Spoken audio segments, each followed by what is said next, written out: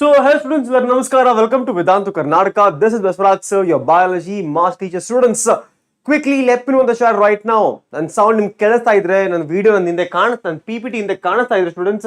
Quickly let me know in the chat right now. All of you, quickly. Now, students, ನಿಮ್ಮೆಲ್ಲರಿಗೂ ಗೊತ್ತು ನಿಮ್ಮ KCET ಅಲ್ಲಿ right KCET examination ಅಲ್ಲಿ one second students ಯಾಕೋ ನಿಮ್ಮ KCET ಅಲ್ಲಿ ನಿಮಗೆ ಎರಡು ತರ ವೇಟೇಜ್ ಇರುತ್ತೆ. ನಿಮ್ದು class 12 highest weightage, class 11 weightage ಸ್ವಲ್ಪ ಕಮ್ಮಿ ಇರುತ್ತೆ. ಬಟ್ ಕ್ಲಾಸ್ 11 ತುಂಬಾ ಇಂಪಾರ್ಟೆಂಟ್ ಕೂಡ. Right, class 11 is also very important, ತುಂಬಾ ಇಂಪಾರ್ಟೆಂಟ್. ಇನ್ನೊಂದು ಹೇಳ್ತೀನಿ ಕೇಳಿಸ್ಕೊಳ್ಳಿ ಸ್ಟೂಡೆಂಟ್ಸ್, ನಿಮ್ಮೆಲ್ಲರಿಗೂ ಕೂಡ ರೈಟ್ ಕ್ಲಾಸ್ 12 ಇನ್ಫಾರ್ಮೇಶನ್ ತುಂಬಾ ಫ್ರೆಶ್ ಆಗಿರುತ್ತೆ. All of you wrote your board examination very recently. So 12th syllabus in mind fresh ಆಗಿರುತ್ತೆ. ಬಟ್ ಅದೇ ಕ್ಲಾಸ್ 11 syllabus almost 90% students ಗೆ ಆಗಲೇ ಮರೆತು ಹೋಗಿರುತ್ತೆ. So this is a one short lecture on all the chapters of your biology from your class 11 students. Quickly students, all of you in the chat, can I get a fire emoji in the chat students? ಯಾಕಂದ್ರೆ I guarantee you, if you watch this lecture till the very end ವರ್ಗೂ ಈ chapter section ನೋಡಿದ್ರೆ, ನೀವು session ನೋಡಿದ್ರೆ, you will be confident in your class 11 biology. You will be confident in your entire class 11th biology for your KCET examination. Okay students, start mada students, bega ಹೇಳಿ. Can we start all of you? Shall we start? Tell me yes or no students, bega. Should we start? Yes. Class 11 biology. Now, ನಿಮ್ಮೆಲ್ಲರಿಗೂ ಗೊತ್ತು first chapter is called as the living world. ಈ living world chapter ಇಂದ ಯಾವ questions important, ಯಾವ questions ಬರ್ತಾ ಇರುತ್ತೆ correct ಹೇಳಲ್ಲ. ಸರಿನಾ? ಈಸಿ ವೇ ಹೇಳಿ ಪ್ಲೇಸ್ ಈಸಿ ವೇನೇ ಹೇಳ್ಕೊಡ್ತೀನಿ, ಚಿಂತೆ ಮಾಡಬೇಡಿ. ಈಸಿಯಾಗಿ ಯಾವ ಕಾನ್ಸೆಪ್ಟ್ ನಿಮ್ಗೆ ಬರುತ್ತೆ, ನಿಮ್ ಕಾನ್ಸೆಪ್ಟ್ ಅರ್ಥ ಮಾಡ್ಕೋಬೇಕು, ಅದು ಮಾತ್ರ ತೋರಿಸ್ತೀನಿ ಇವತ್ತು. ಸರಿ ಸ್ಟೂಡೆಂಟ್ಸ್, ನೀವೆಲ್ಲರೂ ಕೂಡ ಟೆಲಿಗ್ರಾಮ್ ಚಾನಲ್ ಜಾಯಿನ್ ಆಗಿ ಬಸವರಾಜ್ ಬಯಾಲಜಿ. ಈ ಟೆಲಿಗ್ರಾಮ್ ಚಾನಲ್ ಅಲ್ಲಿ ನಿಮ್ಗೆ ಎಲ್ಲಾ ತರ ನೋಟ್ಸ್, ಅಸೈನ್ಮೆಂಟ್ಸ್ ಎಲ್ಲ ಸಿಗ್ತಾ ಇರುತ್ತೆ ನಿಮ್ಗೆ ಟೆಲಿಗ್ರಾಮ್ ಚಾನಲ್ ಅಲ್ಲಿ. ಸರಿನಾ? ಓಕೆ, ನಾ ಫಸ್ಟ್ ಕಾನ್ಸೆಪ್ಟ್ ಏನ್ ಓದ್ಬೇಕಿಲ್ಲ ನೀವು ಇಲ್ಲಿ. ದ ಲಿವಿಂಗ್ ವರ್ಲ್ಡ್ ಚಾಪ್ಟರ್ ಇಂದ ನೀವು ಏನ್ ಕಲಿಬೇಕಂತ ಅಂದ್ರೆ, first of all there are only 3 things here. The first one is called as binomial nomenclature. Okay students, what do you call mango in Kannada? ಯಾರು ಹೇಳ್ತೀರಾ? ಬೇಗ ಹೇಳಿ. ಎಸ್, ನೀಟ್ಗೂ ತುಂಬಾ ಇಂಪಾರ್ಟೆಂಟ್ ಇದು. Can anyone tell me what do you call mango in Kannada? Like ಮಾವಿನ ಹಣ್ಣು ಅಂತ ಕರಿತೀರಾ, ಮಾವಿನ ಹಣ್ಣು ಇಲ್ಲ ಮಾವಿನಕಾಯಿ ಅಂತ ಕರಿತೀರಾ. ಅದೇ ತಮಿಳಲ್ಲಿ ಏನೋ ಬೇರೆ ಹೆಸರು ಇರುತ್ತೆ, ಹಿಂದಿಯಲ್ಲಿ ಆಮ್ ಅಂತ, ತೆಲುಗು ಅಲ್ಲಿ ಬೇರೆ ತರ ಇರುತ್ತೇನೋ. ಸೊ ಎವ್ರಿ ಸಿಂಗಲ್ ಲ್ಯಾಂಗ್ವೇಜ್ ಅಲ್ಲಿ ಬೇರೆ ಬೇರೆ ತರ ಹೆಸರು ಇರುತ್ತೆ ಫಾರ್ ಅ ಮ್ಯಾಂಗೋ. ಆ ತರನೇ every single plant, every single ಆನಿಮಲ್ಗೂ ಕೂಡ ಬೇರೆ ಬೇರೆ ತರ ಹೆಸರಿದೆಯಾ, ಬೇರೆ ಬೇರೆ ಲ್ಯಾಂಗ್ವೇಜ್ ಅಲ್ಲಿ ಇದೆ. So that becomes a problem. Because ನೀವೇ ಯೋಚನೆ ಮಾಡಿ, ನಾನು ಅಮೆರಿಕಾಗೆ ಹೋಗ್ಬಿಟ್ಟು ನನಗೆ 1 kg ಮಾವಿನಕಾಯಿ ಕೊಡು ಅಂತ ಹೇಳಿದ್ರೆ ಅವ್ನಿಗೆ ಅರ್ಥ ಆಗಲ್ಲ. So there is a need for a scientific name. ಆ scientific name is applicable throughout the world. ಪೂರ್ತಿ ವರ್ಲ್ಡ್ ಅಲ್ಲಿ ಈ ಸೈಂಟಿಫಿಕ್ ನೇಮ್ ಫಿಕ್ಸ್ ಆಗಿ ಎಲ್ಲರಿಗೂ ಗೊತ್ತಿರಬೇಕು. ಚೆನ್ನಾಗಿ ಗೊತ್ತಿರಲ್ಲ ಆಬ್ವಿಯಸ್ಲಿ ಎಲ್ಲರಿಗೂ, but it's a common name. ಎಲ್ಲಾ ಕಡೆ ಎಲ್ಲಕ್ಕಿಂತ scientific names a common name. That is called as binomial nomenclature. That is called as binomial nomenclature is a technique where we give a scientific name to a plant or an animal. One example is nodಕೊಳ್ಳಿ. First of all, illೊಂದು example is called as Mangifera indica ಅಂತ ನೋಡಿ. Mangifera indica is the scientific name. Mangifera indica is the scientific name of mango.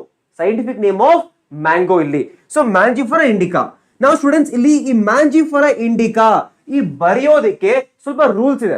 ಏನಪ್ಪ rules ಅರ್ಥ ಮಾಡ್ಕೊಳ್ಳಿ, ಏನ್ rules ಇದೆ ಅಂತ. First of all, biological names are generally in the Latin and written in italics. So ನಾವು ಇದನ್ನ ಏನಿರುತ್ತೆ, ಈ ವರ್ಡ್ಸ್ ಲ್ಯಾಟಿನ್ ಅಲ್ಲಿ ಇರುತ್ತೆ, ಆಮೇಲೆ ಬರಿಬೇಕಾದ್ರೆ it is in italics. Italics ಗೊತ್ತಾ ನಿಮ್ಮೆಲ್ಲರಿಗೂ, ಈ ತರ ಸೊಟ್ಟ ಇರುತ್ತೆ, ದಟ್ ಇಸ್ ಇಟಾಲಿಕ್ಸ್. ನಾವು ಅಕಸ್ಮಾತ್ ಇದನ್ನ ಕಂಪ್ಯೂಟರ್ ಬರಿಬೇಕಾದ್ರೆ we can type in italics ಮಾಡ್ಬೋದು. ಬಟ್ ಅದೇ ನೀವು ಬರಿಬೇಕಾದ್ರೆ you should always underline the scientific name. Clear ಆಗಿ ಸ್ಟೂಡೆಂಟ್ಸ್? ಕ್ಲಿಯರ್ ಅಲ್ಲ? ಕ್ಲಿಯರ್ ತಾನೆ? So scientific name has to be underlined, always underlined. ಓಕೆನಾ? They are Latinised or derived from Latin respective of their origin. The first word in biological name represents the genus. ನೋಡಿ, ಇದು Mangifera ಇಂಡಿಕಾದಲ್ಲಿ this Mangifera right here students, this Mangifera right here is the genus is the first one, no, while the second component denotes the specific epithet. Idu nimdu indica is the species or specific epithet idu specific epithet idu. So that is the specific epithet. So examination they can ask you in Mangifera indica, what is Mangifera? Students answer ಹೇಳ್ತೀರಾ ಬೇಗ ಹೇಳಿ. In Mangifera indica, what is Mangifera? ಬೇಗ ಹೇಳಿ. Mangifera is the genus, indica is the species epithet. Indica is the species epithet. ಇದನ್ನ ಬರೀಬೇಕು ನೀವು ಈ ತರ. ಸರಿ, ನೆಕ್ಸ್ಟ್ ಕ್ವೆಶ್ಚನ್ ನೋಡಿ. Both the words are biological names when handwritten are separately underlined. So ನಾವು ಬರೀಬೇಕಾದ್ರೆ ಸಪರೇಟ್ ಆಗಿ ಎರಡು ಅಂಡರ್ಲೈನ್ ಮಾಡಬೇಕು. ಇದೆರಡನ್ನು ಕೂಡಿಸಬಾರ್ದು, ಜೋಡಿಸಬಾರ್ದು. ಇದನ್ನ ಸಪರೇಟ್ ಆಗಿ ಅಂಡರ್ಲೈನ್ ಮಾಡಬೇಕು ಬರೀಬೇಕಾದ್ರೆ, ಸರಿನಾ? Or printed in italics to indicate their Latin origin. Now the first word denotes genus. ನಿಮ್ಮೆಲ್ಲರಿಗೂ ಗೊತ್ತು, it should always start with capital letter. ನೋಡಿ ಇಲ್ಲಿ ಮ್ಯಾಂಜಿಫೆರಾ ಇಂಡಿಕಾದಲ್ಲಿ ದ ಫಸ್ಟ್ ಲೆಟರ್ ಇದೆಯಲ್ಲ, ಇಲ್ಲಿ ಎಂ ಕ್ಯಾಪಿಟಲ್ ಆಗಿದೆ, ಇಲ್ಲಿ ಕ್ಯಾಪಿಟಲ್ ಆಗಿದೆ, capital letter. while specific epithet starts with a small letter. ನೋಡಿ indica always small letter start ಆಗುತ್ತೆ ಇಂಡಿಕಾ ಕಾರ್ಯದಲ್ಲಿ. ಓಕೆನಾ? ಇಂಡಿಕಾ ಯಾವತ್ತು ಸ್ಮಾಲ್ ಲೆಟರ್ ಆಗಿರುತ್ತೆ, ಸ್ಮಾಲ್ ಲೆಟರ್ ಆಗಿರುತ್ತೆ. ಸರಿ students, so Mangifera indica. So Mangifera is the genus, indica is the species epithet. Mangifera ಅಲ್ಲಿ M capital ಇರಬೇಕು, ಇಂಡಿಕಾ ಅಲ್ಲಿ ಐ ಸ್ಮಾಲ್ ಇರಬೇಕು, ಆಮೇಲೆ ಸಪರೇಟ್ ಆಗಿ ಅಂಡರ್ಲೈನ್ ಮಾಡಬೇಕಿದ್ನ. That is called as rules of nomenclature. Clear ಎಲ್ಲರಿಗೂ ಸ್ಟೂಡೆಂಟ್ಸ್? ಕ್ಲಿಯರ್? ಬೇಗ ಹೇಳಿ. All of you clear? ಎಲ್ಲರೂ ಕ್ಲಿಯರ್ ಇದು? Word how to write Mangifera Indica.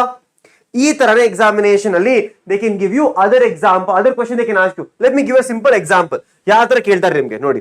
ಒಂದ್ ನಿಮಿಷ, ಒಂದ್ ಕ್ವೆಶ್ಚನ್ ತೋರಿಸ್ತೀನಿ ನೋಡಿ, ಎಲ್ಲೋಯ್ತು ಕ್ವೆಶ್ಚನ್ ನೋಡಿ. ಈ ತರ 2012 ಈ ಕ್ವೆಶ್ಚನ್ ಬಂದಿದೆ ನೋಡಿ. 2012 ಕ್ವೆಶ್ಚನ್ ಬಂದಿದೆ. 2012 ನಿಮ್ ಕ್ವೆಶ್ಚನ್ ಬಂದಿದೆ ನಿಮ್ದು ಎಕ್ಸಾಮಿನೇಷನ್ ಅಲ್ಲಿ. ಏನಪ್ಪ ಕ್ವೆಶ್ಚನ್ ನೋಡಿ. Point out the correct method of showcasing the scientific name of the coconut palm derived by the binomial nomenclature. ನೋಡಿ ಇಲ್ಲಿ ಕೋಕಸ್ ನ್ಯೂಸಿಫೆರಾ ನೋಡಿ, ಇದು ಎರಡು ಸ್ಮಾಲ್ ಇದೆಯಾ? ರಾಂಗ್. ಇದು next small capital wrong, capital wrong. ಮತ್ತೆ ಇದು ನೋಡಿ, ಫಸ್ಟ್ ಜೀನಸ್ ಕ್ಯಾಪಿಟಲ್ ಇದೆ, ಇದು ಸ್ಮಾಲ್ ಇದೆ, ಇದು ಅಂಡರ್ಲೈನ್ ನೀವು ಮಾಡ್ಕೊಳ್ಳಿ ಬೇಕಾದ್ರೆ. ಬಟ್ ಇಲ್ಲಿ ಪ್ರಿಂಟ್ ಮಾಡಿದಾರೆ ಅಂದ್ರೆ ಇಟಾಲಿಕಲ್ ಕೊಟ್ಟಿರ್ತಾರೆ. ಸೊ ಆನ್ಸರ್ ಬಿಕಮ್ಸ್ ಏನು? Answer becomes option number A. ಅರ್ಥ ಸ್ಟೂಡೆಂಟ್ಸ್?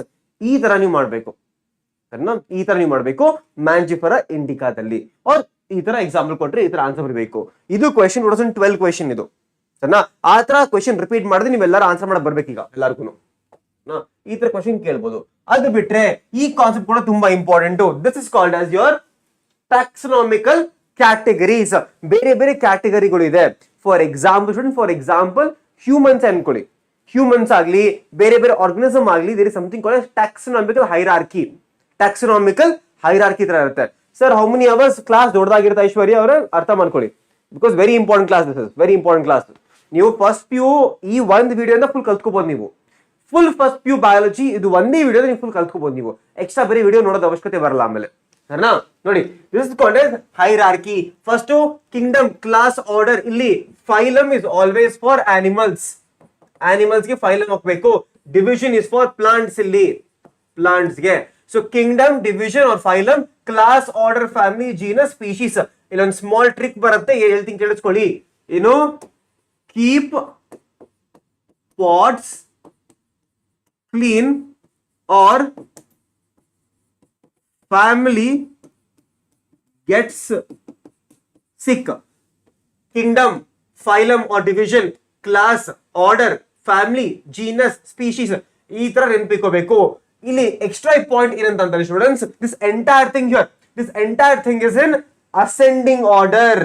ಇದು ಅಸೆಂಡಿಂಗ್ ಆರ್ಡರ್. ಇದು ಸ್ಪೀಶೀಸ್ ಇಂದ ಮೇಲೆ ಹೋದ್ರೆ it is called as ascending order. Okay students? For ascending order, ಕೆಳಗಡೆಯಿಂದ ಮೇಲೆ ಹೋಗ್ತಾ ಇದೆ, ascending order. It is ascending order. So examination ಯೋಚನೆ ಮಾಡಿ ನೋಡಿ, ಕ್ವೆಶ್ಚನ್ ಓದಿ ಒಂದ್ಸತಿ. Are they asking ascending or descending? That is very important. Are they asking for ascending or descending? Please read the question very carefully before answering. So ಇದು ascending order. ಇದು ಏನಿದು? ascending order. Species ಇಂದ ಮೇಲೆ ಹೋದ್ರೆ it becomes ascending order. ಕ್ಲಿಯರಾ students ಎಲ್ಲರಿಗೂ? ಕ್ಲಿಯರಾ? Okay. ಅದು ಬಿಟ್ರೆ ಸ್ಟೂಡೆಂಟ್ಸ್ ಈ ಚಾಪ್ಟರ್ ಇಂದ the last topic which they can ask you the question from is this table.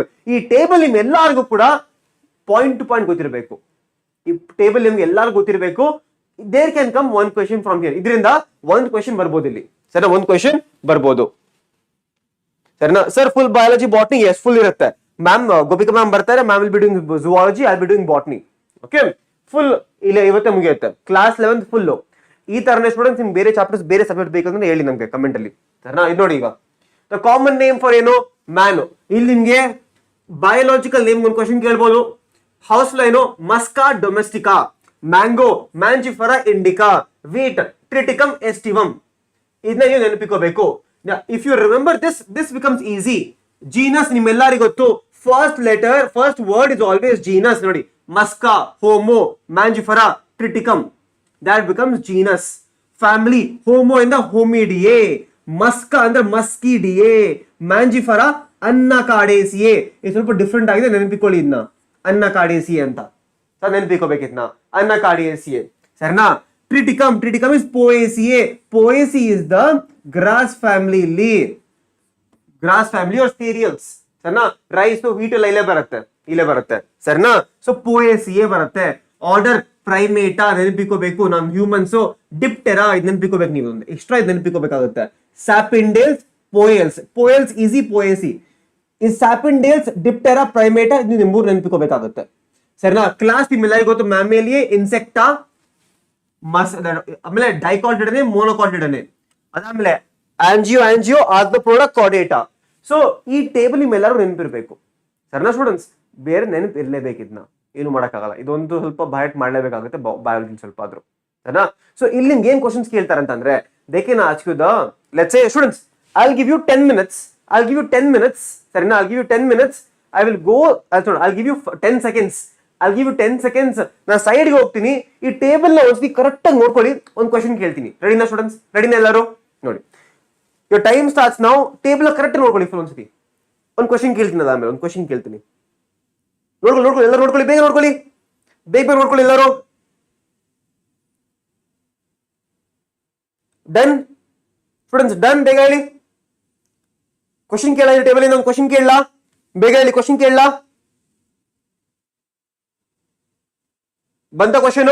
Okay students, tell me the family of mango. Tell me the family of mango. ಬೇಗ answer ಬರಬೇಕು. Tell me the family of mango. Bega. You will tell me, sir, family of mango is Annakadeaceae. Annakadeaceae is the family of mango.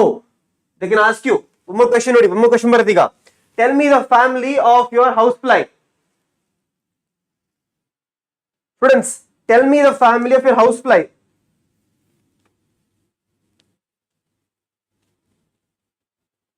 Tell me the family of housefly. Musca domestica is the scientific name. Family is what? Muscidae. Muscidae is the family. Sarna? So students, spelling, don't worry, spelling ನಿಮ್ಗೆ ಗೊತ್ತಿಲ್ಲ ನಡೆಯುತ್ತೆ. Students, but ನಿಮ್ಗೆ ನೆನಪಿರ್ಬೇಕು, ಇದನ್ನ ನೆನಪಿರ್ಬೇಕು, ಸರಿನಾ? So order is Diptera, family is very Muscidae. So ಈಗ ನಿಮ್ ನೆನಪಿಲ್ಲ ನಡೆಯುತ್ತೆ. ಕುತ್ಕೊಂಡು ಇವತ್ತು ಹೋಮ್ವರ್ಕ್ ಎಲ್ಲರಿಗೂ ಕೂಡ, you have to hardly spend around 10 minutes spend ಮಾಡಿ ಸ್ಟೂಡೆಂಟ್ಸ್. 10 minutes ಸ್ಪೆಂಡ್ ಮಾಡಿ ಈ ಟೇಬಲ್ ನ ಕಲ್ತ್ಕೊಳ್ಳಿ ಇವತ್ತು. 10 minutes ಸ್ಪೆಂಡ್ ಮಾಡಿ ಇದನ್ನ ಕಲ್ತ್ಕೊಳ್ಳಿ. I'll benefit to all of you, ಸರಿನಾ ಸ್ಟೂಡೆಂಟ್ಸ್? ಸರಿನಾ? 10 minutes ಸ್ಪೆಂಡ್ ಮಾಡಿ, very very useful to all of you. Question ನೋಡಿ ಸ್ಟೂಡೆಂಟ್ಸ್, ಕ್ವಶನ್ಸ್ ನೋಡಿ. Who can give me the answer now? Question ನೋಡಿ. Arrange the following in the ascending order of the Linnaeus hierarchy or taxonomical hierarchy. ಬೇಗ career guidance ಮಾಡ್ತೀವಿ, ಇವತ್ತೇ ಮಾಡೋದ students? ಬೇಗ ಹೇಳಿ. ಇವತ್ತೇ ಬೇಗ ಗೈಡೆನ್ಸ್, ಕರಿಯರ್ ಗೈಡೆನ್ಸ್ ನಿಮ್ಮೆಲ್ಲರೂ ಬಯಾಲಜಿ ಸ್ಟೂಡೆಂಟ್ಸ್ಗೆ ಇವತ್ತೇ ಮಾಡೋದ? ಡೋಂಟ್ ವರಿ, ಬೇಗ ಆನ್ಸರ್ ಬರಬೇಕು. Arrange the following in ascending order. 2011 question ಇದು ನಿಮ್ದು, KCET PYQ ಇದು. What is the answer? Students? Answer is option number C or D. Students, ಇಲ್ಲೇ ಮಿಸ್ಟೇಕ್ ಮಾಡೋದು. ನೀವು ಈ ತರ ಮಿಸ್ಟೇಕ್ ಮಾಡೋದನ್ನೇ ಸಿಗಾಕೋತೀರಾ. ಯಾಕೆ ಕೇಳಿಸ್ಕೊಳ್ಳಿ. ಕ್ವಶನ್ ಏನ್ ಹೇಳ್ತಿದೆ? ಕ್ವಶನ್ ನಿಮ್ಗೆ ಕೇಳ್ತಾ ಇದೆ, ಸರ್ ಅಸೆಂಡಿಂಗ್ ಆರ್ಡರ್ ಬರೀರಿ ಅಂತ. ಕ್ವಶನ್ ಅಲ್ಲಿ ಏನಿದೆ? ಅಸೆಂಡಿಂಗ್ ಆರ್ಡರ್ ಅಂತ ಇದೆ ಕ್ವಶನ್ ಅಲ್ಲಿ. ನಿಮ್ಗೆ ಆಗ್ಲಿಲ್ಲ ಸ್ಟೂಡೆಂಟ್ಸ್, ಇದು ಅಸೆಂಡಿಂಗ್ ಆರ್ಡರ್. ಸ್ಟಾರ್ಟ್ ಆಗುತ್ತೆ. ಸ್ಟಾರ್ಟ್ ಆಗೋದು ಸ್ಪೀಶೀಸ್ ಇಂದ. Species, genus, family, order, class, division, kingdom. So answer ಏನು? Answer is option number D. C ಅಲ್ಲ, ಆಪ್ಷನ್ ನಂಬರ್ ಡಿ. ಸೊ ನಿಮ್ಗೆ ಹೇಳಿದ್ರೆ ನಾನು ಕ್ವೆಶನ್ ಕರೆಕ್ಟ್ ನೋಡ್ಕೊಳ್ಳಿ, what are asking you, ascending or descending ಅಂತ. ತಪ್ಪೇನ್ ಮಾಡಿ ಅರ್ಥ ಆಯ್ತಾ students? What are making mistake, you understand the mistake. ನೀವು ಮಿಸ್ಟೇಕ್ ಏನ್ ಮಾಡಿ ಅರ್ಥ ಆಯ್ತಲ್ಲ, ಈ ಮಿಸ್ಟೇಕ್ ನ ಎಕ್ಸಾಮಿನೇಷನ್ ರಿಪೀಟ್ ಮಾಡ್ತೀರಾ ಮತ್ತೆ ಮಾಡಬಾರ್ದು ಈ ತರ. ಸೊ ಕ್ವೆಶನ್ ಕರೆಕ್ಟ್ ಆಗಿ ನೋಡ್ಕೊಳ್ಳಿ ಏನ್ ಕೇಳ್ತಾ ಇರಂತ. Option number D is the answer, not C. ಯಪ್ಪ. So can you please tell what we can do without writing KCET Kannadiga? What are you aiming for? Tell me that first. What are you aiming for? Nim aim ಮೇಲೆ depend ಆಗುತ್ತೆ if it is useful or not. ಓಕೆನಾ? Next question ಹೇಳಿ ಬೇಗ, answer ಬೇಕು ನಂಗೆ. ಇದು answer ಆಯ್ತಾಗ್ಲೇ ನಿಮ್ದು. ಹಾ ಇದು ಹೇಳಿ ಬೇಗ ಹೇಳಿ, ನಮ್ದು ಟೈಮ್ ಇಲ್ಲ ಈಗ, ಬೇಗ ಬೇಗ ಮಾಡ್ಬೇಕು ಇವತ್ತು. Full read the statement given below and identify the incorrect statement.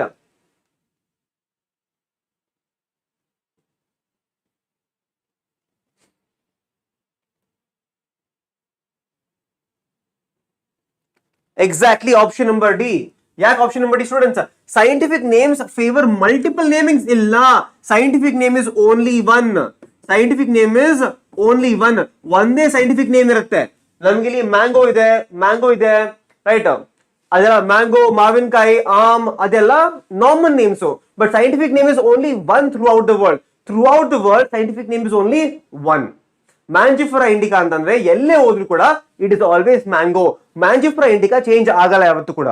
Mangifera indica will always be mango itself. ಸರಿನಾ? Multiple namings of same kind of organism. Multiple names ಇಲ್ಲ, ಕೇವಲ ಒಂದೇ ಹೆಸರು ಇರುತ್ತೆ. ಓಕೆ, ಇದು ನೋಡಿ ಆನ್ಸರ್ ನೋಡಿ ಬೇಗ.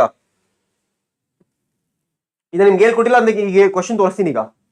Which taxonomical term may be suggest the rank in a classification. ಅರ್ಥ ಮಾಡ್ಕೊಳ್ಳಿ, ರ್ಯಾಂಕ್ ಅಂದ್ರೆ ಏನು, ಆನ್ಸರ್ ಟ್ಯಾಕ್ಸಾನ್ ಇಲ್ಲಿ ಫಸ್ಟ್ ಆಫ್ ಆಲ್. ಸರಿನಾ? ಲೆಟ್ಸ್ ಸೇ ಇಲ್ಲೊಂದು ಬಿಲ್ಡಿಂಗ್ ಇದೆ, ನಮ್ಮ ಹತ್ರ ಒಂದು ಬಿಲ್ಡಿಂಗ್ ಇದೆ. ಈ ಬಿಲ್ಡಿಂಗ್ ಅಲ್ಲಿ ನಂತರ ಲೆಟ್ಸ್ ಸೇ ಇಲ್ಲಿ ಸ್ಪೀಶೀಸು ರೈಟ್, ಇಲ್ಲಿ ನಂತರ kingdom, division, class, order, family, genus, species. ಒಂದು ಬಿಲ್ಡಿಂಗ್ ಅಲ್ಲಿ ಬೇರೆ ಬೇರೆ ಫ್ಲೋರ್ ತರ ಇದೆಲ್ಲ. Every single taxonomical hierarchy is a level ಅನ್ಕೊಳ್ಳಿ. ಒಂದು ಲೆವೆಲ್ ಇದೆಲ್ಲ, ಒಂದು ಫ್ಲೋರ್ ಕೂಡ ಇಲ್ಲಿ ಏನೋ ಎಲ್ಲ ಒಂದು ಫ್ಲೋರ್ ಇಲ್ಲಿ, first floor, second floor, third floor, fourth floor ಅಂತ. Each floor is called as a taxa or a rank. Every floor ಇಲ್ಲಿ ಕಿಂಗ್ಡಮ್ ಆಗಿರ್ಬೋದು, ಡಿವಿಷನ್ ಆಗಿರ್ಬೋದು, class, order, family, genus, species, every single floor is called as what? Taxa or a rank. ಇನ್ನೊಂದು example ಕೊಡ್ತೀನಿ ಕೇಳಿಸ್ಕೊಳ್ಳಿ. ಇನ್ army ಗೊತ್ತಲ್ಲ, ಆರ್ಮಿದಲ್ಲಿ lieutenant, kernel, Havaldar ಅಥವಾ ಬೇರೆ ಬೇರೆ ರ್ಯಾಂಕ್ ಇರುತ್ತೆ. ಇನ್ನೊಂದು ಹೇಳ್ತೀನಿ ಕೇಳಿಸ್ಕೊಳ್ಳಿ. ಏನೋದು constable, head constable, inspector, sub inspector, ಆಮೇಲೆ ಹಂಗೆ ಹೋಗ್ತಾ ಹೋಗ್ತಾ ಬೇರೆ ಬೇರೆ ಹೈ ಲೆವೆಲ್ ಕಮಿಷನರು. ಸೊ ಆ ತರ ಬೇರೆ ಬೇರೆ ಲೆವೆಲ್ಸ್ ಇರುತ್ತಲ್ಲ, ಆ ತರನೇ every level is called what? Rank ತಾನೆ. ಒಂದೊಂದು ಲೆವೆಲ್ ಕೂಡ ಎಲ್ಲ ಲೆವೆಲ್ ಒಂದು ರ್ಯಾಂಕ್ ತಾನೆ, rank. Here also rank is also called taxa. ಅದಕ್ಕೆ ಬೇರೆ ಹೆಸರು ಟ್ಯಾಕ್ಸಾ ಅಂತ. ಸರಿನಾ? ಸರ್ ಫ್ರೀ ಫೈರ್ ಅಲ್ಲಿ ಹೆಡ್ ಶಾಟ್ ಬರ್ತಾ ಇಲ್ಲ ಹೇಳಿ ಸರ್. ಫ್ರೀ ಫೈರ್ ಯಾಕೆ ಆಡ್ತೀರಾ ಬ್ರೋ? ಡಬ್ಬಾ ಗೇಮು. ಫ್ರೀ ಫೈರ್ ಬಿಡಿ, ಮುಂದೆ ಹೋಗಿ ಒಳ್ಳೆ ಗೇಮ್ಸ್ ಆಡಿ. ಫ್ರೀ ಫೈರ್ ಚಿಕ್ಕ ಮಕ್ಕಳ ಗೇಮ್ಸ್ ಇದೆಲ್ಲ, ಒಳ್ಳೆ ಗೇಮ್ಸ್ ಆಡಿ. ನೆಕ್ಸ್ಟ್ ಇದು ನೋಡಿ, the correct sequence of taxonomy. ನೋಡಿ ಇಲ್ಲಿ ಅವರು ನಿಮ್ಗೆ ಇದು ಕೇಳಿಲ್ಲ ಇಲ್ಲಿ, ಸರಿನಾ? ಇಲ್ಲಿ ನಿಮ್ಗೆ ಅವರು ಇದು ಕೇಳಿಲ್ಲ, ಸರಿನಾ? They not asking you something called as your ascending descending ಅಂತ. ಏನಕ್ಕೆ ಕೇಳಿಲ್ಲ ಇಲ್ಲಿ? ಅಸೆಂಡಿಂಗ್ ಡಿಸೆಂಡಿಂಗ್ ಅಂತ ಏನು ಹೇಳಿಲ್ಲ ಇಲ್ಲಿ, ಸರಿನಾ? ಸೊ ಇದು ನೋಡಿ, ಈ ಕ್ವಶನ್ ನೋಡಿ ಬೇಗ ಹೇಳಿ ಈಗ students. Species, Kingdom, phylum, class, order, family, genus, species. Bro free fire games ಎಲ್ಲ ಯಾಕೆ ಆಡ್ತೀರಾ ಬ್ರೋ? ಫ್ರೀ ಫೈರ್ ಗೇಮ್ಸ್ ಎಲ್ಲ ಚಿಕ್ಕ ಮಕ್ಕಳು ಆಡೋ ಗೇಮ್ಸ್, ಒಳ್ಳೆ ಗೇಮ್ಸ್ ಆಡಿ ಯಾವತ್ತಾದ್ರು. ಸೊ ಪ್ಲೀಸ್ ಬೇರೆ ಸಬ್ಜೆಕ್ಟ್ಸ್ ಕೂಡ ಈ ತರ ಮಾಡಿ. ಮಾಡ್ಸದ ಬೇರೆ ಸಬ್ಜೆಕ್ಟ್ಸ್ ಕೂಡ. ಸ್ಟೂಡೆಂಟ್ಸ್ ಫಸ್ಟ್ ಆಫ್ ಆಲ್ ವಿಡಿಯೋನ ಲೈಕ್ ಮಾಡಿ ಎಲ್ಲರೂ. ವಿಡಿಯೋ ಬೇಗ ಲೈಕ್ ಮಾಡಿ. ಈಸಿ ತಾನೆ ಇದು ಈಸಿ, ನಿಮ್ಮೆಲ್ಲರಿಗೂ ಗೊತ್ತಾಯ್ತು ಈಗ.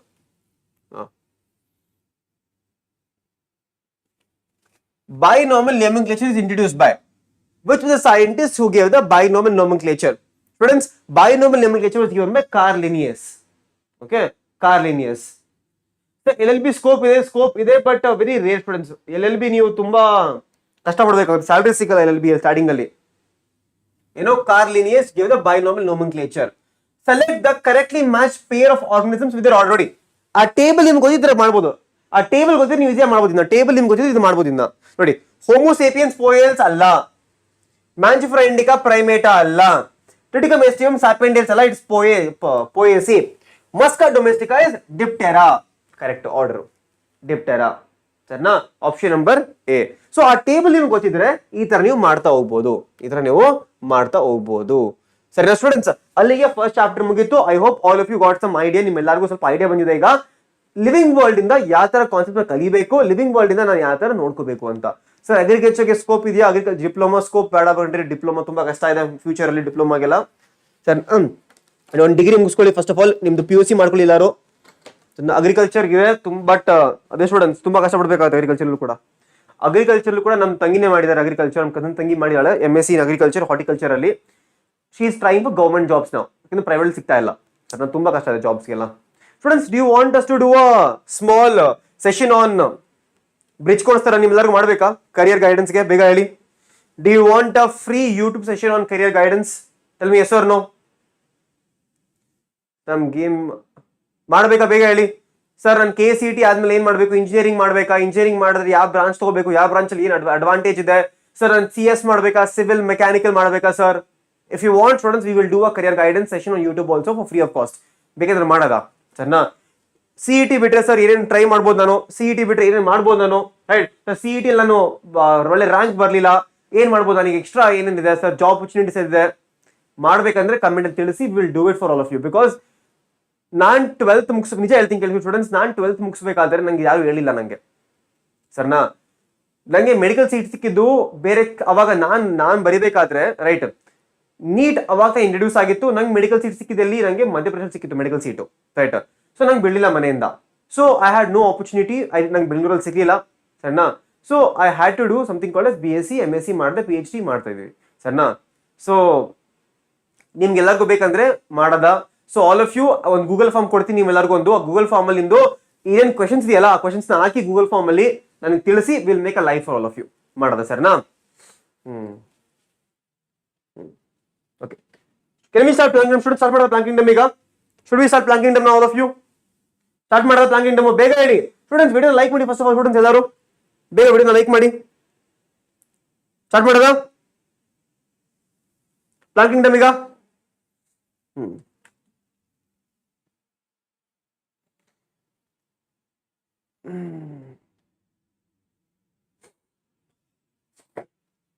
ಪ್ಲಾಂಟ್ ಕಿಂಗ್ಡಮ್ ಅಲ್ಲಿ ಏನ್ ಕಲಿಬಹುದು ಸ್ಟೂಡೆಂಟ್? ನೀವು ಪ್ಲಾಂಟ್ ಕಿಂಗ್ಡಮ್ ಅಲ್ಲಿ ನೋಡ್ಕೊಳ್ಳಿ. ಪ್ಲಾಂಟ್ ಕಿಂಗ್ಡಮ್ ಅಲ್ಲಿ ಮೇನ್ ಏನಿರುತ್ತೆ ಅರ್ಥ ಮಾಡ್ಕೊಳ್ಳಿ. ಪ್ಲಾಂಟ್ ಕಿಂಗ್ಡಮ್ ಅಲ್ಲಿ first of all there is something called as artificial classification and natural classification ಅಂತ. ಡಿಫರೆನ್ಸ್ ಅರ್ಥ ಮಾಡ್ಕೊಳ್ಳಿ. ಸರಿನಾ? Artificial classification was given by who? Artificial classification was given by Linnaeus or Carl Linnaeus. ನಿಮ್ಮೆಲ್ಲರಿಗೂ ಗೊತ್ತು. ಆರ್ಟಿಫಿಷಿಯಲ್ ಅಂದ್ರೆ ಏನು students? Artificial ಅಂತಂದ್ರೆ ಆಚಿಂದ ನೋಡೋದು, ಮೂತಿ ನೋಡೋದು. ಸರಿನಾ? ಫಾರ್ ಎಕ್ಸಾಂಪಲ್ ಎಚ್ಚೆ ಒಬ್ರು ನಂಗೆ ಈ ಹುಡುಗಿ ತುಂಬಾ ಇಷ್ಟ, ಬರೀ ಮಕ ನೋಡ್ಬಿಟ್ಟು. ಸರಿನಾ? That is artificial love. ಏನದು? Artificial love. ಅದು ಮಕ ನೋಡ್ಬಿಟ್ಟು. ಸರಿನಾ? That is artificial. ಇಲ್ಲಿ ಏನಾಗುತ್ತೆ? In artificial system of classification we are trying to classify organisms based on how they look from outside. That is morphological characteristics, habitat, color, number and shape of the leaves. That is called as artificial system of classification. ಬರೀ ಮೂತಿ ನೋಡ್ಬಿಟ್ಟು. ಸರಿನಾ? What about natural system? Natural system is how you look from person from the inside. From the inside, ಒಳಗಡೆ ಏನ್ ನೋಡೋದು. ಸರಿನಾ? Inner beauty, heart ಹೆಂಗಿದೆ. ಸರಿನಾ? So in natural system of classification ಏನಂದ್ರೆ given by George Bentham and Joseph Dalton Hooker. So Bentham Hooker classification ಕರಿತೀವಿ ಇದನ್ನ. ಇಲ್ಲಿ ಏನ್ ಮಾಡ್ತೀವಿ ಅಂದ್ರೆ we don't look at external. ಬರೀ ಮೂತಿ ನೋಡಲ್ಲ ಇಲ್ಲಿ. ಸರಿನಾ? ಬರೀ ಮೂತಿ ನೋಡಲ್ಲ ಇಲ್ಲಿ. We look at the internal features. For example ultrastructure ಆಗಿರ್ಬೋದು, ಅನಾಟಮಿ ಆಗಿರ್ಬೋದು, ಎಂಬ್ರಿಯಾಲಜಿ ಆಗಿರ್ಬೋದು, ಇಲ್ಲ ಫೈಟೋಕೆಮಿಸ್ಟ್ರಿ ಆಗಿರ್ಬೋದು. ಇಲ್ಲಿ we look at the internal beauty. ಒಳಗಡೆಯಿಂದ ಹೆಂಗಿದೆ ಅಂತ. ಮಕ ನೋಡಿ ಮೂತಿ ನೋಡಿ ಅಲ್ಲ. ಸರಿನಾ? ಇಂಟರ್ನಲ್ ಬ್ಯೂಟಿ ಇದು. That is called as natural classification. Students ಎಲ್ಲರಿಗೂ ಗೊತ್ತಾಯ್ತಾ? ಸ್ಟೂಡೆಂಟ್ಸ್ ಗೇಮ್ ಯಾವ್ದು ಆಡ್ಬೇಕಂತಂದ್ರೆ ಗೋ ಟ್ರೈ ಪ್ಲೇಯಿಂಗ್ ವ್ಯಾಲೋರೆಂಟ್ ಆಡಿ, ಇಲ್ಲಾಂದ್ರೆ ಮಾರ್ವಲ್ ರೈವಲ್ಸ್ ಆಡಿ, ಸ್ಪೈಡರ್ಮನ್ 2 ಆಡಿ. ಚೆನ್ನಾಗಿದೆ ಗೇಮ್ಸ್ ಇದೆಲ್ಲ. ಸರಿನಾ? ಡನ್? ಎಲ್ಲರಿಗೂ ಅರ್ಥ ಆಯ್ತಾ ಸ್ಟೂಡೆಂಟ್ಸ್? ಬೇಗ ಇಲ್ಲಿ ಅರ್ಥ ಆಯ್ತಾ ಇದು? ಆರ್ಟಿಫಿಷಿಯಲ್ ನ್ಯಾಚುರಲ್ ಡಿಫರೆನ್ಸ್ ಎಲ್ಲರಿಗೂ ಅರ್ಥ ಆಯ್ತಾ? ಅರ್ಥ ಆಯ್ತು. Very simple. ಅದಾದ್ಮೇಲೆ ಸ್ಟೂಡೆಂಟ್ಸ್ ಈ ಟೇಬಲ್ ನಿಮ್ ಎಲ್ಲರಿಗೂ ಗೊತ್ತಿರಬೇಕು. ಅಗೇನ್ ಇಲ್ಲೂ ಕೂಡ ಒಂದು ಈ ಟೇಬಲ್ ಎಲ್ಲರಿಗೂ ಗೊತ್ತಿರಬೇಕು. ಇದು ಟೇಬಲ್ ವೆರಿ ಇಂಪಾರ್ಟೆಂಟ್ ಟೇಬಲ್ ಇದು. Very very important table, very important table. ಎಲ್ಲರಿಗೂ ಈ ಟೇಬಲ್ ಗೊತ್ತಿರಲೇಬೇಕು, ಎಲ್ಲರಿಗೂ ಈ ಟೇಬಲ್ ಗೊತ್ತಿರಲೇಬೇಕು. This is called as your algae classification. Chlorophyceae ಅಂದ್ರೆ ಏನು? ಕ್ಲೋರೋಫೈಸಿ ಅಂದ್ರೆ ಗ್ರೀನ್ ಆಲ್ಗೆ, ಫಿಯೋಫೈಸಿ ಅಂದ್ರೆ ಬ್ರೌನ್ ಆಲ್ಗೆ, ರೋಡೋಫೈಸಿ ಅಂದ್ರೆ ರೆಡ್ ಆಲ್ಗೆ ಅಂತ. ಸೊ ಈ ಎಲ್ಲಾ ಬೇರೆ ಬೇರೆ ಆಲ್ಗೆದು ಕ್ಯಾರೆಕ್ಟರ್ಸ್ ಕೊಡಿದಲ್ಲ, ಇದೆಲ್ಲ ಗೊತ್ತಿರಬೇಕು. ಫಾರ್ ಎಕ್ಸಾಂಪಲ್, ನಿಮ್ಗೆ ಎಕ್ಸಾಂಪಲ್ ಏನ್ ಕೊಡ್ತಾರೆ? ಎಕ್ಸಾಂಪಲ್ ಏನ್ ಕೊಡ್ಬೋದು ಅರ್ಥ ಮಾಡ್ಕೊಳ್ಳಿ. ಎಕ್ಸಾಂಪಲ್ ನಿಮ್ಗೆ ಏನ್ ಕೇಳ್ತಾರೆ ಅಂತಂದ್ರೆ, tell me students which of the family, which class of your fungus has mannitol and laminarin. Question ತರ ಬರೋದು. They can ask you questions telling that which of the class of fungi has mannitol and laminarin as a food stored material. ಅವಾಗ ಏನ್ answer students? ನೀವೇ ನೋಡಿ, ಮ್ಯಾನಿಟಲ್ ಮತ್ತೆ ಲ್ಯಾಮಿನಾರಿನ್ food store ಎಲ್ಲಿ? Brown ಆಲ್ಗೆದಲ್ಲಿ. So ಆ ತರ ನಿಮ್ಗೆ ಎವ್ರಿ ಸಿಂಗಲ್ ಆಲ್ಗೆದು ಯಾವ ತರ ಫುಡ್ ಇದೆ, ಅದರಲ್ಲಿ ಯಾವ ತರ ಪಿಗ್ಮೆಂಟ್ ಇದೆ, ಆಮೇಲೆ ಸೆಲ್ ವಾಲ್ ಏನಿಂದ ಆಗಿದೆ, ಇದೇ ನಿಮ್ಗೆ ಕ್ವೆಶನ್ಸ್ ಕೇಳೋದು. ಇಲ್ಲಿಂದ ನಿಮ್ಗೆ ಕ್ವೆಶನ್ಸ್ ಕೇಳೋದು. ಇದೆರಡು ಕೇಳಲ್ಲ ನಿಮ್ಗೆ, ಮೋಸ್ಟ್ಲಿ ಇದೆರಡು ಕೇಳಕ್ ಹೋಗಲ್ಲ, ಸರಿನಾ? ಅಷ್ಟೊಂದು ಬರಲ್ಲ ಅದು, ಬಟ್ ಇದು ತುಂಬಾ ತುಂಬಾ ಕೇಳ್ತಾರೆ. But this is very important here. ಏನದು? ರೆಡ್ ಆಲ್ಗೆದಲ್ಲಿ ಫ್ಲಾಜೆಲಾ ಇಲ್ಲ. That is it is completely non motile ಅಂತ. ಇದು ಕಂಪ್ಲೀಟ್ಲಿ ನಾನ್ ಮೊಟೈಲ್.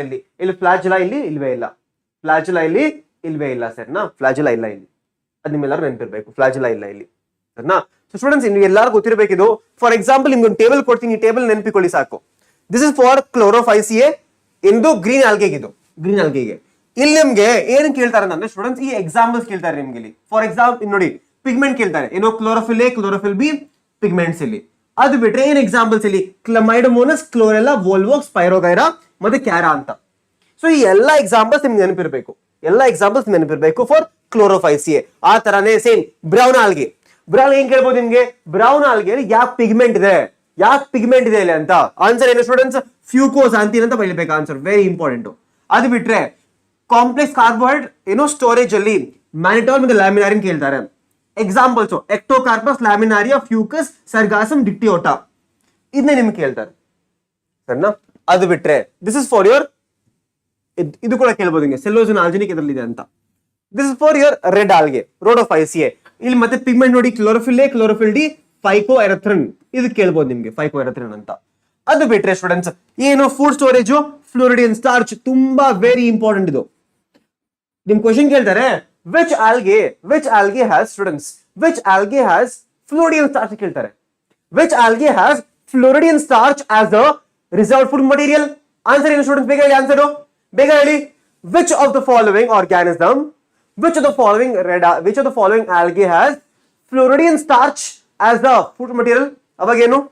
ಇದು ಫ್ಲೋರಿಡಿಯನ್ ಸ್ಟಾರ್ಚ್ ಅಲ್ಲಿ ರೆಡ್ ಆಲ್ಗೆದಲ್ಲಿ, ಸರಿನಾ? ರೆಡ್ ಆಲ್ಗೆದಲ್ಲಿ ಈ ತರ ಬರಿಬೇಕಾಗತ್ತೆ ನೀವು, ಸರಿನಾ?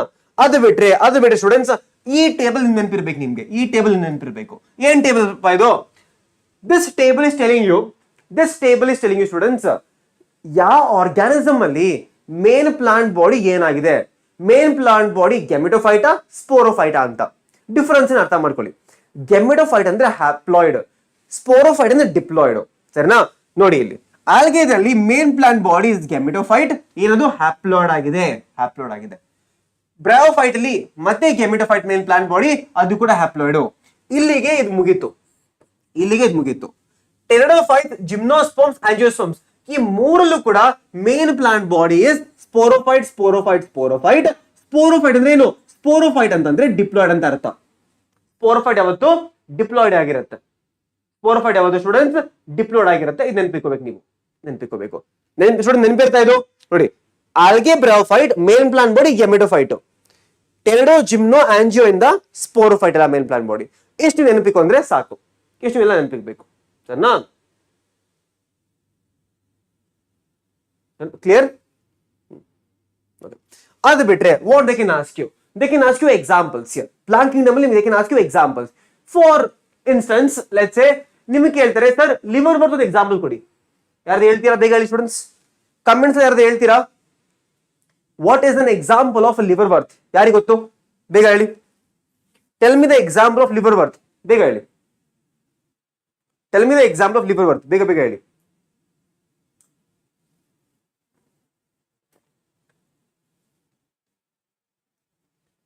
ಬೇಗ ಹೇಳಿ students. Tell me the example of liverwort. ಯಾರಿಗೆ ಗೊತ್ತು ಬೇಗ ಹೇಳಿ.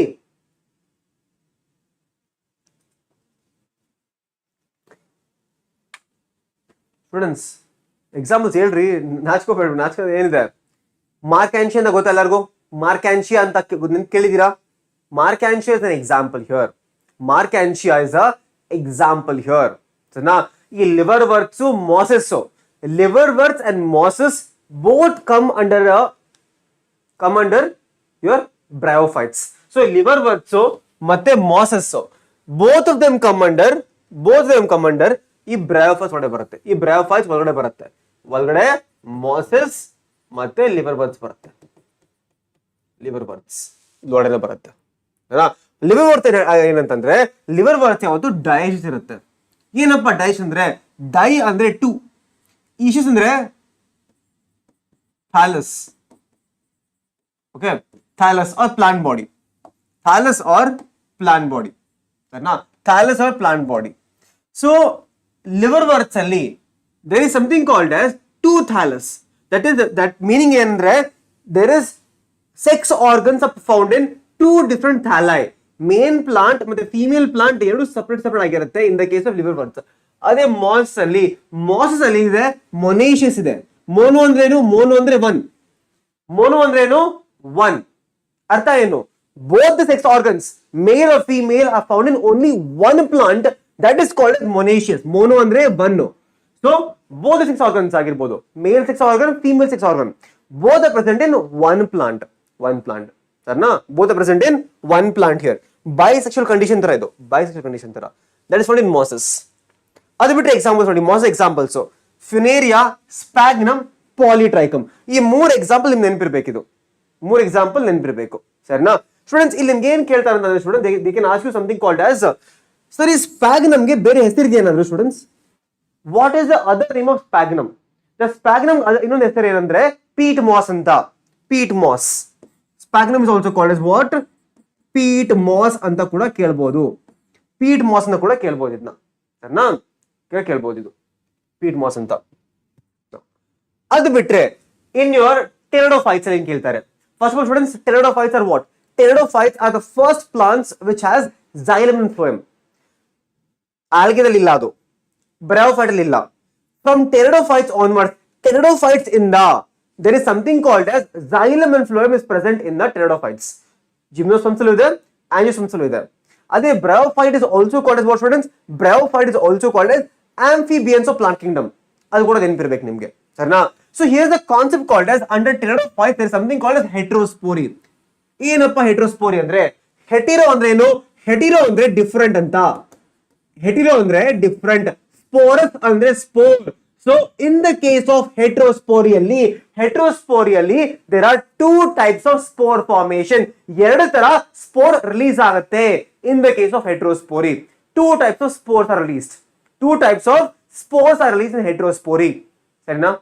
ನಿಮ್ಗೆ ಎಕ್ಸಾಂಪಲ್ ಏನ್ ಕೇಳ್ತಾರೆ? Example they can ask you the example of heterospory. ಇಲ್ಲಿ ನೋಡಿ, ಇದು example of heterospory. Selaginella and Salvinia. Selaginella and Salvinia are the example of heterospory. ಸರಿನಾ? ಕ್ವೆಶ್ಚನ್ ನೋಡಿ, ಈ ತರ ಕ್ವೆಶ್ಚನ್ ತರ ಬರುತ್ತೆ. ಏನಪ್ಪ ಕ್ವೆಶ್ಚನ್ ಇದು? Bryophytes resemble algae in the following. Bryophytes ಮತ್ತೆ ಆಲ್ಗೆದಲ್ಲಿ ಏನ್ ಸಿಮಿಲಾರಿಟೀಸ್ ಇದೆ ಅಂತ ಸ್ಟೂಡೆಂಟ್ಸ್? ಬ್ರಯೋಫೈಟ್ ಆಲ್ಗೆ ರೂಟ್ಸ್ ಇರುತ್ತಾ? ರೂಟ್ಸ್ ಇರಲ್ಲ, ರೂಟ್ಸ್ ಇಲ್ಲ ಅಲ್ಲಿ. ಸೊ ಇದು ರಾಂಗು. ಫಿಲಮೆಂಟಸ್ ನೋಡಿ, ಪ್ರೆಸೆನ್ಸ್ ಆಫ್ ವಾಸ್ಕುಲರ್ ಟಿಶ್ಯೂ ಇಲ್ಲ. ಈ ವಾಸ್ಕುಲರ್ ಟಿಶ್ಯೂ ಅಂದ್ರೆ ಏನು? xylem and phloem ಅಂತ. ಈ xylem and phloem ಇದೆಯಲ್ಲ, ಯಾವಾಗಿಂದ ಬಂತು? xylem and phloem came from where? It came from pteridophytes. So ಇದು ಇಲ್ಲ, ಇದು ಕೂಡ ಇಲ್ಲ ಸ್ಟೂಡೆಂಟ್. ಇದು ಕೂಡ ಇಲ್ಲ ಸರ್. ಪಿಕ್ಚರ್ ಸ್ಟೂಡೆಂಟ್ಸ್ ತುಂಬಾ ಕ್ಲಿಯರ್ ಆಗಿಲ್ವಾ? ಇದು ಕ್ಲಿಯರ್ ಆಗಿದೆ ತಾನೇ? ಇದು ಕ್ಲಿಯರ್ ಆಗಿದೆ ಇದು. ಸರಿನಾ? ಇದು ನೋಡಿ, differentiation of plant body in root, stem and leaf ಇಲ್ಲ. ರೂಟ್, ಸ್ಟೆಮ್ ಅಂಡ್ ಲೀಫ್ ನಿಮ್ಗೆ ಸಿಗಲ್ಲ ಇಲ್ಲಿ. ಸೊ ಆಲ್ಗೆದಲ್ಲಿ ಏನಾಗ ಸ್ಟೂಡೆಂಟ್ಸ್? ಆಲ್ಗೆದಲ್ಲಿ the plant body is called as thallus. Thallus ಅಂದ್ರೆ ಏನು ಸ್ಟೂಡೆಂಟ್? ಥಾಲಸ್ ಅಂತಂದ್ರೆ ಇಲ್ಲಿ ರೂಟ್ಸ್ ಇಲ್ಲ, ಶೂಟ್ ಕೂಡ ಇಲ್ಲ, ಲೀಫ್ ಕೂಡ ಇಲ್ಲ.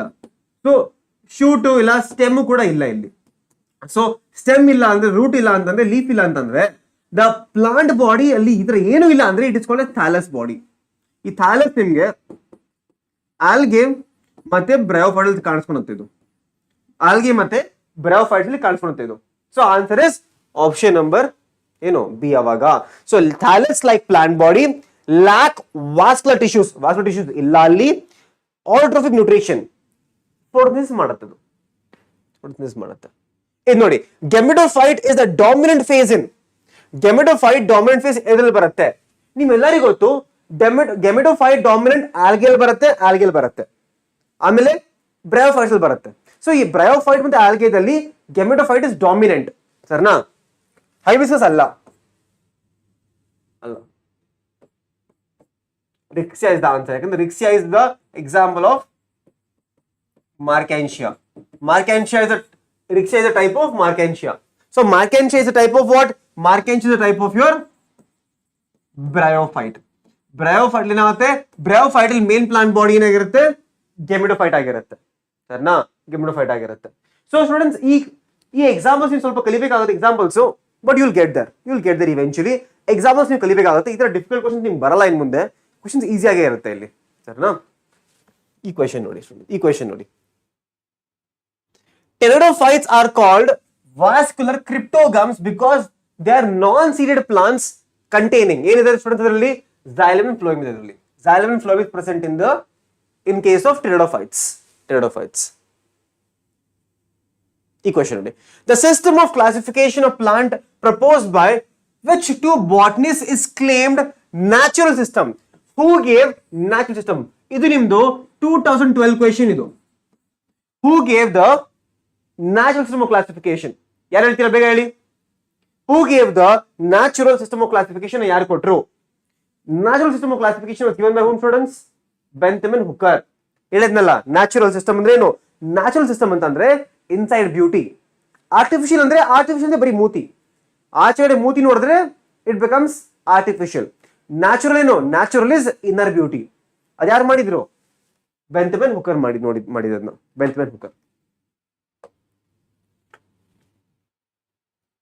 Markantia is considered as heterotrophic plant body because ಯಾಕಂದ್ರೆ students Markantia is what, students? Markantia is dithecous. ಆಗಿ ತೋರಿಸಿದ್ನಲ್ಲ ನಿಮ್ಗೆ.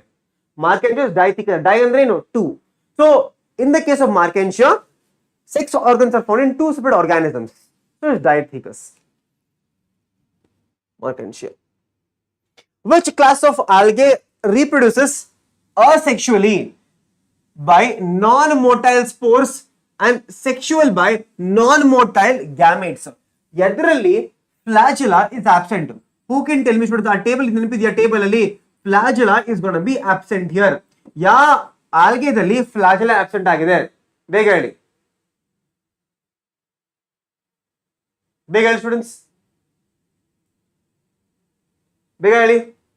Which of the following algae? Rhodophyceae, Phaeophyceae, Chlorophyceae, Cyanophyceae. Cyanophyceae ನಿಮ್ಗೆ ಇಲ್ವೇ ಇಲ್ಲ, ಸರ್ನಾ? ಈ ಮೂರಲ್ಲಿ ಹೇಳಿ. In the case of Rhodophyceae or red algae ದಲ್ಲಿ flagella is absent. If you go back here students, ಇಲ್ಲಿ ನಿಮಗೆ ತೋರಿಸಿದ್ರೆ ನಾನು ನೋಡಿ, ಇಲ್ಲಿ flagella absent, non motile in the case of Rhodophyceae. In the case of Rhodophyceae ಅದು, ಸರಿನಾ? that is in the case of Rhodophyceae. Now students, ಅಲ್ಲಿಗೆ ನಂದು ಪಾರ್ಟ್ ಮುಗೀತು. ಈಗ ಗೋಪಿಕಾ ಬರ್ತಾರೆ. Gopika will teach you the remaining part, ಸರಿನಾ? ಈಗ ಗೋಪಿಕಾ ಒಂದು ಕಾಲ್ ಹಾಕದ, ಸರಿನಾ? So Gopika will come now. She will do biology classification ಮತ್ತೆ animal kingdom. ಅದ್ರಲ್ಲಿ ನಾನು ಮತ್ತೆ ಬರ್ತೀನಿ, ಮಿಕ್ಕಿದ್ ಮಾಡ್ತಾ ಹೋಗೋದ, ಸರಿನಾ? 1 by 1 ಎಲ್ಲ ಮುಗಿಸೋದಾಗುತ್ತೆ. Brown algae red algae, brown algae ಅಲ್ಲ Nisha, red algae. Brown algae ಬರಲ್ಲ. ಬ್ರೌನ್ ಆಲ್ಗೆ ಫ್ಲಾಚೆಲ್ಲ ಇರುತ್ತೆ, ಸರಿನಾ? Rhodophyceae is the answer. 1 ನಿಮಿಷ ಸ್ಟೂಡೆಂಟ್ಸ್, 1 ನಿಮಿಷ.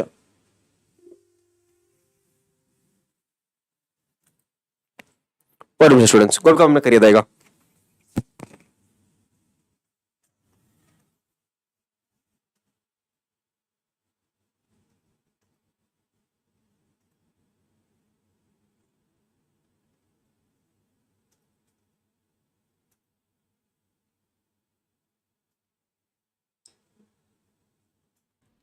Hello students, so sorry there was a technical error, okay, because of which It took a few minutes. Okay, so we are going to start with the next topic.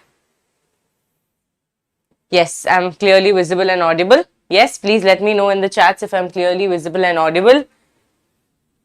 Quickly. Yes, okay, so the board went for updation in the middle. Okay, so we couldn't stop anything. Yes, I'm clearly visible. Okay, perfect. So we will start madada. So students, Baswa sir, living world, amele plant kingdom, he has taught you. Ivaga nan biological classification in the start martini. So first PU nimige 20 to 30% questions barutte. So adu tumba important, like because adalli directly on marks sikbodu illandre 0. So maximum ಕುಟಿ portion ಇಂದ ನಿಮಗೆ full marks ಸಿಕ್ಕಿದ್ರೆ it's always the best ಅಲ್ವಾ.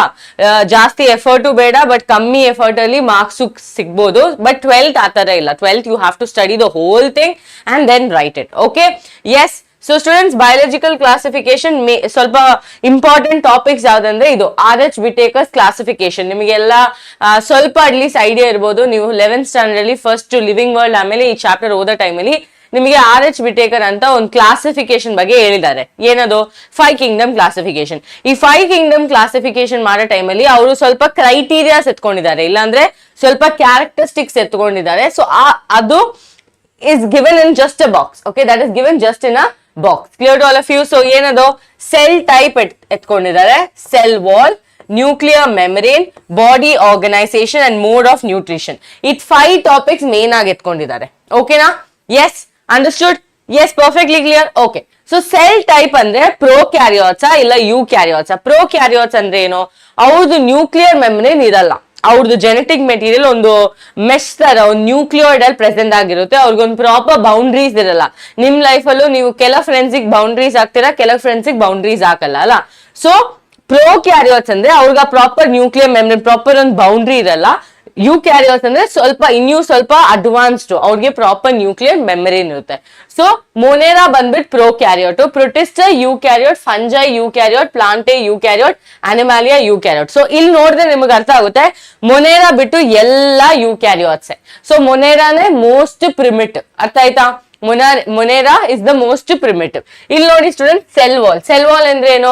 What is the cell? There was a wall no around the cell. So that is made up of what ಅಂತ. ಇಲ್ಲಿ ನೋಡಿ, ನಾನ್ ಸೆಲ್ಯುಲೋಸಿಕ್. ನಾನ್ ಸೆಲ್ಯುಲೋಸಿಕ್ ಅಂದ್ರೆ cellulose ಇಂದ ಅಲ್ಲ, ಬಟ್ ಪ್ಲಾಂಟ್ಸ್ ನೋಡಿ it's made up of cellulose. So that is why one question comes, you know, why is the intestine longer in herbivorous animal? The answer is because herbivorous animal is consuming plants. It has to break down the cellulose. So ಅದಕ್ಕೆ ಅವ್ರದ್ದು intestine ಸ್ವಲ್ಪ ದೊಡ್ಡದಾಗಿರುತ್ತೆ. But ಅದು compare ಮಾಡಿದ್ರೆ, carnivorous ಇಂದ compare ಮಾಡಿದ್ರೆ ಅವ್ರದ್ದು intestine ಸ್ವಲ್ಪ short ಆಗಿರುತ್ತೆ, ರೆಡ್ಯೂಸ್ಡ್ ಆಗಿರುತ್ತೆ. Okay students, whenever you are understanding, please put thumbs up in the chat box. ಇಲ್ಲಾಂದ್ರೆ ಇದು ಒನ್ ವೇ ಆಗುತ್ತೆ. Okay, only I am talking and you are just relaxing. ಆ ತರ ಇರಬಾರ್ದು, ಇಂಟರಾಕ್ಟಿವ್ ಸೆಷನ್ ಇರಬೇಕು. Whatever you understanding, put thumbs up. Okay, yes. So ಇಲ್ಲಿ ನೋಡಿ students, non cellulosic. So what is this non cellulosic? ಏನಿಂದ ಮಾಡಿದ್ದಾರೆ? Polysaccharide ಮತ್ತೆ amino acids. Okay, ಇಲ್ಲಿ ನೋಡಿ, ಪ್ರೊಟಿಸ್ಟಾ ಅಂದ್ರೆ ಸೆಲ್ ವಾಲ್ ಇರುತ್ತೆ but in few only. So present in some, absent in some. Fungi present, that is cell wall is present but it is made up of chitin. Okay, plante it is made up of cellulose. Animalia cell wall illa. Okay, absent agide. ಇಲ್ಲಿ ನೋಡಿ students, nuclear membrane. So ನಾನು ಏನ್ ಹೇಳಿದೀನಿ, ನಿಮ್ಗೆ life ಅಲ್ಲಿ ಕೆಲವು friends ಗೆ ನೀವು ಬೌಂಡ್ರೀಸ್ ಆಗ್ತೀರಾ, ಕೆಲವು ಫ್ರೆಂಡ್ಸ್ ಬೌಂಡ್ರೀಸ್ ಇರಲ್ಲ. ಸೊ ಬೌಂಡ್ರೀಸ್ ಇಲ್ಲ ಅವ್ರದ್ದು, what will you call them? Prokaryotes. So prokaryotes will definitely not have a nuclear membrane, but others will all have nuclear membrane because they are all eukaryotes. Okay, true cells, no, like that, true. Okay, now body organization. Body organization ಅಂದ್ರೆ ಏನು students? ನಮ್ ಬಾಡಿಯಲ್ಲಿ cells ಇದೆ ಅಲ್ವಾ, ಒಂದು building ಅಲ್ಲಿ bricks ತರ. Okay, many bricks together makes the entire building. Bricks cement ಈ ತರ ಹಾಕ್ಬೇಕು. ಸೊ ಇಲ್ಲಿ ನಮ್ಮ ಬಾಡಿಯಲ್ಲೂ ಈ ತರ ಸ್ಮಾಲ್ ಸೆಲ್ಸ್ ಇರುತ್ತೆ. ಆ ಸೆಲ್ಸ್ ಅಕ್ಯುಮುಲೇಟ್ ಆಗ್ಬಿಟ್ಟು ಟಿಶ್ಯೂಸ್ ಮಾಡ್ತಾರೆ, ಅದು ಅಕ್ಯುಮುಲೇಟ್ ಆಗ್ಬಿಟ್ಟು ಆರ್ಗನ್ ಸಿಸ್ಟಮ್. ಸೊ ನಾವು ಎಕ್ಸಾಂಪಲ್ ಎತ್ಕೊಳ್ಳೋಣ. ಸಂಜನಾಗ್ ಹೇಳಿದೀನಿ, ಸಂಜನಾ ಮೇಕ್ ಶೋರ್ ಕ್ಲಾಸ್ ಅಲ್ಲಿ 100 likes okay ಆಗ್ಬೇಕು. within 1 hour 100 likes should come. So Sanjana will tell all the students, please like the video, give some motivation to our teachers. Now Sanjana jote let's take Advika also wants to do that. So Advika ಬಂದ್ಬಿಟ್ಟು, Sanjana can I also help you ಅಂತ ಕೇಳ್ತಾರೆ. So Sanjana ಬಂದ್ಬಿಟ್ಟು ಒಂದು cell ಅಲ್ವಾ? ಸಂಜನಾ ಬಂದ್ಬಿಟ್ಟು ಒಂದ್ cell. But Sanjana ಜೊತೆ Advika join ಆಗ್ಬಿಟ್ಟು ಒಂದೇ ಕೆಲಸ ಮಾಡ್ತಾ ಇರ್ತಾರೆ. So example what I am trying to say is, cells are there, a group of cells that is going to perform a certain function is going to be called a tissue. So Advika ಮತ್ತೆ ಸಂಜನಾ ಮತ್ತೆ ನಿಶಾ ಒಂದು tissue ಆಗ್ಬಿಡುತ್ತೆ. So with Advika and Sanjana, Suhasini also will join. Suhasini will join. So they will become an organ system, and then they will become an organism. So a group of cell performing a similar function is called a tissue. Many tissues together will form your organ. Many organs together will form your organ system. They'll be like, hey, Nisha will be like, hey, what? I am also doing digestion. So Sanjana will be like, even I am doing digestion. I'm helping in release of digestive juices. So then Nisha will tell, then why don't we become organ system? Why don't we become the digestive system? So our ibru digestive system ಆಗುತ್ತೆ. Suhasini ಮತ್ತೆ who is that? Advika. Suhasini ಮತ್ತೆ Advika will be like, hey, what you're telling? I help in doing respiration. Then even Advika will tell, even I do respiration. So then we will be like, okay, let's make them respiratory system. Ashte, simple, okay? So body organization means cellular, multicellular or loose tissues. Loose tissues are a group of cells that perform a similar function. Tissues matte organ, tissues, organ and organ system. So artha students, mode of nutrition. How do they get the energy? How do they yield the energy? So on banbitu autotrophic. Autotrophic andre eno, our food they will make it by themselves, okay? They'll make their food by themselves, and I always relate to this joke. So I was asking one of the kid, okay? He was in, I think, 4th standard or something. I asked him, what is autotrophic? Okay, he told mama. I told mama. He's like, my mother, she makes her own food. I was like, no, that's not what autotrophs means. Autotrophs andre raw materials etkondu avare our food ಮಾಡ್ತಾರೆ. But in our case, it's not the same. We are taking food from other organisms, right? We are taking vegetables from the plants, we are taking meat from the animals, and then we are just cooking them, right? We are just cooking them. So autotrophs means the ones who are preparing their own food, like your plants, which do photosynthesis. Chemo means using chemicals, they make their own food, okay? Amele hetero means what, students? We depend on another organism for food. Then here, saprophytic, dead and decayed organism. We take nutrients from dead and decayed organisms. Parasitic, lice, okay, lice, tapeworm, idella num body in the nutrition etkonta idare. So parasitic means the ones that live in a host body and they absorb the nutrients, okay? Yes, legendary answer, exactly. I was shocked, okay? Yes. So ಇಲ್ಲಿ ನೋಡಿ protista, autotrophic and heterotrophic. ಇಲ್ಲೊಂದು additional point ಹೇಳ್ತೀನಿ students, ನೋಡಿ ಇಲ್ಲಿ chemosynthetic is only done by Monera. Chemosynthetic is only done by Monera. ಇಲ್ಲಿ ನೋಡಿ fungi heterotrophic, ಅವ್ರಿಗೆ food ಮಾಡಕ್ ಆಗಲ್ಲ because ಅವ್ರಿಗೆ ಪಿಗ್ಮೆಂಟ್ ಇರಲ್ಲ, ಕ್ಲೋರೋಫಿಲ್ ಪಿಗ್ಮೆಂಟ್ ಬೇಕಲ್ವಾ. ನಾವು ಪ್ಲಾಂಟ್ ನೋಡಿ students, autotrophic, heterotrophic, holozoic. So ಈ ಬಾಕ್ಸ್ ತುಂಬಾ ಇಂಪಾರ್ಟೆಂಟ್. ಇಲ್ಲಿ ನೋಡಿ ಈ ಪ್ಯಾರಾಗ್ರಾಫ್ ತುಂಬಾ ಇಂಪಾರ್ಟೆಂಟ್ ಆಗಿದೆ. Many questions have come from this paragraph. Let's see what is there in this paragraph. Okay, so start ಮಾಡೋಣ. Virus means venom or poisonous fluid. Ivanovsky in 1892 recognized certain microbes as casual organisms of mosaic disease of tobacco. These were found to be smaller than bacteria because they passed through the bacterial proof filters. Bejernik in 1898 demonstrated that the extract of an infected plant of tobacco could cause infection in a healthy plant and named the new pathogen virus, okay, and called the fluid as Contagium vivium fluidum. So students, what should you remember here? I'm not going to explain everything, but important point enandre M.W. Bejernik, okay, he was the person who came up with the word virus, okay. ಅವರೇ ಹೆಸರು ಕೊಟ್ಟಿರೋದು, okay, ಅವರೇ ಹೆಸರು ಕೊಟ್ಟಿದ್ದಾರೆ virus ಅಂತ. ಆಮೇಲೆ ಆ fluid ಗೆ ಅವ್ರು ಏನ್ ಕಾಲ್ ಮಾಡಿದ್ದಾರೆ? ಕಂಟೇಜಿಯಂ ವಿವಿಯಂ ಫ್ಲೂಯಿಡ್. ಅಂದ್ರೆ it is a infectious living fluid, okay. Now W.M. Stanley in 1935 showed that virus could be crystallized, and crystals contain largely of proteins and they are inert outside the specific host. So illi he proved that we can make virus make virus could be crystallized. So just learn these names. Okay, Bejernik was the person who coined the name virus, and he called the fluid as Contagium fluidum. Okay, Contagium vivium fluidum. And then Stanley was the person who told that virus na crystallize marbodu. So he was given that one. Okay, now here who, students? Ivanovsky in 1892 was the person who found out that there is some person who can cause a mosaic disease in tobacco plant. Tobacco andre gotalva, cigarette alli iralva. tobacco. Clear? Yes or no? Can you study these three names? Can you study these three names? Yes or no in the chat box? Quickly. Quickly.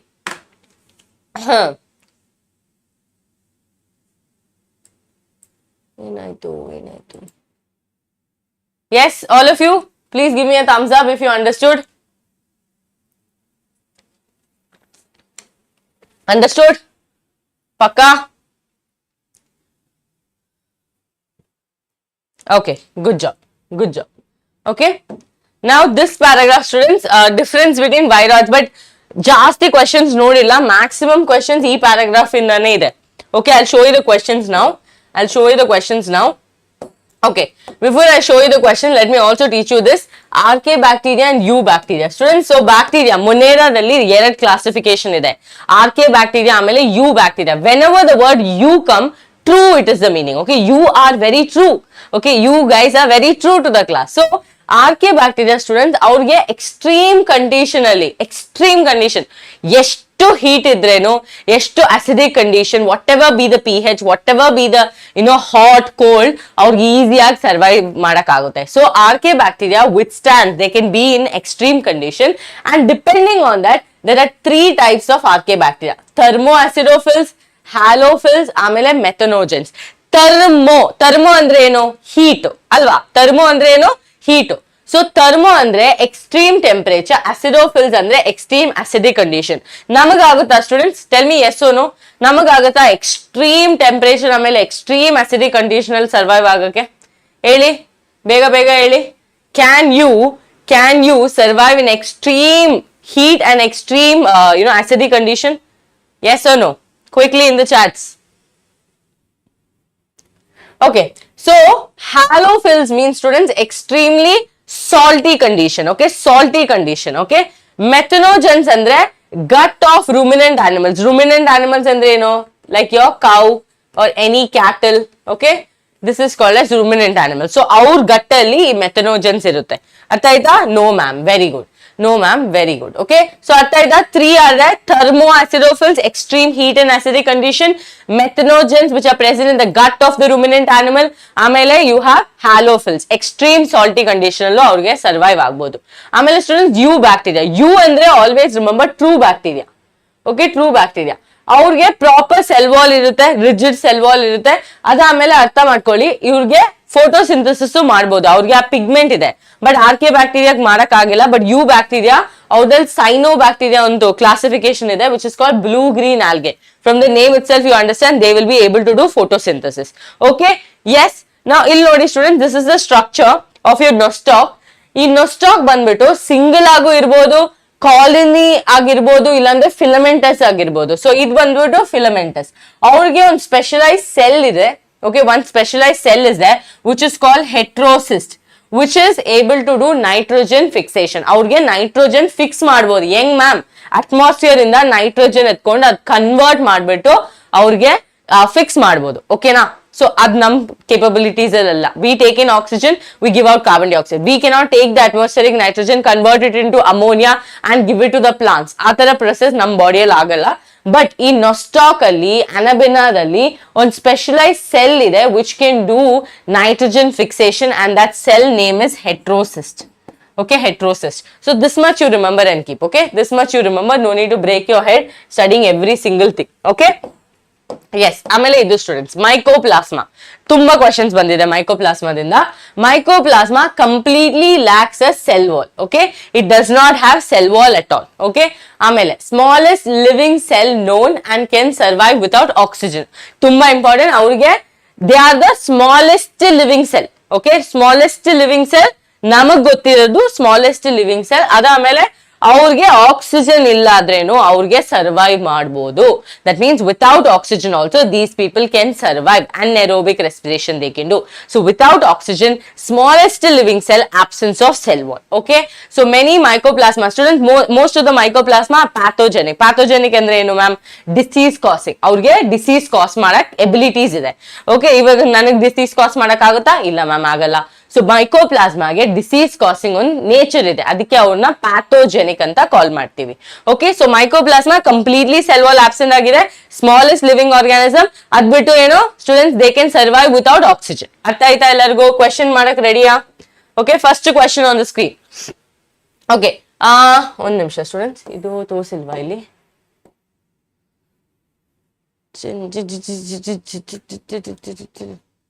Students ಸ್ನಿಪ್ ಮಾಡೋ ಟೈಮಲ್ಲಿ ಅದು ಬಿಟ್ಬಿಟ್ಟೆ. Okay, no problem, ಇದು solve ಮಾಡೋಣ. I will tell you. Okay, so bovine spongiform encephalopathy is a disease caused by prions in. So last paragraph ಅಲ್ಲಿ biological classification last paragraph ಅಲ್ಲಿ ಇದು mention ಆಗಿದೆ.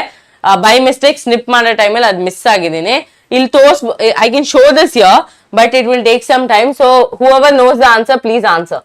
Whoever knows the answer, please answer.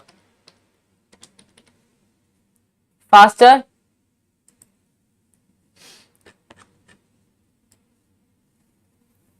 ಇಲ್ಲಿ ತೋರಿಸ್ತೀನಿ students ನೋಡಿ, ಇದೆ ನಿಮ್ಮ biological classification PPT ಅಲ್ಲ PDF. ಓಕೆ ನೋಡಿ, ಲಾಸ್ಟ್ ಪ್ಯಾರಾಗ್ರಾಫ್ ಅಲ್ಲಿ. ಓಕೆ, ಲಾಸ್ಟ್ ಪ್ಯಾರಾಗ್ರಾಫ್ ಕಿಂಗ್ಡಮ್ ಪ್ಲಾಂಟೇ ಆಮೇಲೆ. ಓಕೆ, ಹಾ ಇಲ್ಲಿ ನೋಡಿ ಸ್ಟೂಡೆಂಟ್ಸ್, ಇದು ಮೆನ್ಷನ್ ಆಗಿದೆ ಇಲ್ಲಿ. C, bovine spongiform encephalopathy, commonly called as mad cow disease in cattle. Its analogous variant is CRJ disease. Okay, CJD disease in humans. Okay, so it tumba important topic. This is caused by a prion. Prion andre eno just on protein coat irutte. Okay, usually virus alli on protein coat irutte, olgade genetic material irutte, but prion andre only one protein coat ide, genetic material illa, but still they can be pathogenic. Okay, pathogenic. So illi avaru ಏನು ಹೇಳಿದ್ದಾರೆ, ಈ disease ನ commonly ನಾವು ಏನ್ ಕರಿತೀವಿ, mad cow disease. So where to which organism will it cost? It will definitely cost for the cow ಅಲ್ವಾ? So bovine spongiform encephalopathy is caused by a prion. ಅದ್ ಬಂದ್ಬಿಟ್ಟು also known as mad cow disease. Mad cow disease. Okay, so it is cost for obviously cow, no? Understood all of you? Yes or no? It is not cost for man. CJD is cost for man. Okay, CJD is cost for man. Artha aita? Okay, those who made mistake, please correct it now. It's cow. Okay, it's cow. Okay, next question on the screen. Which one of the following does not belong to kingdom Monera?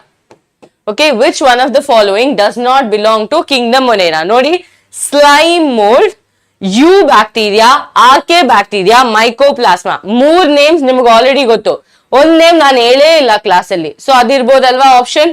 ನೋಡಿ, which one does not belong to slime mould, sorry does not belong to kingdom monera? Slime mould, eubacteria, mycoplasma, archaebacteria. ಏನು answer? Very good Arjun. Okay, yes, correct ಆಗಿ ಹೇಳ್ತಾ ಇದ್ದೀರಾ, very good. Slime mould ma'am, because ನೀವು mycoplasma ಹೇಳಿದೀರಾ, eubacteria, ಆಮೇಲೆ RK bacteria. Bacteria, monera has mainly sole members of monera is bacteria. Okay, very good students. Answer ಬಂದ್ಬಿಟ್ಟು slime mould. Okay, slime mould. Excellent, excellent. Okay, ಇದೇ answer. Okay, next question ಹೋಗೋಣ.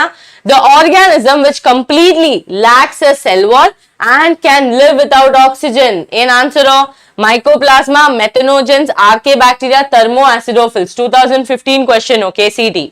Okay, the organism which completely lack a cell wall and can live without oxygen. Come on, answer quickly in the chats. You know the answer. You know the answer.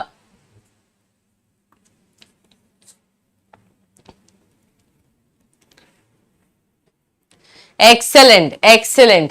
Mycoplasma, right? Mycoplasma. Excellent, all of you. Good job.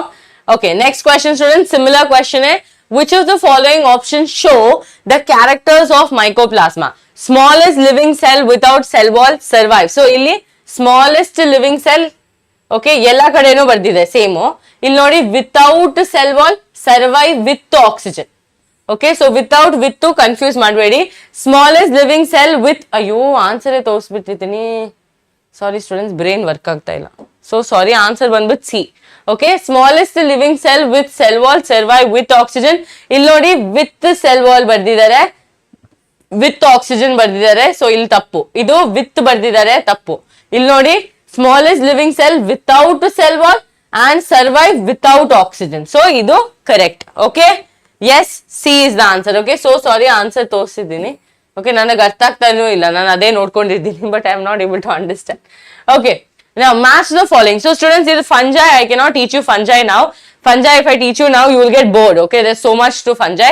So ಅದಕ್ಕೆ example, just to remember the examples, I will teach you a small portion of it. Okay, match the following classes of fungi, column 1 with column 2. ಇಲ್ಲಿ ಏನ್ ಕೊಟ್ಟಿದ್ದಾರೆ, 4 types of fungi ಇದೆ. Phycomycetes, Ascomycetes, Basidiomycetes, Deuteromycetes. ಇದು ಬಂದ್ಬಿಟ್ಟು example. Ma'am ಹೆಂಗ್ ma'am example ಇದು how do I keep it in memory ಅಂದ್ರೆ, see students ಒಂದು ಟ್ರಿಕ್ ಕೊಡ್ತೀನಿ. ಸೊ ಇದೇ ಕಿಂಗ್ಡಮ್ ಫಂಗೈ ಅಲ್ಲ, ಫೈಕೋಮೈಸಿಟಿಸ್, ಅದಾದ್ಮೇಲೆ ಆಸ್ಕೋಮೈಸಿಟಿಸ್, ಬೆಸಿಡಿಯೋಮೈಸಿಟಿಸ್, ಡ್ಯೂಟ್ರೋಮೈಸಿಟಿಸ್. ಇದರಲ್ಲಿ ಡ್ಯೂಟ್ರೋಮೈಸಿಟಿಸ್ ಬಂದ್ಬಿಟ್ಟು ಇಂಪರ್ಫೆಕ್ಟ್ ಫಂಗೈ. ಏನ್ ಫಂಗೈ? Imperfect fungi. ಓಕೆ, ಅರ್ಥ ಆಯ್ತಾ? ಓಕೆ, ಇಲ್ಲಿ ನೋಡಿ ಟ್ರಿಕ್ ಬಂದ್ಬಿಟ್ಟು Ram can, okay, Ram can app cat. Okay, Ram can app cat. Up ಒಂದ್ ವರ್ಡ್ ಇಲ್ಲ, ಬಟ್ ತುಂಬಾ ಕಷ್ಟ ಸ್ಟೂಡೆಂಟ್ಸ್ ಅಲ್ಲೊಂದು ವರ್ಡ್ ಮಾಡೋದು. ಸೊ ಕ್ಯಾನ್ ಆಪ್ಟ್ ಅಂತ ಹೇಳ್ತೀವಿ ಅಲ್ವಾ, ಆ ತರ ಆಪ್ ಅಂತ you remember cat. Okay, Ram can app cat. So ಇಲ್ಲಿ ಬಂದ್ಬಿಟ್ಟು this is the examples of your phycomycetes. ಏನದು? Rhizopus, albugo, mucor. Okay, Ram rhizopus, albugo, mucor. Can ಬಂದ್ಬಿಟ್ಟು ಯಾವ್ದು? Ascomycetes. Okay, ascomycetes. Claviceps, aspergillus, neurospora. Okay, can. Ascomycetes can. Okay, opt agaricus, ustilago, puccinia. ಇದು ಬಂದ್ಬಿಟ್ಟು basidiomycetes. Okay, basidiomycetes. Okay, ಇದು last ಯಾವುದು students? your imperfect fungi which is called as Deuteromycetes. Cat. C for colotrichum, A for alternaria and T for trichoderma. ಅರ್ಥ ಆಯ್ತಾ? So Ram can apt ಇಲ್ವಾ, ಅದಕ್ಕೆ T ಇಲ್ಲ, opt ಅಂತ ಬರೀರಿ. Ram can app cat. Opt ಅಂದ್ರೆ like Ram can like choose a cat. Okay, dog cat idre he can opt for a cat. Okay, so same way Ram can opt cat. So Ram banbittu Phycomycetes, can banbit Ascomycetes, opt banbit Basidiomycetes, cat banbit Deuteromycetes. Okay na? Okay, can you remember these examples? Yes or no? Students, time, you will take time, no problem, but take time and study. So adu, okay, try to remember. Illi nodi Phycomycetes alli eno Ram ಅಲ್ವಾ, ರೈಸೋಪಸ್, albugo, Mucor. ಇಲ್ಲ ಏನಾದ್ರೂ ಇದೆಯಾ? Most related ಏನಾದ್ರೂ ಇದೆಯಾ? ರಾಮ್ ಅಲ್ಲಿ ಏನಾದ್ರೂ connection ಇದೆಯಾ? Phycomycetes ಬೇಗ ಹೇಳಿ ಆಪ್ಷನ್. ಎಸ್, ಎ ಕನೆಕ್ಷನ್ ಇದೆಯಾ? Excellent. Phycomycetes, albugo. So students, match the following ಮಾಡಕ್ಕೆ ಒಂದು ಟ್ರಿಕ್ ಇದೆ. ಯೂಶಲಿ ಅಟ್ಲೀಸ್ಟ್ ಒಂದು 2 ಆಪ್ಷನ್ ಸೇಮ್ ಆಗಿರುತ್ತೆ ಎಲ್ಲಾ ಆಪ್ಷನ್ ಅಲ್ಲೂ, ಬಟ್ ಏನಾದ್ರೂ ಒಂದು ಆಪ್ಷನ್ ಚೇಂಜ್ ಆಗಿರುತ್ತೆ ಅಲ್ವಾ. ಸೊ ಇಲ್ಲಿ ನೋಡೋಣ, A3 ನೋಡಿ, A3 ಇದೆರಡು ಆಪ್ಷನ್ ಇರೋದು. ಸೊ 50-50 ಅಲ್ಲಿ ಇದೆರಡು ರಿಮೂವ್ ಮಾಡ್ಬೋದು ನಿಮಗೆ. ಸೊ ಇಲ್ಲಿ ಈ ಇಬ್ರು ಆಪ್ಷನ್ ಅಲ್ಲಿ, that is A and D ಅಲ್ಲಿ ಒಂದು ಸೆಲೆಕ್ಟ್ ಮಾಡಬಹುದು. Okay, yes, you can select one more. So look yeah, ascomycetes ಬಂದ್ಬಿಟ್ಟು ಕ್ಯಾನ್. ಓಕೆ, ಸೊ ಇಲ್ಲಿ ನೋಡಿ ಏನಾದ್ರೂ ಇದೆಯಾ ಅಂತ, can. So claviceps, aspergillus, okay, and your neurospora ಏನಾದ್ರೂ ಇದೆಯಾ? Come on, faster. ಓಕೆ, ಇದೆಲ್ಲ ಏನು ಇಲ್ಲ ಮ್ಯಾಮ್, ನೋ ಪ್ರಾಬ್ಲಮ್. ಆಪ್ಗೆ ಹೋಗಿ ಏನಾದ್ರೂ ಇದೆಯಾ ಆಪ್ ಇಂದ? Yes, puccinia is there. Puccinia is what? Basidiomycetes. So Basidiomycetes, I'll go for Puccinia. So ನೋಡಿ ಸ್ಟೂಡೆಂಟ್ಸ್, okay, C4 ಬಂದಿದೆ. Okay, C4. So which is going to be the option? Option number A, right? Option number A is going to be the option. Correct? One second. Let me just check here.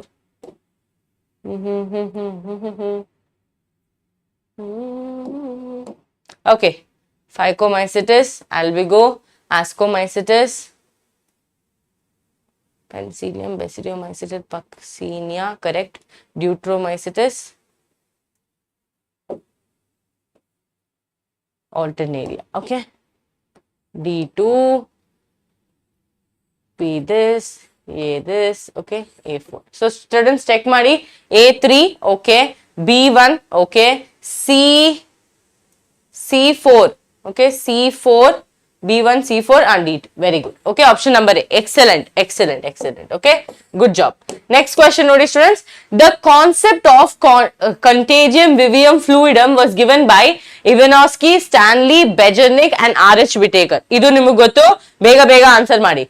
Okay, the concept of contagium vivium fluidum, adu infectious. Okay, infectious fluid, living fluid. Who gave the name? Who gave the name? Quickly answer. I am Kannada, but my mother tongue is Telugu. Okay. I am Kannada, but my mother tongue is Malayalam. Okay. Yes, answer the question quickly. Don't make mistake. I told you one person's name. No, all of you are making mistake.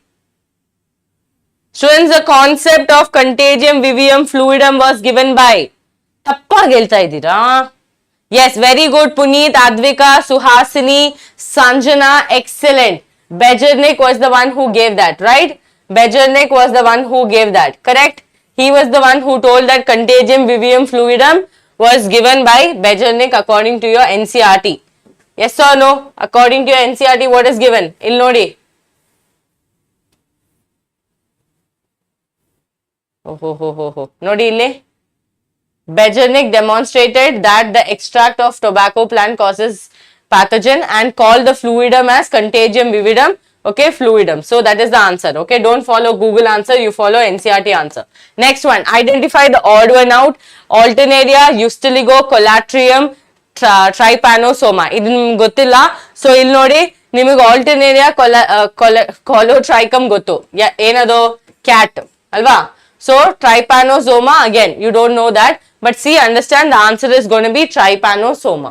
Okay, trypanosoma, which causes sleeping sickness. Okay, sleeping sickness. Okay, next one bit animal kingdom. So our topic in the ashte questions baradu students, virus in the question barutte, illandre examples of fungi in the questions barutte. Okay. Okay, now animal kingdom madana. So students, animal kingdom ali namge just question solve ಮಾಡಬಹುದು, because animal kingdom I have to teach every single phylum. So ಇಲ್ಲಿ ಏನು ಮಾಡಬಹುದು ಅಂದ್ರೆ ಒಂದು marathon watch ಮಾಡಿ, ನಂದೇ one short video ಇದೆ Vedantu neat English channel ಅಲ್ಲಿ, ಅಲ್ಲಿ ಚೆಕ್ ಮಾಡಬಹುದು. Watch a 3 hours marathon at 2x and finish the entire chapter at one shot, because ನನ್ನ ಮ್ಯಾರಥಾನ್ ಅಲ್ಲಿ ಎಲ್ಲಾ ಫೈಲಮ್ ಗೆ ಒಂದು ಎಕ್ಸಾಂಪಲ್ ಕೊಟ್ಟಿದ್ದೀನಿ, ಒಂದು ಟ್ರಿಕ್ ಕೊಟ್ಟಿದ್ದೀನಿ. ಸೊ ಆ trick, if you are able to remember that trick, you can easily write all the phylums in your examination. But ಇವಾಗ if I start teaching this, it will not end today. So that is why we are going to directly solve the questions. Okay, so the first question, an animal which has both exoskeleton and endoskeleton structure. Students, exo means outside. Always remember, exo means outside, endo means inside. Okay, endo means inside. So they are asking an animal which has an exoskeleton. Okay, exoskeleton and endoskeleton. What is going to be the answer here? Frog. Do you think it has an exoskeleton? Jellyfish exoskeleton. They are all soft animals. Freshwater mussel, tortoise. Answer ಮಾಡಿ, ಸುಮ್ಮನೆ guess ಮಾಡ್ಬಿಟ್ಟು answer ಮಾಡಿ, ಸುಮ್ಮನೆ guess ಮಾಡಿ. Okay, you're not going to lose any marks. Come on. Yes, very good Advika, very good Advika. That is going to be tortoise, because ಅವ್ರಿಗೆ ಒಂದು exoskeleton ಇದೆ, ಆಮೇಲೆ ಒಂದು ಇನ್ಸೈಡ್ ಇಂಟರ್ನಲ್ ಬೋನು ಇರುತ್ತೆ. So the exo and the endoskeleton are present. Okay, because students all other animals are soft animals. Okay, frog, jellyfish ಎಲ್ಲ soft animals. Okay, sorry. Yes, so an animal, that is going to be your tortoise. Okay, next question. Identify the group which includes animals all of which gives birth to the young one. So e characteristic banbitu mammals alli irodu. So identify which are the animals that are mammals. Okay, which are mammals? Come on, quickly. One second. Why is everything having answers?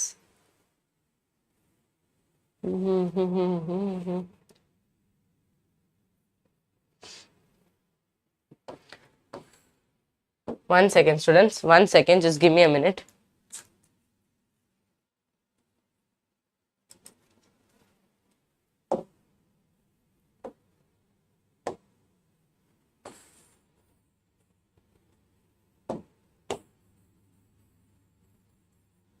Okay.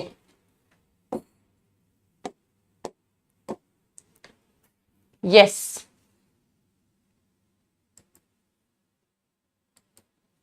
Yes, look here, what's the answer for this? Okay, identify the group which includes animals which give birth. Okay, that is mammals. Come on, answer. Shrew, bat, okay, shrews, bat, kiwi and cat, lion, whale, ostrich, bat, dolphin, kangaroo, bat, cat, platypus, penguin, bat, hippopotamus. Now understand students, yella question allu on the exception ide. Okay, yella question allu on the exception ide. Understood? Okay, yes. So what's going to be the answer? C. Okay, let's see if your answer is correct. Okay, yes, C is going to be the answer. ನೀವು ತುಂಬಾ smart ಆಗಿದ್ದೀರಾ, answer already ನೋಡಿದ್ದೀರಾ ನೀವು. Okay, yes, it is going to be C. Okay, ಎಲ್ಲ question ಅಲ್ಲೂ duplication ಸರಿಯಾಗಿಲ್ಲ student. Okay, next question. The adult animal in this phylum is radially symmetrical but its larva exhibit bilateral symmetrical. Students, ಇದು ತುಂಬಾ important question, ಇದು ತುಂಬಾ time repeat ಆಗಿದೆ. Okay, no need examples. So here, try to remember this much. Okay, try to remember this much. There is a phylum called Echinodermata. Echinodermata dalli starfish irutte mainly. Okay na? So ee Echinodermata dalli students avrige ಎರಡ್ ತರ symmetry ಇರುತ್ತೆ. Ma'am ಎರಡ್ ತರ symmetry ಅಂದ್ರೆ ಏನು?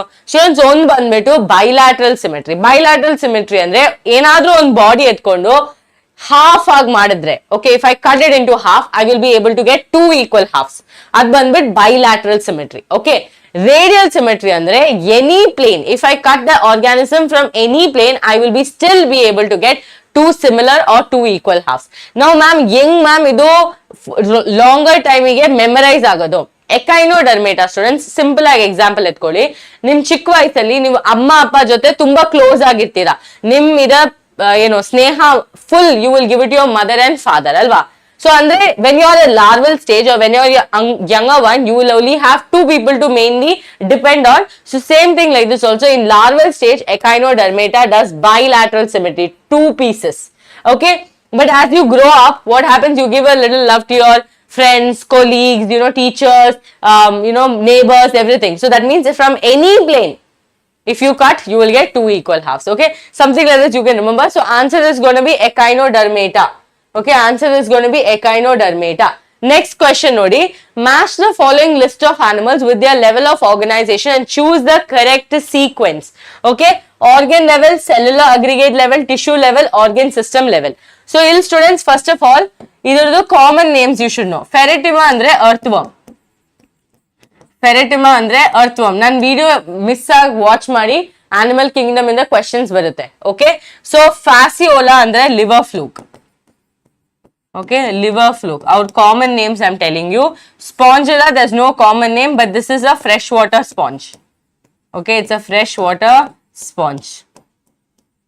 All these notes will be available on this telegram as well as Vedantu Karnataka telegram. Okay, okay, obelia. So students, ಇಲ್ಲಿ ನೋಡಿ organ level of organization. Okay, start ಮಾಡದ organ level of organization. Okay, ನಮಗೊಂದು ಕೆಲಸ ಮಾಡೋಣ, cellular ಇಂದ start ಮಾಡೋಣ. First of all understand, cellular level ಅಲ್ಲಿ ಒಂದೇ ಒಂದು ಫೈಲಮ್ ಇರೋದು, ಅದ್ ಬಂದ್ಬಿಟ್ಟು ಫೈಲಮ್ ಪಾರಿಫೆರಾ. ಫೈಲಮ್ ಪಾರಿಫೆರಾ ಅಂದ್ರೆ ಪೋರ್ ಬೇರರ್ಸ್, ಅವ್ರದ್ದು ಎಕ್ಸಾಂಪಲ್ ಸ್ಪಾಂಜಸ್. ಓಕೆ, ಆಮೇಲೆ ಟಿಶ್ಯೂ ಲೆವೆಲ್ ಅಂದ್ರೆ ಯೋರ್ ಒಬೇಲಿಯಾ, ಬಿಕಾಸ್ ಒಬೇಲಿಯಾ ಬಂದ್ಬಿಟ್ಟು ಸೀಲೆಂಟ್ರೇಟಾ ಆರ್ ನೈಡೇರಿಯಾ. ಓಕೆ, ಆಮೇಲೆ ಆರ್ಗನ್ ಲೆವೆಲ್ ಬಂದ್ಬಿಟ್ಟು ಒಂದೇ ಒಂದು ಎಕ್ಸಾಂಪಲ್, ಒಂದೇ ಒಂದು ಫೈಲಮ್, ಅದು ಫ್ಲಾಟ್ ವರ್ಮ್ಸ್, ಫ್ಯಾಸಿಯೋಲಾ ಇಲ್ಲಾಂದ್ರೆ liver fluke, full dorsoventrally flattened ಆಗಿರುತ್ತೆ.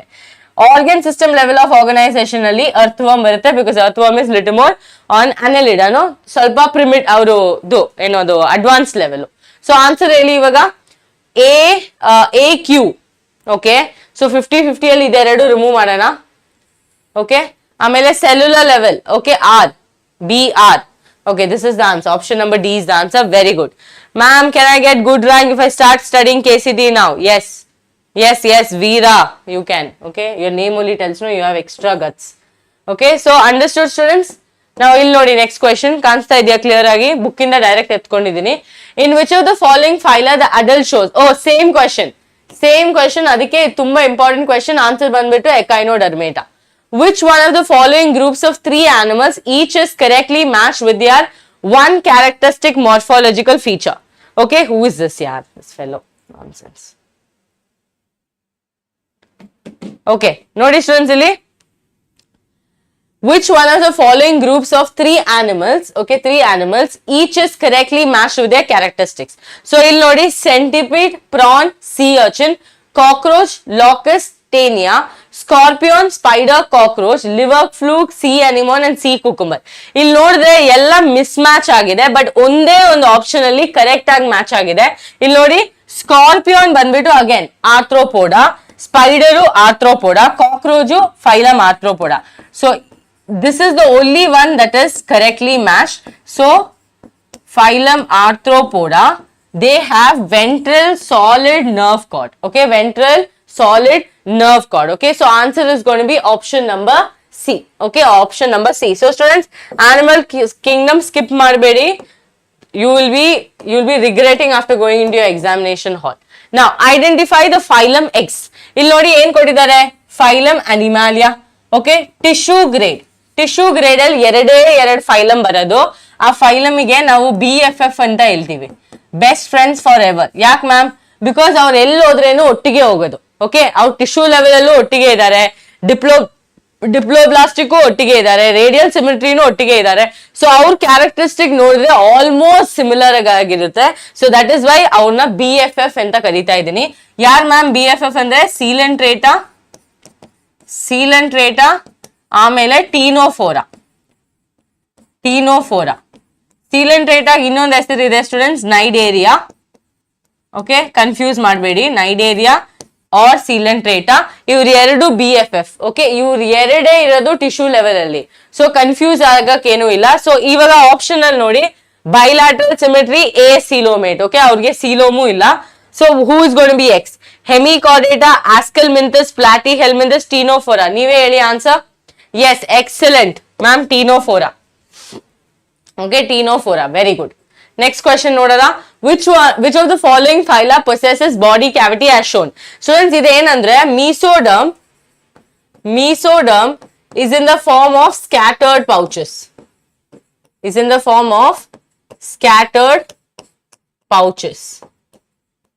Okay, na? It's in the form of scattered pouches. So this is very important for you to remember. Oh, we'll cancel. One second. Mesoderm is in the form of scattered pouches.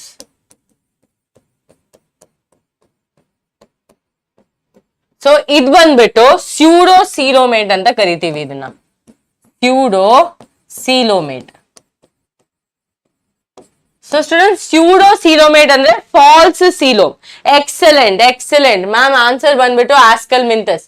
Okay, Ascalminthus is the answer. Okay. Now students, ಇಲ್ಲಿ ನೋಡಿ. Observe the following simplified scheme and choose the correct option that matches with the letters given below. So first of all, vertebrata is divided into two divisions. ಏನದು? lax jaw ಆಮೇಲೆ bear's jaw. So ಇಲ್ಲಿ ಏನ್ answer ಬರುತ್ತೆ students? lax jaw ಅಂದ್ರೆ ಎಗ್ನಾಥ. Egg ಅಂತ ಬರಿಬೇಡಿ, ಮೊಟ್ಟೆ ಅಲ್ಲ, ಎಗ್ನಾಥ. Okay, ಯಾವ ಕಲರು ಕಾಣಿಸ್ತಾ ಇಲ್ಲ. ಓಕೆ, ಆಮೇಲೆ ನ್ಯಾಥೋಸ್ಟೊಮ್ಯಾಟಾ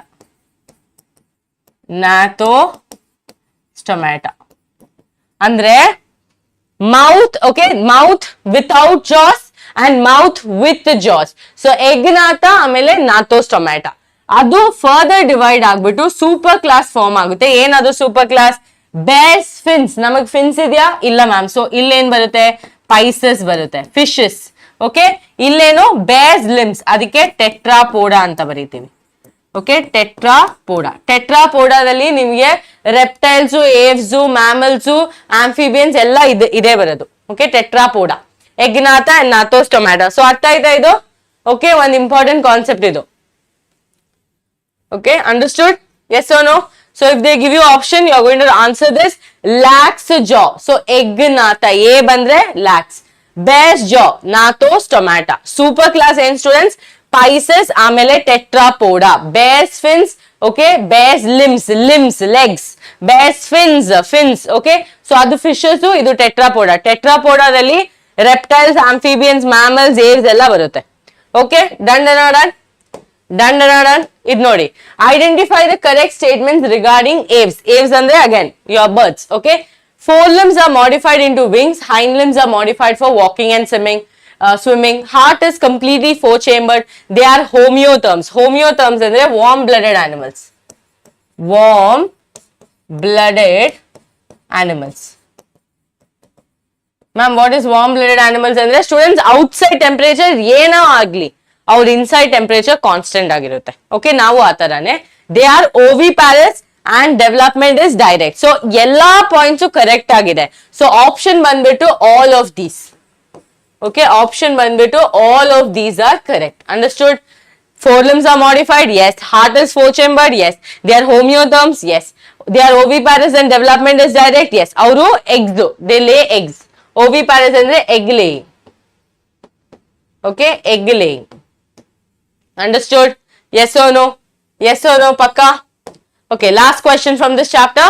Different types of respiratory organs like gills, book lungs, trachea are present in arthropoda, sponges, annelida, mollusca. Can anyone answer? Can anyone answer this?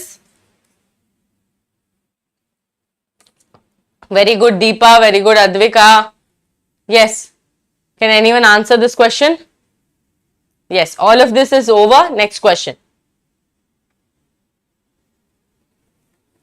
Different types of respiratory organs like gills, book lungs, trachea are present in arthropoda, sponges, annelida, mollusca.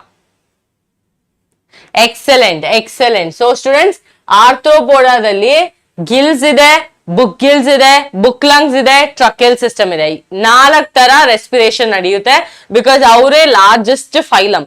ಅವ್ರ ಕೆಳಗೆ class ಇನ್ಸೆಕ್ಟಾ ಬರುತ್ತೆ, ಎಲ್ಲಾ insects. ಅವ್ರಿಗೂ different types of respiration ಇದೆ, respiratory organs ಇದೆ ಅಲ್ವಾ. So different types of respiratory organs ಇದೆ. Gilles ಇರುತ್ತೆ, ಬುಕ್ ಗಿಲ್ಸ್ ಇರುತ್ತೆ, ಬುಕ್ ಲಂಗ್ಸ್ ಇರುತ್ತೆ, ಟ್ರಕೆಲ್ ಸಿಸ್ಟಮ್ ಇರುತ್ತೆ. ಸೊ ಆರ್ಥ್ರೋಪೋಡಾ ಅದ್ರದ್ದು ಆನ್ಸರ್. ಇಲ್ಲಿ ನೋಡಿ, flame cells present in the members of platyhelminthes are specialized to perform osmoregulation and excretion, respiration and excretion, respiration and osmoregulation and circulation. Always remember this one thing. ಯಾವ್ದೇ ಆದ್ರೆ organs excretion ಮಾಡೋ ಟೈಮಲ್ಲಿ ಅವ್ರು ಆಸ್ಮೋರೆಗ್ಯುಲೇಷನ್ ಮಾಡ್ತಾರೆ. ಇವಾಗ ನೀವು ಓದೋ ಟೈಮಲ್ಲಿ ರೀಡ್ ಮಾಡ್ತೀರಾ ಅಲ್ವಾ, ಅದು ಎರಡು ಸಪರೇಟ್ ಪ್ರೊಸೆಸ್ ಅಲ್ಲ. So same way excretion, whichever cells are doing excretion, they will do osmoregulation. So illen answer students, excellent, A ma'am. Okay, very good, very good. 22 also A ma'am, very good. Okay, artha aita ellarigu? Students, ನೀವು ಒಂದು doubt ಕೇಳಬೇಕಾಗಿತ್ತು. Structural organisation ಇನ್ animals ನಿಮಗೆ KCET ಅಲ್ಲಿ ಏನೆಲ್ಲ portions ಇದೆ? Because ನಾನು search ಮಾಡೋ ಟೈಮಲ್ಲಿ full ಎಲ್ಲಾ ಇನ್ಸೆಕ್ಟ್ಸ್ ಎಲ್ಲ ಡಿಲೀಟ್ ಆಗಿತ್ತು. ಅರ್ತ್ ವರ್ಮ್ ಡಿಲೀಟ್ ಆಗಿತ್ತು, ಆಮೇಲೆ ಕಾಕ್ರೋಚ್ ಇಲ್ಲ, ಫ್ರಾಗ್ ಮಾತ್ರ ಇರೋದು. ನಿಮಗೆ ಏನೆಲ್ಲ ಇದೆ ಓದಕ್ಕೆ ಅದ್ ಸ್ವಲ್ಪ ಹೇಳ್ತೀರಾ? ಟಿಶ್ಯೂಸ್ ಇದೆಯಾ ಇಲ್ವಾ? ಅದ್ ನೋಡ್ಬಿಟ್ಟು ನೆಕ್ಸ್ಟ್ ಕ್ವೆಶನ್ಸ್ ತೋರಿಸ್ತೀನಿ. ಬೇಗ ಹೇಳಿ ಪೋರ್ಷನ್ಸ್ ನಿಮ್ದು. ಓಕೆ, ಬಿಕಾಸ್ ಈ ಚಾಪ್ಟರ್ ಬಂದ್ಬಿಟ್ಟು ತುಂಬಾ ಕನ್ಫ್ಯೂಸಿಂಗ್ ಆಗಿದೆ. ಎಲ್ಲಾ ಕಡೆನೂ ಡಿಫ್ರೆಂಟ್ ಸಿಲೆಬಸ್ ತೋರಿಸ್ತಾ ಇದ್ದಾರೆ. ಬೇಗ ಹೇಳಿ. ಯಾರೆಲ್ಲ ಸಬ್ಸ್ಕ್ರೈಬ್ ಮಾಡಿಲ್ಲ ಬೇಗ ಸಬ್ಸ್ಕ್ರೈಬ್ ಮಾಡಿ ಚಾನೆಲ್ಗೆ. Faster answer this. Tell me structural organisation, what and all you have to study. Only frog no?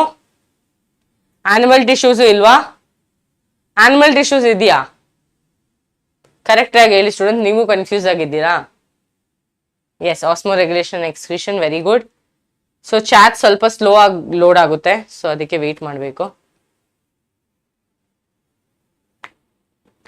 Cockroach and tissues are there in NEET. Even frog is there for NEET.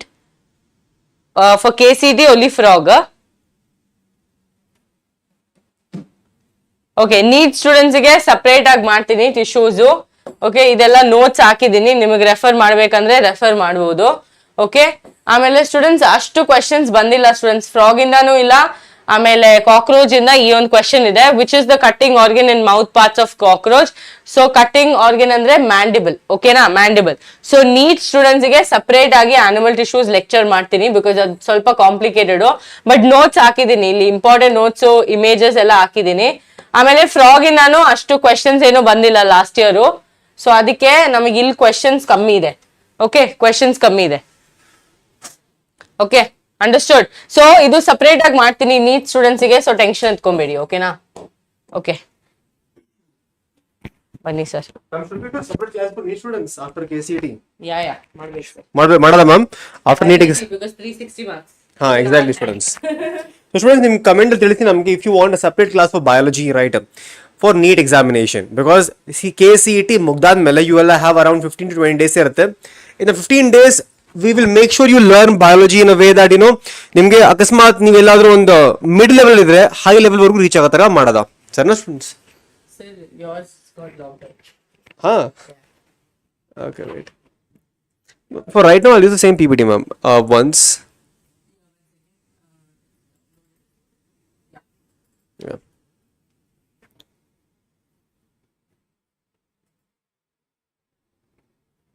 One second.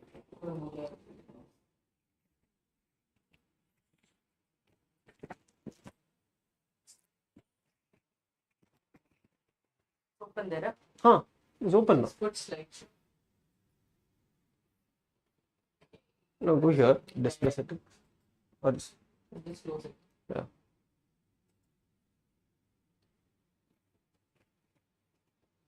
Yes, okay. Okay, I'll just finish 2 chapters and then after plant physiology I'll call you. Okay.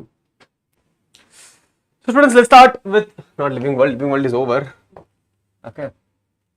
One minute. Now students, let's start with the chapter. Where is the chapter? Morphology of flowering plants. Okay. Friends, morphology of flowering plants, it is very easy chapter. There is nothing much. It is difficult for NEET students because they have to remember examples. Okay. Nimgu kuda the same thing applies. From this chapter, you have to mainly focus on the examples of different types of concepts here. So one by one, torastini artha ಮಾಡ್ಕೊಳ್ಳಿ ಸರಿನಾ. The first thing which you have to remember here is going to be, let's say this question now. We'll solve questions and we'll go ahead. Look this question. Can anyone tell me what is the answer to this question? First question ನೋಡಿ. Fleshy fruit with stony endocarp is called as. ನಿಮ್ syllabus ಅಲ್ಲಿ right students, ನಿಮ್ syllabus ಅಲ್ಲಿ ಕೇವಲ ಒಂದೇ ಒಂದು fruit ಬಗ್ಗೆ ಕೊಟ್ಟಿದ್ದಾರೆ, that is called as droop. The only example given in your syllabus is drupe. Capsule, berries ಎರಡು ಕೂಡ ಕೊಟ್ಟಿಲ್ಲ. So if they ask you question on type of fruit, 99.9% time it is always going to be what? It is always going to be the drupe itself. Here ನೀವು example ಕೇಳ್ತಾರೆ student, example ಕೇಳ್ತಾರೆ sir droop ಗೆ ಬೇರೆ example ಇದೆಯಾ ಅಂತ. Yes sir. So ನಿಮ್ಗೆ NCR example ಕೊಟ್ಟಿರೋದು mango ಮತ್ತೆ ಕೋಕೋನಟ್. ಮ್ಯಾಂಗೋ ಮತ್ತೆ coconut are the 2 examples of droop as a fruit. So ಇದನ್ನ ನೆನಪಿಕೊಳ್ಳಿ, ತುಂಬಾ ಈಸಿ ಇದೆ, ಅದು ಬಿಟ್ರೆ ಏನ್ ಕಾನ್ಸೆಪ್ಟ್ ಏನಿಲ್ಲ ಇಲ್ಲಿ droop ಸರ್ನಾ. Now usually the whorl in a flower that attracts insects and protects the essential part is called as. For example students, ನಿಮ್ಮೆಲ್ಲರಿಗೂ ಗೊತ್ತು, in the case of a flower there are 4 whorls. The outermost whorl is called as calyx, green color. Second whorl is called as corolla, colorful ಆಗಿರೋದು. Third whorl is called as androecium. Fourth whorl, the innermost whorl, is called as gynoecium. Gynoecium and androecium are the essential whorls which are involved in reproduction, while your calyx is going to be for mainly protection. But the corolla students, corolla is the main whorl which allows attracting the pollinators. ಅದಕ್ಕೆ ನಮ್ಮ ಹತ್ರ Corolla ಅಲ್ಲಿ ಬೇರೆ ಬೇರೆ colour petals ಇರುತ್ತೆ. Red colour ಹೂವ, pink colour ಹೂವ, purple colour ಹೂವ. ಸೊ ಹೂವಗಳು ಏನಿರುತ್ತೆ ಬೇರೆ ಬೇರೆ ಕಲರ್ ಆಗಿರುತ್ತೆ. The petals are colorful to attract the pollinators. Students, ಇಲ್ಲಿ ಏನು ಬರುತ್ತೆ ಈಗ? ಕರೋಲಾ ಬರುತ್ತೆ ಇಲ್ಲಿ. ಕರೋಲಾ ಮತ್ತೆ ಇಲ್ಲಿ ಡ್ರೂಪ್ ಆನ್ಸರ್ ಬರುತ್ತೆ. ಕರೋಲಾ ಮತ್ತೆ ಡ್ರೂಪ್ ಇಸ್ ದ ಆನ್ಸರ್. ಸರಿನಾ ಸ್ಟೂಡೆಂಟ್ಸ್? ಸೊ ಈ ತರ ನಿಮ್ಗೆ ಈ ಕ್ವೆಶ್ಚನ್, ಈ ಚಾಪ್ಟರ್ ಕ್ವೆಶ್ಚನ್ಸ್ ಕೇಳಿದ್ದಾರೆ. ಈಸಿ ಕ್ವೆಶ್ಚನ್ಸ್ ಕೂಡ ಬರ್ಬೋದು, ಸ್ವಲ್ಪ ಡಿಫಿಕಲ್ಟ್ ಕ್ವೆಶ್ಚನ್ಸ್ ಕೂಡ ಬರ್ಬೋದು ಇಲ್ಲಿ. ಸರಿನಾ? No. They can ask you something like this also. They can ask a question like this also. The edible part of the fruit of apple is. Now again students, ಇಲ್ಲಿ ಎಲ್ಲರಿಗೂ ಗೊತ್ತಿರಬೇಕು. I will teach you 2 concepts here. Apple here students, apple is called as what students? False fruit. It is called as what? False fruit. ಯಾಕೆ? It is called as false fruit because it does not develop from ovary. ಇದು ovary ಇಂದ develop ಆಗ್ತಾ ಇಲ್ಲ. Not developing from ovary. ಇಂದ develop ಆಗ್ತಾ ಇಲ್ಲ mainly. The fruit apple ತಿಂತೀರಾ ನೀವು? apple is developing from a part called as receptacle or thalamus. Receptacle or thalamus ಇಂದ ಅದು ಡೆವಲಪ್ ಆಗುತ್ತೆ. Receptacle or thalamus ಇಂದ entire fruit ಡೆವಲಪ್ ಆಗುತ್ತೆ ಅಲ್ಲಿ, in the case of apple. Now students, can anyone give me the definition of apomixis? ಯಾರು ಹೇಳ್ತೀರಾ? ಬೇಗ ಹೇಳಿ. Can anyone tell me the definition of apomixis? Apomixis ಅಂದ್ರೆ ಏನು?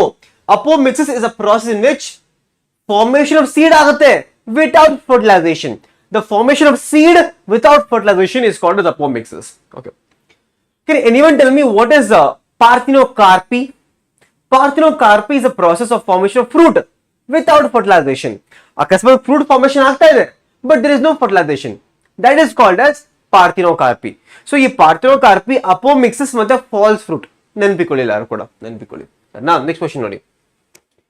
Which of the following plants produce zygomorphic flower? ಇದು ಕೂಡ ತುಂಬಾ important question. C ನಿಮ್ಗೆ ಆಗ್ಲೇ ಮ್ಯಾಮ್ ಇಟ್ಕೊಟ್ಟಿರ್ಬೇಕು some bilateral symmetry, right, unilateral symmetry ಅಲ್ಲಿ ಕೊಟ್ಟಿರ್ಬೇಕು. ಆ ಪ್ಲಾಂಟ್ಸ್ ಅಲ್ಲೂ ಕೂಡ ಇದೆ. There is something called as actinomorphic and zygomorphic.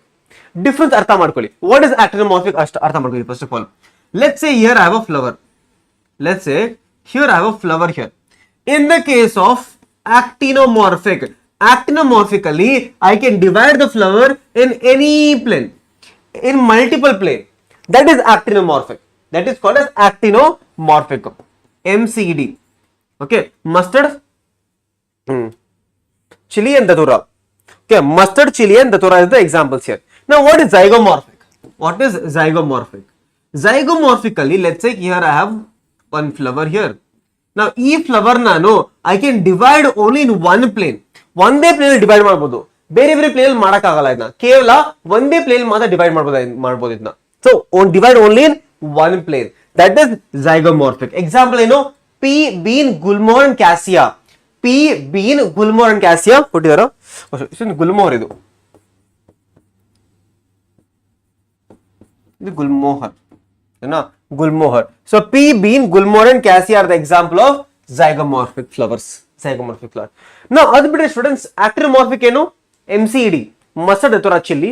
Sarna zygomorphic. There is something called students asymmetrical. ಯಾರು ಗೊತ್ತಾ ಏನಂತ asymmetrical? Does anyone know what is asymmetrical type now? Asymmetrical type ಅಂತ ಅಂದ್ರೆ ಆ ಫ್ಲವರ್ ನಾವು ಯಾವುದೇ ಪ್ಲೇನ್ ಅಲ್ಲಿ ಡಿವೈಡ್ ಮಾಡಕ್ ಆಗೋದಿಲ್ಲ. That is called as asymmetrical. Now can anyone tell me in the chat right now what is an example of asymmetrical now? Asymmetrical. That is canna. Canna is an example of asymmetrical flower. A flower na yade plane alli divide madakagalla. Canna is an example there. Sarna? So aa tara nimge they can ask you multiple questions based on examples. For example, nodi, this is called as valve. This is called as aestivation. What is aestivation, students? Aestivation is nothing but arrangement of petal or sepal.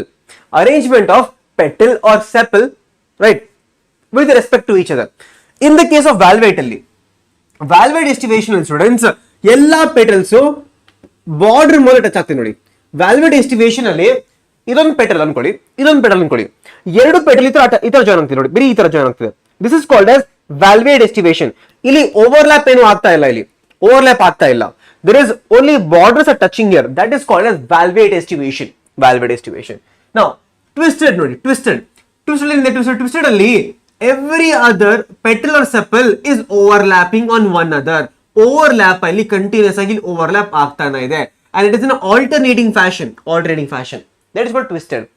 What about imbricate estivation?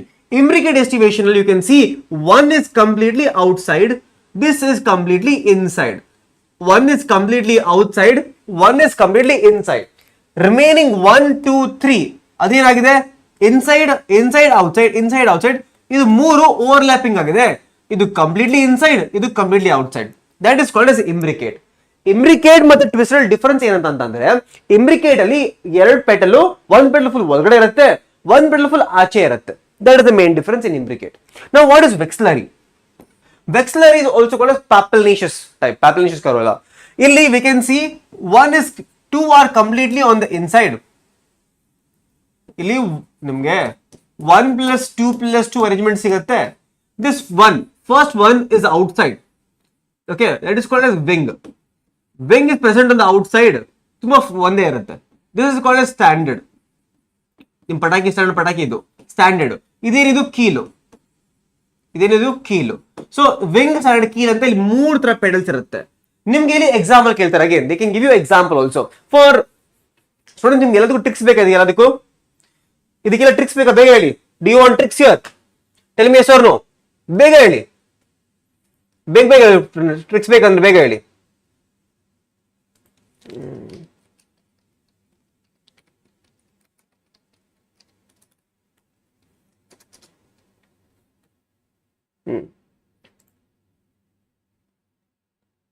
Students ಇದು ನೋಡಿ, ಎಲ್ಲರೂ ಕಾಣಿಸ್ತೀಯ board? ಇಲ್ಲಿ ನೋಡಿ, ಇಲ್ಲಿ ನೀವು ಬಂದ್ರೆ you can just type aestivation tricks of placentation tricks. ಇಲ್ಲಿ 2 video ಸಿಗುತ್ತೆ ನಂಗೆ ಇಲ್ಲಿ ನೋಡಿ. Easy tricks to remember examples of placentation and easy tricks to remember examples of aestivation. ಇದು ನೋಡಿ, ಇದು ವಿಡಿಯೋ ನೀವು ಓಪನ್ ಮಾಡಿದ್ರೆ ಸರಿನಾ, ಎವ್ರಿ ಸಿಂಗಲ್ ಎಸ್ಟಿವೇಷನ್ ಗೆ ಒಂದು ಟ್ರಿಕ್ ಕೊಟ್ಟಿದ್ದೀನಿ. ಎಲ್ಲಾ ಟ್ರಿಕ್ಸ್ ಇಲ್ಲಿ ಒಂದೇ 1 ಮಿನಿಟ್ ವಿಡಿಯೋ ನೋಡಿ, 1 ಮಿನಿಟ್ ವಿಡಿಯೋ, ಒಂದೊಂದು ಮಿನಿಟ್ ವಿಡಿಯೋದಲ್ಲಿ ಎಲ್ಲಾ ಟ್ರಿಕ್ಸ್ ಇದೆ ಇಲ್ಲಿ. So you don't have to worry about any tricks right now. Any tricks ಮಾಡಕ್ಕೆ ನಿಮಗೆ ಯೋಚನೆ ಮಾಡಬೇಕಾಗಿಲ್ಲ, ಎಲ್ಲ ಇದೆ. ಎಸ್ಟಿವೇಷನ್ ಆಗಲಿ, ಇಲ್ಲಿ ನೀವು ಬಂದ್ರೆ ಇಲ್ಲಿ ನಿಮ್ಗೆ ಇಲ್ಲಿ ಸಿಗುತ್ತೆ ನೋಡಿ, ಪ್ಲಾಸೆಂಟೇಷನ್ ನೋಡಿ, ಪ್ಲಾಸೆಂಟೇಷನ್ ಟ್ರಿಕ್ಸ್. ಸೊ ಎಲ್ಲಾ ತರ ಪ್ಲಾಸೆಂಟೇಷನ್ ಒಂದು ಟ್ರಿಕ್ ಇದೆ ಇಲ್ಲೇ. So with the help of the small tricks of aestivation and placentation ನೀವು ಈಸಿಯಾಗಿ ಕಲ್ತ್ಕೋಬಹುದು. ಸೊ ನಿಮ್ಗೆ ನಿಮ್ಗೆ ಎಕ್ಸಾಂಪಲ್ಸ್ ಕೇಳ್ತಾರೆ, ಅದು ಬಿಟ್ಟರೆ ಬೇರೆ ಏನು ಕೇಳಕ್ ಹೋಗಲ್ಲ. Okay, this is your placentation ನೋಡಿ. ಪ್ಲಾಸೆಂಟೇಷನ್ ಇಲ್ಲಿ marginal, axial, parietal, free central, ಮತ್ತೆ ಇಲ್ಲಿ ನಿಮ್ದು ಬೇಸಿಕ್ ಪ್ಲಾಸೆಂಟೇಷನ್. ಇಲ್ಲೂ ಕೂಡ ಎವ್ರಿ ಸಿಂಗಲ್ ಟೈಪ್ ಗೆ ಎಕ್ಸಾಂಪಲ್ ಕೇಳ್ತಾರೆ ನಿಮ್ಗೆ ನೋಡಿ. ನಿಮ್ಗೆ ಅವ್ರಿಗೆ 5 ಮಾರ್ಕ್ ಕ್ವಶನ್ ಕೇಳಕ್ ಆಗಲ್ಲ, 3 ಮಾರ್ಕ್ ಕ್ವಶನ್ ಕೇಳಕ್ ಆಗಲ್ಲ. ಎಲ್ಲಾ ಕ್ವಶನ್ ಮೋಸ್ಟ್ಲಿ 1 ಮಾರ್ಕ್ ಇರಬೇಕು. So what they can ask you is the examples here. So ಇದು ಎಲ್ಲಾ ಎಕ್ಸಾಂಪಲ್ಸ್ ಕೂಡ ಒಂದು ಟ್ರಿಕ್ ಮಾಡಿದೀನಿ, ಟ್ರಿಕ್ ನ ಚೆಕ್ ಮಾಡಿ just type my name placentation tricks Basavaraj sir ಅಂತ ಹಾಕಿದ್ರೆ ಎಲ್ಲ ಟ್ರಿಕ್ಸ್ ಬಂದ್ಬಿಡುತ್ತೆ ನಿಮ್ಗೆ. Don't have to worry about anything then. Okay, now look at this one. This is also again very important. ಇದಕ್ಕೂ ಕೂಡ ಟ್ರಿಕ್ಸ್ ಮಾಡಿದೀನಿ ನಾನು, ಇದಕ್ಕೂ ಕೂಡ ಟ್ರಿಕ್ಸ್ ಮಾಡಿದೀನಿ. So what exactly happens in the hypogynous condition ಅರ್ಥ ಮಾಡ್ಕೊಳ್ಳಿ. ಹೈಪೋಕೈನಸ್ ಕಂಡೀಷನ್ ಅಲ್ಲಿ ovary is present in the centre ಇದೆ, ಮತ್ತೆ ಓವರಿ ಇಸ್ ಸುಪೀರಿಯರ್ ಟಾಪ್ ಅಲ್ಲಿ ಇದೆ ಇಲ್ಲಿ. That is called as hypogynous condition. This is called as, both are called as perigynous condition. Peri ಅಂದ್ರೆ middle, perigynous condition. ಇಲ್ಲಿ ovary is present in the center. So here one ನಿಮಿಷ students, ovary is present on the top ಅಂತ ಬರೀರಿ ಸಾಕಿ. ಇಲ್ಲಿ top ಅಂತ ಹಾಕಿ, on the top. ಇಲ್ಲಿ ovary present in the center, ಇಲ್ಲಿ ಸೆಂಟರ್ ಹಾಕದ ಸೆಂಟರ್ ಅನ್ನ. ಅಂಡ್ ಆಲ್ ದ ಅದರ್ ವರ್ಲ್ಸ್, ಬೇರೆ ಎಲ್ಲಾ ವರ್ಲ್ಸ್ ಕೂಡ ಈ ರಿಮ್ ಇನ್ನ ಎಂತ ಕರೀತಾರೆ, ರಿಮ್ ಅಂತ ಕರೀತಾರೆ, ರಿಮ್ ಆಫ್ ಥಲಾಮಸ್. ಈ ರಿಮ್ ಇಂದ ಎಲ್ಲಾ ಫ್ಲೋರಲ್ ಅಪೆಂಡಿಕ್ಸ್ ಬರುತ್ತೆ ಬೇರೆ ಬೇರೆ. This is called as epigynous condition. Epigynous condition ಅಲ್ಲಿ ಓವರಿ ಕಂಪ್ಲೀಟ್ಲಿ ಒಳಗಡೆ ಹೋಗ್ಬಿಟ್ಟಿದೆ, ಫುಲ್ ಓವರಿ ಕಂಪ್ಲೀಟ್ ಆಗಿ ಒಳಗಡೆ ಹೋಗ್ಬಿಟ್ಟಿದೆ. Okay, that is epigynous condition. ಇಲ್ಲೂ ಕೂಡ ನಿಮ್ಗೆ ಎಕ್ಸಾಮ್ ಅಲ್ಲಿ ಕೂಡ ಎಕ್ಸಾಂಪಲ್ಸ್ ಕೇಳ್ತಾರೆ. What are the examples of epigynous condition ಅಂತ ಕೇಳ್ತಾರೆ, ಸರಿನಾ? ಸೊ ಆ ತರ ನಿಮ್ ಕ್ವಶನ್ಸ್ ಕೇಳೋದು. ಇದಕ್ಕೂ ಕೂಡ ನಾನು ಟ್ರಿಕ್ಸ್ ಮಾಡಿದೀನಿ, ಚೆಕ್ ಮಾಡಿ ಒಂದ್ಸತಿ ಅದನ್ನ, ಸರಿನಾ? ಸೊ ಎಲ್ಲದಕ್ಕೂ ಕೂಡ ಮಾಡಿದೀನಿ. ನಿಮ್ಗೆ ಏನೇನ್ ನೋಟ್ಸ್ ಬೇಕು ಎಲ್ಲ ಇದೆ ಆಗಲ್ಲ ನಂದು. ನೀವು ನಂದು ಎಲ್ಲಾ ಬಾಟ್ನಿ ನೋಟ್ಸ್ ನ ಫಾಲೋ ಮಾಡಿ, ಎಲ್ಲಾ ಎಕ್ಸಾಂಪಲ್ಸ್ ನ ಫಾಲೋ ಮಾಡಿ, ಫುಲ್ ಮಾರ್ಕ್ಸ್ ಬಂದೇ ಬರುತ್ತೆ ಬಾಟ್ನಿಲಿ ನಿಮ್ಗಂತೂ, ಸರಿನಾ? ಇದು ಕೂಡ ಕೇಳ್ಬೋದು. ಒಂದು ಸ್ಮಾಲ್ ಟ್ರಿಕ್ ಹೇಳ್ಕೊಡ್ತೀನಿ ಸ್ಟೂಡೆಂಟ್ಸ್. ನಿಮ್ಗೆ ಎಷ್ಟು ಸ್ಟೂಡೆಂಟ್ಸ್ಗೆ ಯಾವಾಗ ಸ್ಟೂಡೆಂಟ್ಸ್ ನಿಮ್ಗೆ ಎಷ್ಟು ಕನ್ಫ್ಯೂಸ್ ಆಗ್ತಾ ಇರ್ತದೆ, ಸರ್ ಇದು ಕೋಲಿಯೋರೈಸಾ ಮತ್ತೆ ಕೋಲಿಯೋಪ್ಟೈಲ್, ಮತ್ತೆ ಕೋಲಿಯೋಪ್ಟೈಲ್ ವಾಟ್ ಇಸ್ ಇಟ್ ಪ್ರೊಟೆಕ್ಟಿಂಗ್? ಆ ಕನ್ಫ್ಯೂಷನ್ ನಿಮ್ಗೆ ಜಾಸ್ತಿ ಆಗ್ತಾ ಇರಬೇಕು. ಒಂದು ಸಿಂಪಲ್ ಟ್ರಿಕ್ ಹೇಳ್ಕೊಡ್ತೀನಿ, ಅರ್ಥ ಮಾಡ್ಕೊಳ್ಳಿ. ಸ್ಮಾಲ್ ಟ್ರಿಕ್ ಇದೆ. ಏನ್ ಸ್ಮಾಲ್ ಟ್ರಿಕ್ ಇಲ್ಲಿ? Let's say P for plumule, ಇಲ್ಲಿ ಕೋಲಿಯೋಪ್ಟೈಲ್ ಪಿ ಬರುತ್ತೆ, ಪಿ ಬಂತು. So plumule is protected by coleoptile on the top. Similarly R for radicle, coleorhiza, R is there. So radicle is protected by coleorhiza here. Coleorhiza protection ಬಂತು. Then they can ask you what is scutellum here. Scutellum is the single cotyledon in the case of monocot. Monocotyl, this is single cotyledon. Single cotyledon in the case of monocot. So plumule, radical, coleoptile, coleorhiza. ಇದನ್ನ ನೀವು ನೆನಪಿಕೋಬೇಕು students. Tricks ಇದು very important trick. ಇದನ್ನ ಕೇಳ್ಬೋದು ನಿಮ್ಗೆ ಇದನ್ನ. Okay, ಅನಾಟಮಿಲಿ ಹೆಂಗಿರ್ಬೋದು students? Anatomically ನಿಮ್ಗೆ ನಾನು ಇಂದು recent last year questions check ಮಾಡ್ತಾ ಇದ್ದೆ. 90% of questions have come from secondary growth ಇಂದ. ಹಾರ್ಟ್ ವುಡ್ ಆಗಲಿ, ಸ್ಯಾಪ್ ವುಡ್ ಆಗಲಿ, ಬೇರೆ ತರ ಬಾರ್ಕ್, ಫೆಲೋಜೆನ್, ಫೆಲೋಡರ್ಮ್, ಅದರಿಂದ ಕ್ವಶನ್ಸ್ ಬಂದಿತ್ತು. ಬಟ್ ಸಿನ್ಸ್ ಸಿಲೆಬಸ್ ಚೇಂಜ್ ಆಗಿರೋದ್ರಿಂದ all this questions will not be asked from now onwards.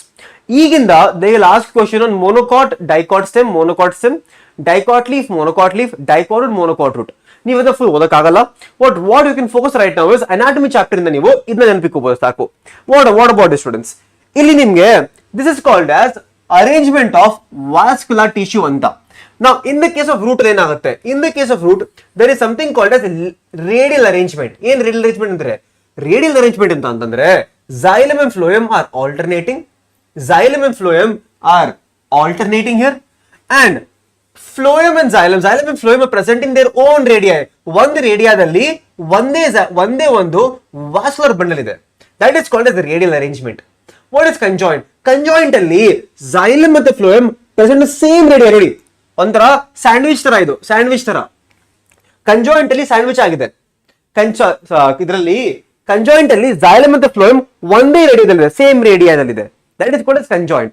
Okay. Now, conjoint can be two types. ಇದನ್ನ bilateral ಬೇಡ, ಇದು ನೆನಪಿಕೊಳ್ಳಿ ಸಾಕು. What is collateral? Collateral ಅಂದ್ರೆ xylem is present towards the center. ಈ xylem is present towards the pith or center is called as collateral ಅಂತ. Then there is something called as open and close. ಅರ್ಥ ಏನು? Open ಅಂತಂದ್ರೆ cambium is present. That is called as open type.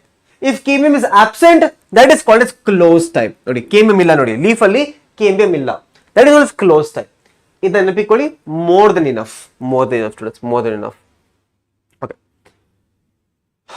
ಇದು ತುಂಬಾ important, ಇದು ತುಂಬಾ important ಇದು students. 2 hours completed. Students don't worry. ನೋಡಿ, ನೀವು ವರ್ಷ ಪೂರ್ತಿ ಓದೋದನ್ನ ನಾವು ಒಂದು ಕ್ಲಾಸಲ್ಲಿ ಟ್ರೈ ಮಾಡ್ತಾ ಇದೀವಿ. This will go for another 1 hour or 1.5 hour ಹೋಗುತ್ತೆ. ಅನದರ್ 1 hour or 2 hours ಹೋಗುತ್ತೆ. ಇನ್ನು 2 hours ಅನ್ಕೊಳ್ಳಿ, ನೀವು 2 hours ಅನ್ಕೊಳ್ಳಿ. ಯಾಕಂದ್ರೆ we are trying to include your entire class 11 syllabus. ನಿಮ್ದು ಫುಲ್ ಕ್ಲಾಸ್ 11 ಹೇಳ್ಕೊಡ್ಬೇಕಾದ್ರೆ ಇಟ್ ಟೇಕ್ ಟೈಮ್. ನಾನು ನೀಟ್ ಮಕ್ಕಳಿಗೆ ಹೇಳ್ಕೊಡ್ಬೇಕಾದ್ರೆ ಇಲ್ಲಿ ಒಂದೊಂದು ಚಾಪ್ಟರ್ ಕೂಡ 3 hours ಮಾಡ್ತೀನಿ. ಒಂದೊಂದು ಚಾಪ್ಟರ್ ಕೂಡ 3 hours ಮಾಡ್ತೀನಿ ನಾನು. So it will go long. Try ಮಾಡಿ ಅಟೆಂಡ್ ಮಾಡೋದಕ್ಕೆ ಫುಲ್ ಲೆಕ್ಚರ್ನ. ಬಿಕಾಸ್ ನಾನಿನ್ನ ಎವ್ರಿ ಚಾಪ್ಟರ್ ನಾವು ಸಪ್ರೇಟ್ ಹೇಳ್ಕೊಡಕ್ ಹೋದ್ರೆ ಎವ್ರಿ ಚಾಪ್ಟರ್ ಬಿಕಮ್ 2 hours. ಅದು ಸ್ವಲ್ಪ ಕಷ್ಟ ಆಗುತ್ತೆ. ನಾವು you are trying to include all main topics, ಎಲ್ಲಕ್ಕಿಂತ ಮೋಸ್ಟ್ ಇಂಪಾರ್ಟೆಂಟ್ ಟಾಪಿಕ್ಸ್ ನ ಒಂದ್ ಕಡೆ ಮಾಡ್ಬಿಟ್ಟು ಹೇಳ್ಕೊಡಕ್ ಟ್ರೈ ಮಾಡ್ತಿದೀವಿ ಸರ್ನಾ. So it'll take some time ತಗೊಳುತ್ತೆ ಇದು. Cell the unit of life ಅಂದ್ರೆ ಏನ್ ಕ್ವಶನ್ ಬರುತ್ತೆ. ಓಕೆ, ಈ ಕ್ವಶನ್ ನೋಡಿ, ಫಸ್ಟ್ ಕ್ವಶನ್ ಟ್ರೈ ಮಾಡಿ ಆನ್ಸರ್ ಮಾಡಕ್ಕೆ. ಫಸ್ಟ್ ಕ್ವಶನ್ ಟ್ರೈ ಮಾಡಿ ಆನ್ಸರ್ ಮಾಡಕ್ಕೆ. What type of ribosome is found in prokaryotic cell? Prokaryotic ಅಲ್ಲಿ ಯಾವ ತರ ರೈಬೋಸಮ್ ಬರುತ್ತೆ? ಫಸ್ಟ್ ಆಫ್ ಆಲ್ ಸ್ಟೂಡೆಂಟ್ಸ್, ತುಂಬಾ ಈಸಿ. 70s 80s ಬೇಗ ಹೇಳಿ. 70s or 80s in the case of ribosomes in prokaryotes. Prokaryotes ಯಾವ ತರ ರೈಬೋಸಮ್ ಬರುತ್ತೆ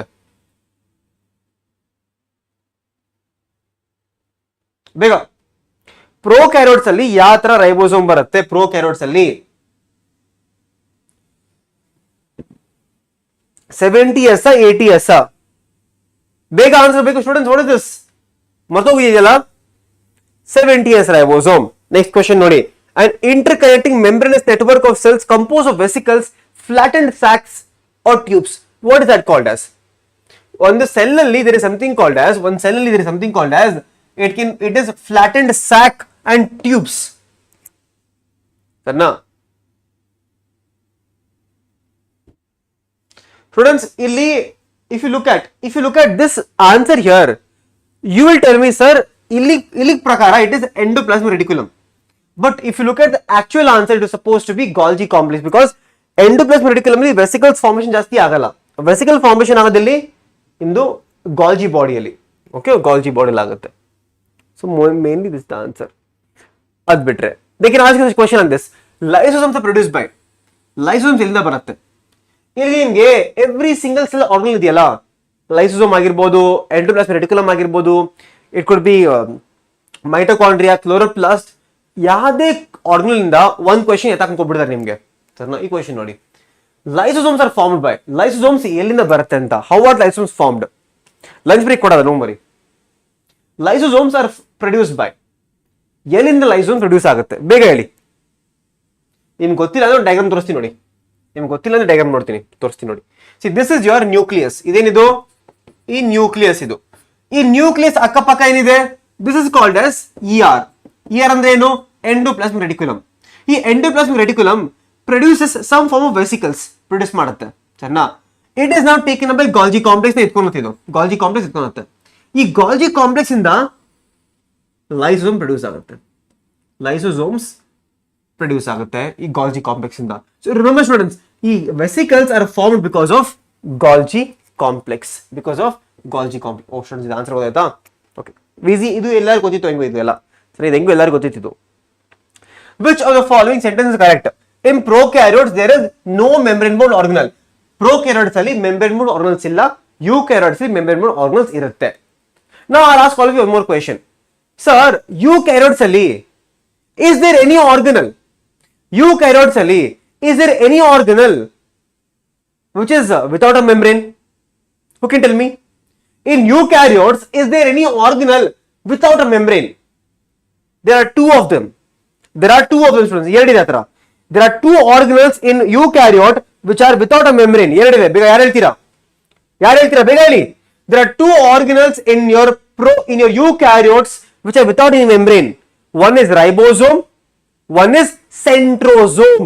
Ribosome and centrosome are the organelles in eukaryote without a membrane. Al membrane illa. Clear? Without a membrane. Remember that. Small questions barbodu. No.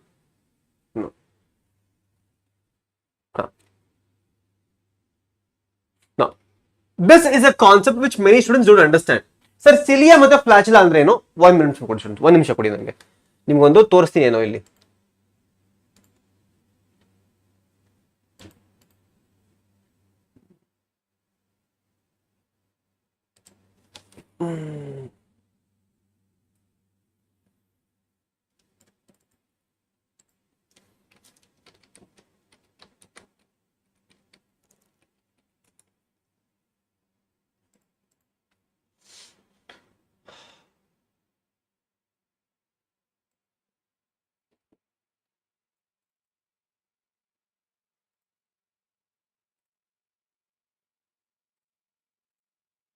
ಇದು ನೋಡಿ, this is a ಯೂಕ್ಯಾರಿಯೋಟಿಕ್ cell.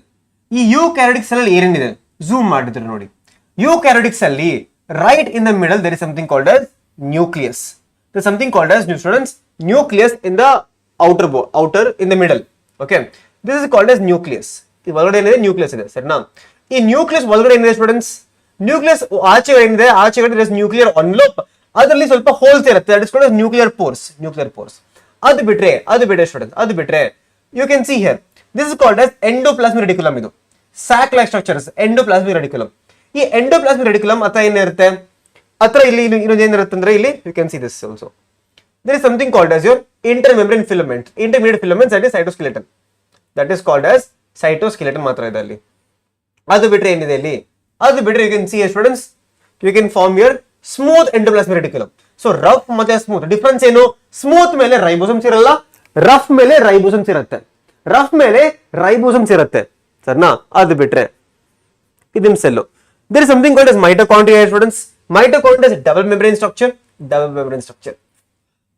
Then there is ಇದು centrioles. ಇದೇನಿದು centrioles. Centrioles, group of two centrioles together is called a centrosome. It's called centrosome. This is a eukaryotic cell. This is a typical eukaryotic cell student. Eukaryotic cell. ಇದು ಇಲ್ಲಿ ನಿಮ್ಗೆ ಬಂದ್ರೆ ಏನು ಸಿಗುತ್ತೆ? ಗಾಲ್ಜಿ complex ಸಿಗುತ್ತೆ. ಇದು ಗಾಲ್ಜಿ ಕಾಂಪ್ಲೆಕ್ಸ್. ಸೊ ಆ ತರನೇ students, now I will show you something called as cilia flagella. ಅರ್ಥ ಮಾಡ್ಕೊಳ್ಳಿ ಏನಪ್ಪ ಸಿಲಿಯಾ ಫ್ಲಾಜೆಲ್ಲಾ ಅಂತಂದ್ರೆ. ಓಡಪ್ಪನ್ ma'am,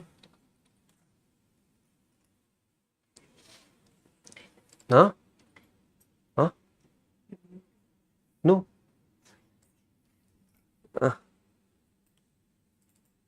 okay students, let me teach you what is cilia and flagella first of all before you go further. ಯಾಕಂದ್ರೆ ನಿಮ್ಗೆ NCERT diagram ನೋಡಿದ್ರೆ ನಿಮ್ಗೆ ಅರ್ಥ ಆಗಲ್ಲ, ಸರಿನಾ? NCERT ಡಯಾಗ್ರಾಮ್ ನೋಡಿದ್ರೆ ನಿಮ್ಗೆ ಅರ್ಥ ಆಗಲ್ಲ. ಒಂದು ನಿಮಿಷ ಸ್ಟೂಡೆಂಟ್ಸ್.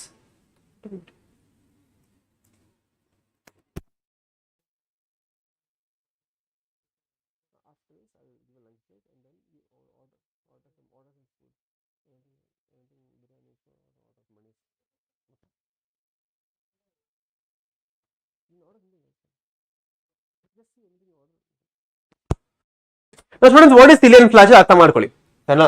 ಬಿಕಾಸ್ ನೀವು NCERT ಡಯಾಗ್ರಾಮ್ ನೋಡಿ ಕಲ್ತ್ಕೊಂಡ್ರೆ ಅರ್ಥನೇ ಆಗಲ್ಲ. ಇಲ್ಲಿ ಹೇಳ್ತೀನಿ, ನಾನು ಬರೆದು ಕೊಡ್ತೀನಿ, ಅರ್ಥ ಆಗಲ್ಲ ನಿಮ್ಗೆ NCERT diagram. This is called as cilia and flagella. This is called as students cilia and flagella. This is called as cilia and flagella here. ಸರಿನಾ? ಈ cilia and flagella this is below part is called as basal body. ಆಮೇಲೆ ಮೇಲೆ ಹೋಗ್ತಿದ್ದಾರೆ, this is called as top view.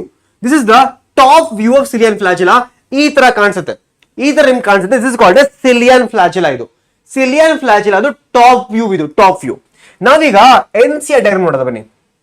ನಾವೀಗ NCERT diagram ನೋಡ್ದ NCERT diagram ಇದು ನೋಡಿ. This is what is given in NCERT. This is what is given NCERT. Students ನೋಡಿ ಅರ್ಥ ಆಗ್ತಿದೆ ಹೆಂಗಿದು? ಒಂದು ಸಿಲಿಯಾ ಮತ್ತೆ ಫ್ಲಾಚುಲಾ ಅದು ಮೂವ್ಮೆಂಟ್ ಮಾಡತ್ತಲ್ಲ, ಹೆಲ್ಪ್ ಮಾಡತ್ತಲ್ಲ, ಆ ಸಿಲಿಯಾ ಮತ್ತೆ ಫ್ಲಾಚುಲಾ ಅದು ಯು ಕ್ಯಾರಿಯಾಟ್ಸ್ ಅಲ್ಲಿ ಇದು ಇದರಲ್ಲಿ ಇದು ಯು ಕ್ಯಾರಿಯಾಟ್ಸ್ ಅಲ್ಲಿ ಈ ತರ ಟಾಪ್ ವ್ಯೂ ಕಾಣಿಸುತ್ತೆ, ಟಾಪ್ ವ್ಯೂ. ಇಲ್ಲಿ ನಿಮ್ಗೆ ಕ್ವಶನ್ ಏನ್ ಕೇಳ್ತಾರೆ, ಇಲ್ಲಿ ನಿಮ್ಗೆ ಕ್ವಶನ್ ಏನ್ ಕೇಳಂತಂದ್ರೆ ಈ ಡಯಾಗ್ರಾಮ್ ಇಂದ ಕ್ವಶನ್ ಬರುತ್ತೆ. ಈ ಡಯಾಗ್ರಾಮ್ ಏನ್ ಕ್ವಶನ್ ಕೇಳ್ತಾರೆ ಅರ್ಥ ಮಾಡ್ಕೊಳ್ಳಿ ಸ್ಟೂಡೆಂಟ್ಸ್. ಈ ತರ ಡಯಾಗ್ರಾಮ್ ನಿಮ್ಗೆ ನಾನು ಕೊಟ್ಟಿದ್ದು ನನ್ನ ಡಯಾಗ್ರಾಮ್ ಇದು ನನ್ನ ಡಯಾಗ್ರಾಮ್ ಇದು ಸ್ಟೂಡೆಂಟ್ಸ್. ಈ ಡಯಾಗ್ರಾಮ್ ಅಲ್ಲಿ ನೀವು ಅರ್ಥ ಮಾಡ್ಕೊಳ್ಳಿ ಸ್ಟೂಡೆಂಟ್ಸ್. ಈ ಪೆರಿಫೆರಿ ಕಾಣಿಸ್ತಿದ್ಯಾ, ಪೆರಿಫೆರಿಯಲ್ಲಿ this periphery is called as peripheral microtubules. ಏನದು ಪೆರಿಫೆರಲ್ ಮೈಕ್ರೋಟ್ಯೂಬ್ಯೂಲ್ಸ್? ಎಷ್ಟಿದೆ ಟೋಟಲಿ ಕೌಂಟ್ ಮಾಡಿ. 1 2 3 4 5 6 7 8 9 ಪೆರಿಫೆರಿಯಲ್ ಇದೆ. 9 ಮೈಕ್ರೋಟ್ಯೂಬ್ಯೂಲ್ಸ್ ಪೆರಿಫೆರಲ್ ಇದೆ. ಸೆಂಟ್ರಲ್ ಎಷ್ಟಿದೆ? ಸೆಂಟರ್ ಮೈಕ್ರೋಟ್ಯೂಬ್ಯೂಲ್ಸ್ ಇದೆ, 2 ಇದೆ. So 9 + 2 arrangement is found in your cilia flagella. Cilia ಮತ್ತೆ ಫ್ಲಾಜೆಲಾದಲ್ಲಿ there is 9 + 2 arrangement of microtubules. ಸರಿನಾ? Next this middle part, this entire middle part is called as axoneme or core.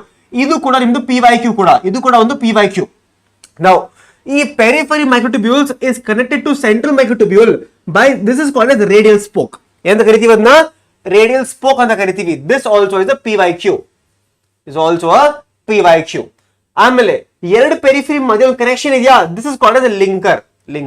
This is called as central sheath. This is a image of cilia or flagella. Cilia ಮತ್ತೆ flagella ಅದು ಆ ತರ ಕಾಣಿಸುತ್ತೆ under microscope. Difference ಏನು? Cilia is shorter and smaller, flagella is longer. Cilia shows over like movement. Over like movement ಅಂದ್ರೆ ಏನು? Over like movement ಅಂತಂದ್ರೆ ನೀವೆಲ್ಲರೂ ಬೋಟಲ್ ಹೋಗಿದ್ದೀರಾ, ನೀವು ಬೋಟಲ್ ಒಂದು ಕೈ ಇಟ್ಕೊ ನೋಡಿದೀರಾ ಬೋಟಲ್ ಸ್ಟೂಡೆಂಟ್ಸ್? ನೀವು ಅಕಸ್ಮಾತ್ ನೀವು ಬೋಟಲ್ ಹೋಗಿದ್ರೆ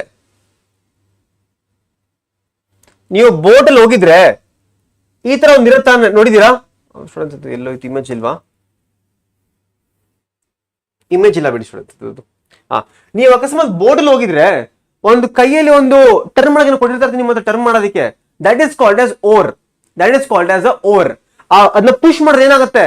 ಅದನ್ನ ಪುಷ್ ಮಾಡಿದ್ರೆ, ಓರ್ನ ಪುಷ್ ಮಾಡಿದ್ರೆ ನೀವು ಮುಂದೆ ಹೋಗ್ತೀರಾ. ಇಲ್ಲೂ ಕೂಡ ಸಿಲಿಯಾದಲ್ಲೂ ಕೂಡ ಅದೇ ತರ ಮೂವ್ಮೆಂಟ್. ಇದು ನೋಡಿ, ಇದು ಸಿಲಿಯಾ ಫುಲ್ ಬಾಡಿ ಮೇಲೆ ಸಿಲಿಯಾ ಇದೆ. ಇದು ಫುಲ್ ಬಾಡಿ ಮೇಲೆ ಸಿಲಿಯಾ ಇದೆ. ಇದು ಸಿಲಿಯಾ, ಎಲ್ಲ ಏನು ಸಿಲಿಯಾ. ಇದು ಸಿಲಿಯಾ ಏನ್ ಮಾಡುತ್ತೆ? ಇದು ನೀರ್ನ ಪುಷ್ ಮಾಡುತ್ತೆ, ಮುಂದೆ ಹೋಗುತ್ತೆ. Cilia is shorter throughout the body. Flagella ನೋಡಿ ಉದ್ದಕ್ಕಿದೆ, ಇದು this is called as flagella. ಉದ್ದಕ್ಕಿರೋದು ಫ್ಲಾಜೆಲಾ. ಅದು ಸರಿನಾ? ಉದ್ದಕ್ಕಿರೋದು ಫ್ಲಾಜೆಲಾ.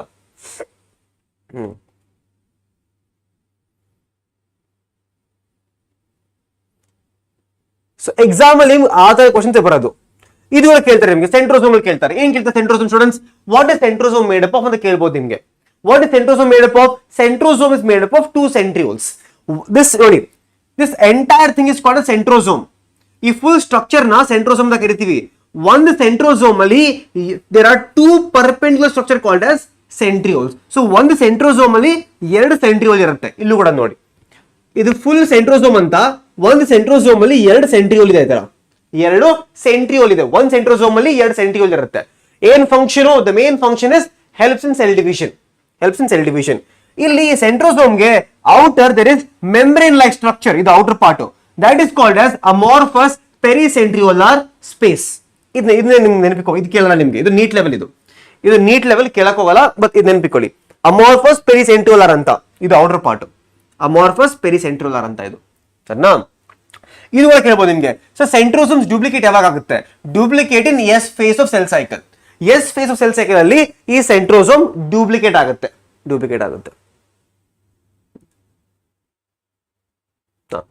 ನೆಕ್ಸ್ಟ್ ಇದು ನೋಡಿ, ಈ ತರ ಕ್ವಶನ್ ಕೂಡ ಕೇಳ್ಬೋದು ನಿಮ್ಗೆ. ಸರ್ ಸೆಂಟ್ರೋಸೋಮ್ ಅಲ್ಲಿ ಯಾವ ತರ ಅರೇಂಜ್ಮೆಂಟ್ ಇದೆ? ನಿಮ್ದು ಸಿಲಿಯಾ ಫ್ಲಾಜೆಲಾದಲ್ಲಿ ಏನಿತ್ತು? 9 + 2 ಅರೇಂಜ್ಮೆಂಟ್ ಇತ್ತು. ಸಿಲಿಯಾದಲ್ಲಿ 9 + 2 ಅರೇಂಜ್ಮೆಂಟ್ ಇತ್ತು. ಅದೇ ಸೆಂಟ್ರಿಯೋಲ್ ಏನಿದೆ? ಸೆಂಟ್ರಿಯೋಲ್ ಅಲ್ಲಿ 9 + 0 ಅರೇಂಜ್ಮೆಂಟ್ ಇದೆ. ಯಾಕೆ 9 + 0 ಸ್ಟೂಡೆಂಟ್ಸ್? ಏನ್ 9 + 0 ಅಂತಂದ್ರೆ ಇಲ್ಲಿ 9 ಏನಂತಂದ್ರೆ ಈ ಪೆರಿಫೆರಿ ಇದೆಯಲ್ಲ, ಪೆರಿಫೆರಿ 9 ಇದೆ. ಸೆಂಟ್ರಲ್ಲಿ ಮೈಕ್ರೋಟ್ಯೂಬ್ಯುಲೇ ಇಲ್ಲ.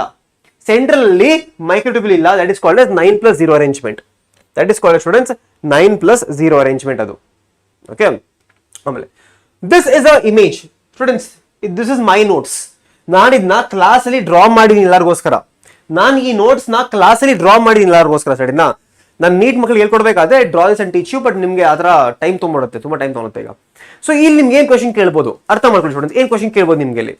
This is a typical structure of a prokaryote. prokaryotic cell. ಈ prokaryotic cell ಅಲ್ಲಿ all of you should remember there are 3 layers. Yes students, ಒಂದು prokaryotic cell there are 3 layers in the prokaryotic cell. ಏನಪ್ಪ students, the outermost layer is called as glycocalyx here. The outermost layer is called as glycocalyx. Outermost layer is called as what? Glycocalyx. ಈ glycocalyx can be found in loose sheath or thick tough layer. Loose sheath ಇದೆ, that is called as slime layer. Loose ಇದೆ, thick and tough ಇದೆ, it is called as capsule. So outermost layer is called as glycocalyx. Outermost layer is called as glycocalyx. Loose sheet ಇದ್ರೆ slime layer, thick and tough ಇದ್ರೆ capsule ಅಂತ. Second layer ಏನು? Second layer is called as cell wall. What is it made up of? It is made up of peptidoglycan. It is made up of peptidoglycan ಇಂದ ಆಗಿರುತ್ತೆ. Second layer. Now what is the third layer? Innermost layer. Innermost layer is called as cell membrane ಅಂತ. Cell membrane. It is selectively permeable in nature. So all of you again, there are 3 layers here. Outer layer is called as what? Glycocalyx. Second layer is called as what? Cell wall. Third layer is called as what? Cell membrane. Students, ನನ್ನ ಕಾಲ್ ತುಂಬಾ ನೋತಿದೆ. ನನಗೆ almost airline fracture ತರ ಆಗಿದೆ. Airline fracture ಅಂತ ಆಗಿಲ್ಲ, but ನಾನು doctor ಹತ್ರ ಏನೇ ಹೋಗಿದ್ದೆ, they told me hairline fracture ಆಗಿಲ್ಲ ಅಂತ. So students please listen, otherwise ನಾನು ಕುತ್ಕೊಂಡ್ಬಿಡ್ತೀನಿ ಹೋಗ್ಬಿಡಲ್ಲಾದ್ರು.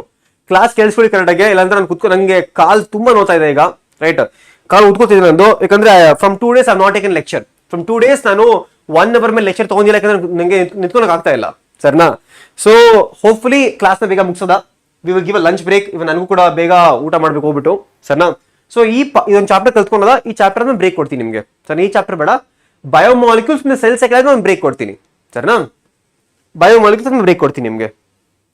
ಇದು ನೋಡಿ, ಸೊ 3 layers ಇದೆ ಇಲ್ಲಿ. Outer most glycocalyx, second layer is called as cell wall, third layer is called as cell membrane. ಇಲ್ಲಿ ಇದು ಸೆಲ್ ಒಳಗಡೆ ಏನಿದೆ, ಸೆಲ್ ಒಳಗಡೆ there is something called as cytoplasm. ಇಲ್ಲಿ cytoplasm. Then there is ribosome here. Ribosome, please students, in the case of prokaryotes, ribosome is always 70th ribosome. ಅದು ನೆನಪಿಕೋಬೇಕು. ಇಲ್ಲಿ ಏನು 70th ribosome ಇರಬೇಕು ನಿಮ್ಗೆ ಇಲ್ಲಿ, ಸರಿನಾ? ಅದು ಬಿಟ್ರೆ ಇಲ್ಲಿ ನೋಡಿ, ಪೈಲೆ ಮತ್ತೆ ಫಿಂಬ್ರಿ ಅಂತ ಇರುತ್ತೆ. ಇಲ್ಲಿ ಪೈಲೆ ಮತ್ತೆ ಫಿಂಬ್ರಿಯೇ ಮೇನ್ ಫಂಕ್ಷನ್ ಏನು, ಅಟ್ಯಾಚ್ಮೆಂಟ್. ಅದು ಬಿಟ್ಟರೆ there is a long flagella here. Long flagella ಕೂಡ ಇರುತ್ತೆ. In the case of prokaryotes, students, in the case of prokaryotes ಅಲ್ಲಿ, do you think there is something called nucleus? ಇಲ್ಲ, nucleus is absent here. Nucleus is absent here in the case of prokaryotes. So ಈ nucleus ಇಲ್ಲ ಅಂತ ಅಂದ್ರೆ genetic material ಏನಿರುತ್ತೆ, genetic material free floating ಆಗಿರುತ್ತೆ. ಇದು ನೋಡಿ, genetic material that is called as nucleoid. Nucleoid ಅಂತ. Nucleoid is the genetic material of the DNA here. DNA here, nucleoid. ಹೌದು. ಅದು ಬಿಟ್ಟರೆ ಇದ್ರೆ students, in the case of your ಇದೆಯಾ ಇದು, ಇದರ್ most layer called cell membrane or plasma membrane ಇದೆಯಲ್ಲ, ಈ ಪ್ಲಾಸ್ಮಾ ಮೆಂಬ್ರೇನ್ ಇಂದ ಸ್ವಲ್ಪ ಲೇಯರ್ಸ್ ಫೋಲ್ಡ್ ಆಗ್ತಾ ಬರುತ್ತೆ. Some members of the plasma membrane starts to fold inwards. This folding inwards is called as mesosomes. It's called as mesosomes. ಅದು ಬಿಟ್ರೆ there is one more folding called as chromatophore. ಈ chromatophore ಇದೆಯಲ್ಲ, that can impart pigmentation or color ಕೊಡಬಹುದು. ಅದು colour in the case of blue green algae. Ma'am ಎಲ್ಲಿ ಕೊಡ್ರಲ್ಲ ನಿಮ್ಗೆ Kingdom ಮೊನೇರಾದಲ್ಲಿ. in kingdom monera there is something called as blue green algae. ಆ blue green algae ಗೆ colour ಕೊಡದೆ ಈ chromatophore. ಸರಿ, chromatophore. Okay, chromatophore. Mom, so beautiful, no? Order.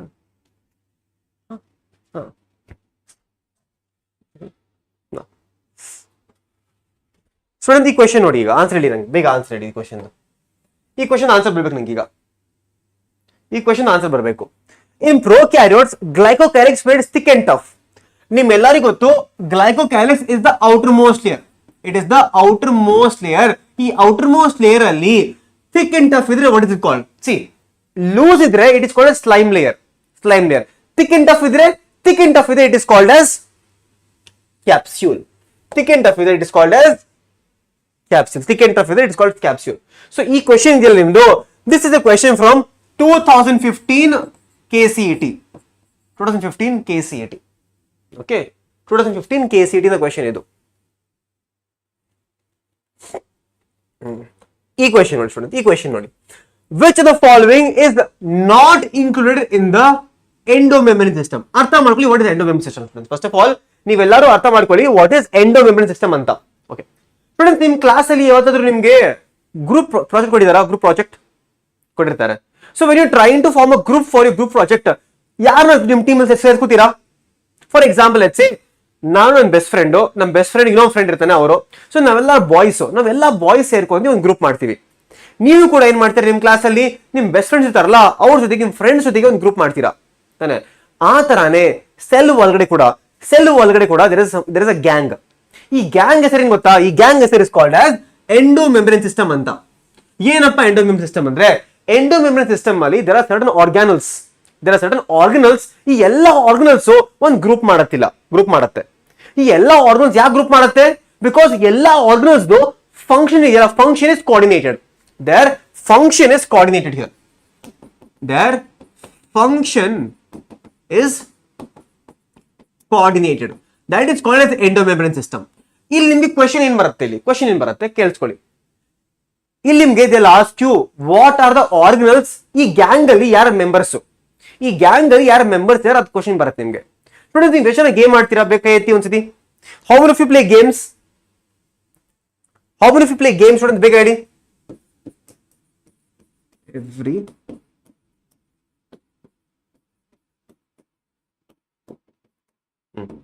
ಅರ್ಥ ಮಾಡ್ಕೊಳ್ಳಿ ಸ್ಟೂಡೆಂಟ್ಸ್. ಈಗ who are the members in endomembrane system ಅಲ್ಲಿ?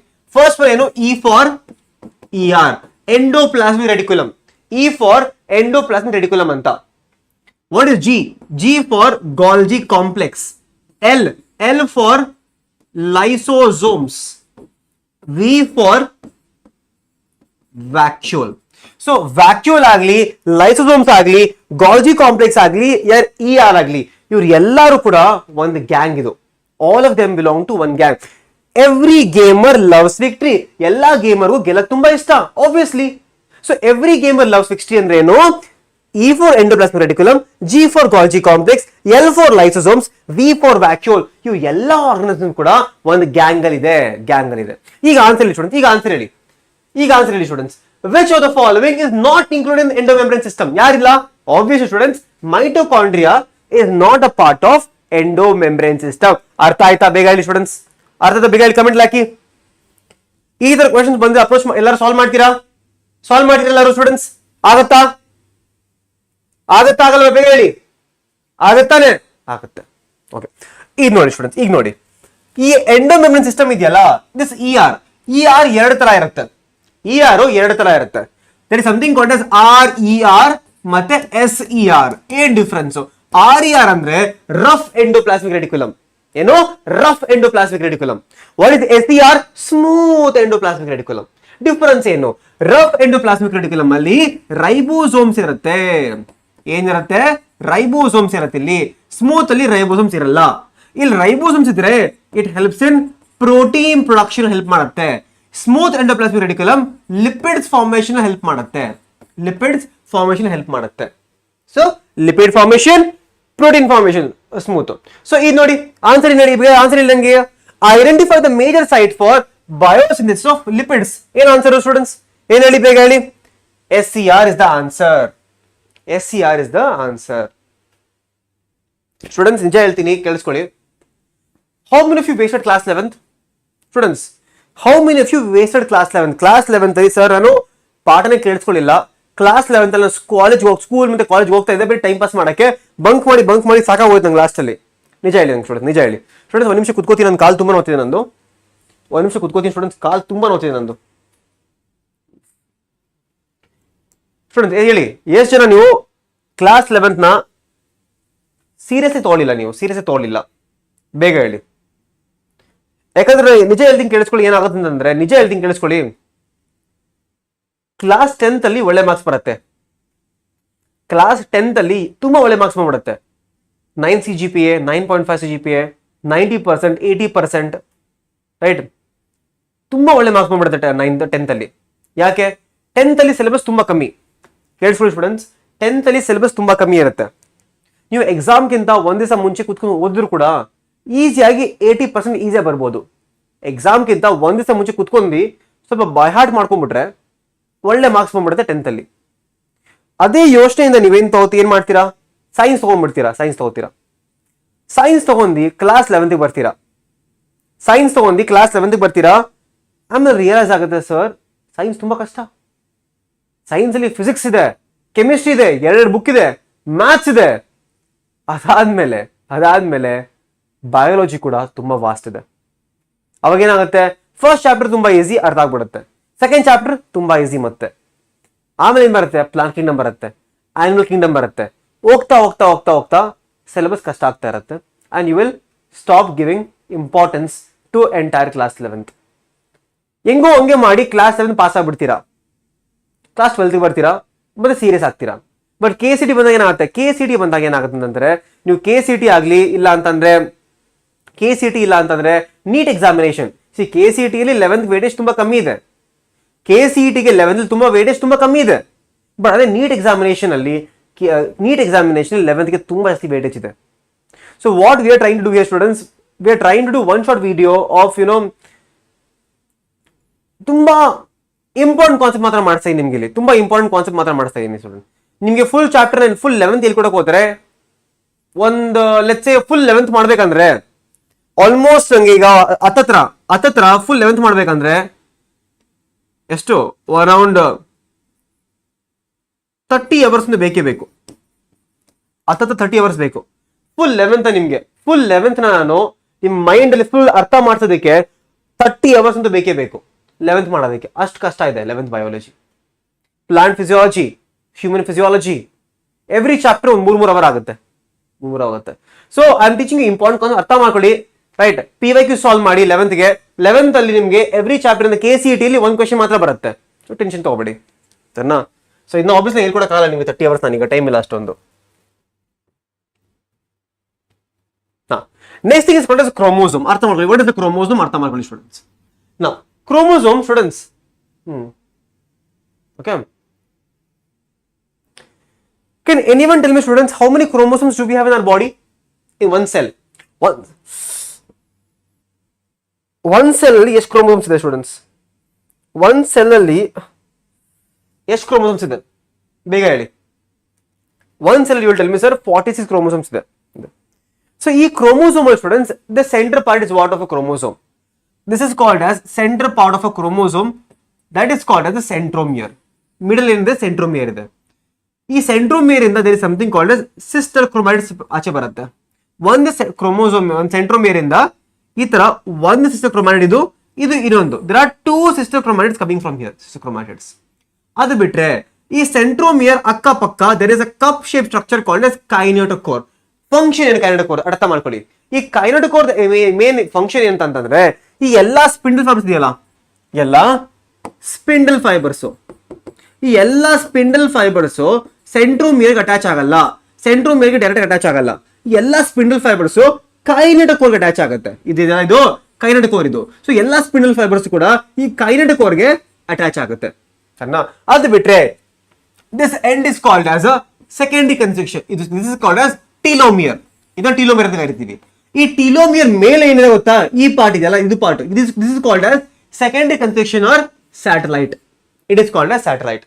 ಸೊ ಇದನ್ನ ನೆನಪಿಕೊಳ್ಳಿ ಸಾಕಿದ್ನ. What is centromere? What is sister chromatids? What is kinetochore? What is satellite? ಇಷ್ಟು ನೆನಪಿಕೊಂಡ್ರೆ ಸಾಕು, ನೀವು ನೆನಪಿಕೊಂಡ್ರೆ ಸಾಕು. ನೋಡಿ, ಇಲ್ಲೊಂದು ಸ್ವಲ್ಪ ಕ್ವಶನ್ಸ್ ಇದೆ, ಸಾಲ್ವ್ ಮಾಡಿ ಟ್ರೈ ಮಾಡಿ. ಕ್ವಶನ್ಸ್ ಇದೆ ಸ್ವಲ್ಪ, ಅದರಲ್ಲಿ ಕ್ವಶನ್ಸ್ ಇದೆ, ಟ್ರೈ ಮಾಡಿ students. Bacterial flagella is composed of, ನೋಡಿ ಇಲ್ಲಿ ನಿಮ್ಗೆ ಬ್ಯಾಕ್ಟೀರಿಯಲ್ ಫ್ಲಾಜೆಲ್ಲಾ ಅಂತ ಕೇಳಿದ್ದಾರೆ. ಬ್ಯಾಕ್ಟೀರಿಯಲ್ ಫ್ಲಾಜೆಲ್ಲಾ ಅಂದ್ರೆ ಏನು? Prokaryotic flagella. ಪ್ರೋಕ್ಯಾರಿಯೋಟಿಕ್ ಫ್ಲಾಜೆಲ್ಲಾದಲ್ಲಿ ಈ 9+2 ಅರೇಂಜ್ಮೆಂಟ್ ಬರಲ್ಲ. ಈ 9+2 ಅರೇಂಜ್ಮೆಂಟ್ ಎಲ್ಲಿ ಬರುತ್ತೆ? ಯೂಕ್ಯಾರಿಯೋಟ್ ಅಲ್ಲಿ ಬರುತ್ತೆ, ಯೂಕ್ಯಾರಿಯೋಟ್ ಅಲ್ಲಿ, ಸರಿನಾ? ಸೊ ಪ್ರೋಕ್ಯಾರಿಯೋಟಿಕ್ ಫ್ಲಾಜೆಲ್ಲಾ ಏನ್ ಬರುತ್ತೆ? Basal body, hook and filament. Basal body, ಈ ತರ ಬೇಸಲ್ ಬಾಡಿ ಇರುತ್ತೆ, ಈ ತರ ಬೇಸಲ್ ಬಾಡಿ ಇರುತ್ತೆ. ಈ ಬೇಸಲ್ ಬಾಡಿ ಮೇಲೆ ಒಂದು ಹುಕ್ ಬರುತ್ತೆ, ಈ ತರ ಹುಕ್ಕು, ಅಲ್ಲಿ ಒಂದು ಫಿಲಮೆಂಟ್ ಬರುತ್ತೆ. ಈ ತರ ಪ್ರೋಕ್ಯಾರಿಯೋಟಿಕ್ ಫ್ಲಾಜೆಲ್ಲಾ ಈ ತರ ಇರುತ್ತೆ, ಪ್ರೋಕ್ಯಾರಿಯೋಟಿಕ್ ಫ್ಲಾಜೆಲ್ಲಾ ಈ ತರ ಇರುತ್ತೆ, ಸರಿನಾ? ಈ ತರ ಪ್ರೋಕ್ಯಾರಿಯೋಟಿಕ್ ಫ್ಲಾಜೆಲ್ಲಾ ಈ ತರ ಇರುತ್ತೆ. Next, cell theory was formulated by, who gave the cell theory? ಯಾರು ಹೇಳ್ತೀರಾ ಬೇಗ ಹೇಳಿ. Who gave the cell theory? Cell theory was given by Scheiden and Swan. Scheiden and Swan gave the cell theory. ಇಲ್ಲಿ ಇನ್ನೊಂದು question ಬರುತ್ತೆ students, ಇಲ್ಲಿ ಒಂದು question ಬರುತ್ತೆ.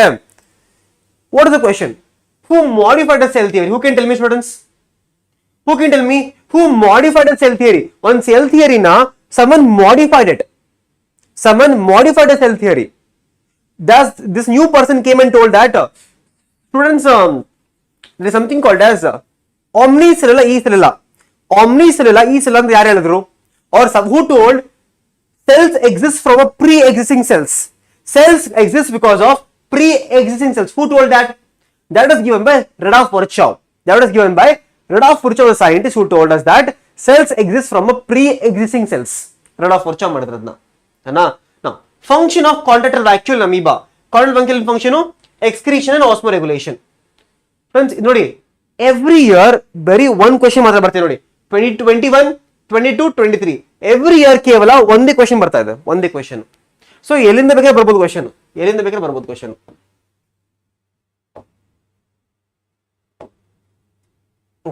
ಬಯೋಮಾಲಿಕ್ಯೂಲ್ಸ್ ಹಿಂಗ್ ಕ್ವೆಶ್ಚನ್ ಬರ್ಬೋದು ಸ್ಟೂಡೆಂಟ್ಸ್. ಬಯೋಮಾಲಿಕ್ಯೂಲ್ಸ್ ಟೆನ್ಷನ್ ತಗೊಂಡಿಲ್ಲ, ಬಯೋಮಾಲಿಕ್ಯೂಲ್ಸ್ ತುಂಬಾ ಈಸಿ ನಿಮಗೆ. ಬಯೋಮಾಲಿಕ್ಯೂಲ್ಸ್ ಮೇನ್ ಕ್ವೆಶ್ಚನ್ ನಿಮ್ಗೆ ಇಲ್ಲಿಂದ ಬರುತ್ತೆ. ಈ ಟೇಬಲ್ಸ್ ಈ ಎರಡು ಟೇಬಲ್ ನಿಮ್ಗೆ ಗೊತ್ತಿದ್ರೆ 80% ಕ್ವೆಶ್ಚನ್ ನಿಮ್ಗೆ ಇಲ್ಲೇ ಸಾಲ್ವ್ ಆಯ್ತು. 80% ಕ್ವೆಶ್ಚನ್ ಇಲ್ಲೇ ಸಾಲ್ವ್ ಆಯ್ತು. ಈ ನಿಮ್ಗೆ ಎಕ್ಸಾಕ್ಟ್ಲಿ ಅಲ್ಲಿ ಗೋ ಅಸೆಟ್ ಸ್ಟೂಡೆಂಟ್, ನಾನು ಸೈಡ್ ಹೋಗ್ತೀನಿ. ಈ ಟೇಬಲ್ ನೋಡ್ಕೊಳ್ಳಿ ಒಂದ್ಸತಿ. ಓಕೆ, ಈ table let's table A. First ಈ ಟೇಬಲ್ ಎಲ್ಲ ನೋಡ್ಕೊಳ್ಳಿ, ಎಲ್ಲರೂ ಟೇಬಲ್ ಏನೋ ನೋಡ್ಕೊಳ್ಳಿ ಎಲ್ಲರೂ. I give you exactly 15 seconds ಕೊಡ್ತೀನಿ. ಈ ಟೇಬಲ್ ನ ನೋಡ್ಕೊಳ್ಳಿ. Then I ask you question. Students ರೆಡಿನಾ? 3, 2, 1 ಟೈಮ್ ಸ್ಟಾರ್ಟ್ಸ್. ನಾವು 15 seconds ಕೊಡ್ತೀನಿ. ಈ ಟೇಬಲ್ ನೋಡ್ಕೊಳ್ಳಿ. ಒಂದು ಕ್ವೆಶ್ಚನ್ ಬರ್ತಿರಿಂದ ಈಗ ಒಂದು ಕ್ವೆಶ್ಚನ್ ಕೇಳ್ತೀನಿ, ಬೇಗ ನೋಡ್ಕೊಳ್ಳಿ. ಟೈಮ್ ಸ್ಟಾರ್ಟ್ಸ್ ನಾವು.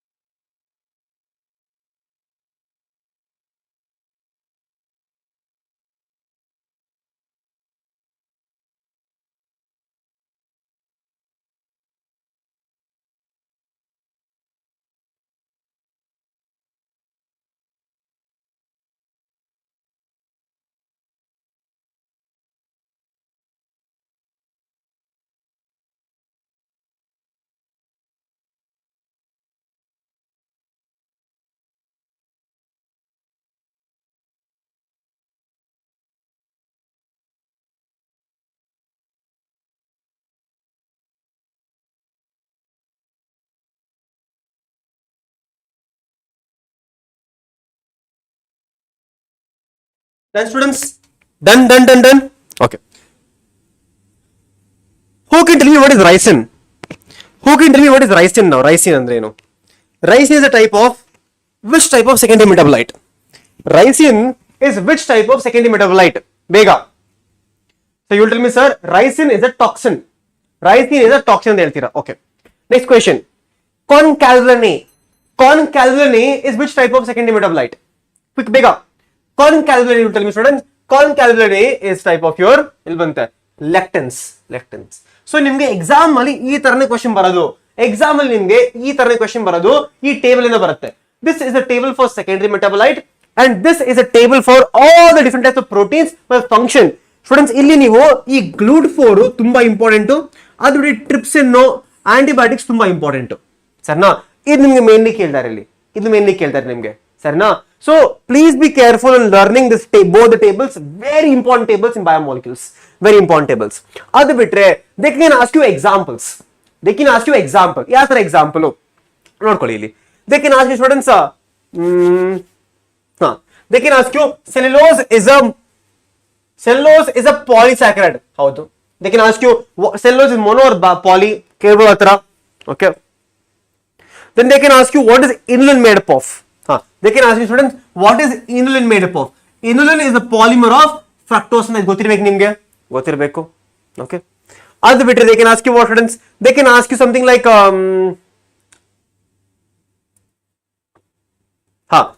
exoskeleton of arthropods. ಎಲ್ಲಾಗಿದೆ, ಏನಿರುತ್ತೆ exoskeleton of arthropods? ಏನಿರುತ್ತೆ ಸ್ಟೂಡೆಂಟ್ಸ್? ಕೈಟಿನ್ ಇರುತ್ತೆ. ಏನಿರುತ್ತೆ ಇಲ್ಲಿ?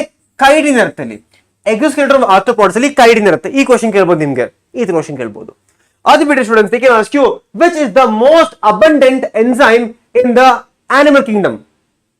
Who can tell me which is the most abundant enzyme or abundant protein in the animal kingdom? or in organisms, in living organisms, in animal kingdom ಹೇಳಿ ಬೇಗ. Which is the most abundant protein in the animal kingdom? ಬೇಗ. Most abundant protein in the animal kingdom. Okay, that is a homework question, all of you. ಅದು homework question ಅಂತ ತಗೊಳ್ಳಿ, ನೋಡ್ಕೊಳ್ಳಿ, check ಮಾಡಿ ಅದನ್ನ. Ask one more question, ಇದು ಕೂಡ ಕೇಳ್ತಾರೆ ನಿಮಗೆ. Which is the most abundant protein in the entire biosphere ಕೇಳ್ತಾರೆ. ಬಯೋಸ್ಪಿಯರ್ ಅಂದ್ರೆ ರುಬಿಸ್ಕೋ ಅಂತ ಬರಿಬೇಕು. ಬಯೋಸ್ಪಿಯರ್ ಅಂದ್ರೆ ರುಬಿಸ್ಕೋ ಅಂತ ಬರಿಬೇಕು. ಆನಿಮಲ್ ಕಿಂಗ್ಡಮ್ ನೀವು ಹುಡುಕಿ, ನೀವು ಕುತ್ಕೊಂಡು ಹುಡುಕಿ ಅದನ್ನ. In animal kingdom which is the most abundant protein, check ಮಾಡಿ ಅದನ್ನ. The most abundant protein in the case of animal kingdom, check ಮಾಡಿ ಅದನ್ನ. Now we come to cell cycle, students. Now we come to cell cycle. At the bitter students, what they can ask you? Collagen. Okay. Now, or they can ask you, students, or they can ask you something called as biomolecules. They can ask you what is Km value, what is Vmax. Adam, they can ask you what is apo enzyme, holo enzyme, and cofactor. ಅದನ್ನ ನೀವು ಕಲ್ತ್ಕೋಬೇಕಂದ್ರೆ you should watch my one shot lectures. Students, ನಿಮಗೆ ಯಾವುದೇ chapter ಕಷ್ಟ ಅನಿಸ್ತಿರ್ಬೇಕು, ಯೋಚನೆ ಮಾಡಿ. ಬಯಾಲಜಿಯಲ್ಲಿ ನಿಮಗೆ especially ಬಾಟ್ನಿಯಿಂದ ನಿಮಗೆ ಯಾವುದೇ ಚಾಪ್ಟರ್ ಕಷ್ಟ ಅನ್ಸುತ್ತಲ್ಲ, ಯೂಟ್ಯೂಬ್ ಅಲ್ಲಿ ಹೋಗಿ, ಯೂಟ್ಯೂಬ್ ಅಲ್ಲಿ ಹೆಸರು ಹಾಕಿ, sir cell cycle and cell division Basavaraj sir ಅಂತ ಹಾಕಿ. ನಾನು ತೋರಿಸ್ತೀನಿ ನೋಡಿ, ನಿಮ್ಗೆ ಈ ತರ ತೋರಿಸ್ತೀನಿ. ಯೂಟ್ಯೂಬ್ ಅಲ್ಲಿ ಹೋಗ್ಬಿಟ್ಟು ಸ್ಟೂಡೆಂಟ್ಸ್ ನೀವು let's say cell cycle and cell division Basavaraj sir ಅಂತ ಹಾಕಿ.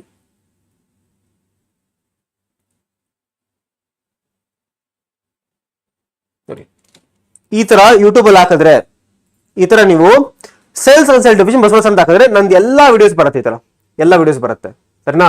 And students, let me tell you, ಇಲ್ಲಿ ಫುಲ್ ವಿಡಿಯೋನ, ಫುಲ್ ಚಾಪ್ಟರ್ ನ 2.5 hours ಮಾಡಿ ಮುಗಿಸಿದೀನಿ. ಫುಲ್ ಚಾಪ್ಟರ್ ಮೈಟೋಸ್ ಆಗಲಿ ಮಿಯೋಸ್ ಆಗಲಿ ಎಲ್ಲ 2 hours ಮುಗಿಸಿದೆ. ಪೂರ ಚಾಪ್ಟರ್ 2 hours ಮುಗಿದಿದೆ, ಈ ತರ, ಸರಿನಾ? ಇಲ್ಲಿ ನೋಡಿ, cell division NCERT line by line. So ಆ ತರ ನಾನು ಇಲ್ಲಿ ನೋಡಿ, ಇಲ್ಲೂ ಕೂಡ ನಾನು ಗೋಪಿಕಮ್ಮ ಒಟ್ಟಿಗೆ ಮಾಡಿದ್ವಿ ರೀಸೆಂಟ್ ಆಗಿ.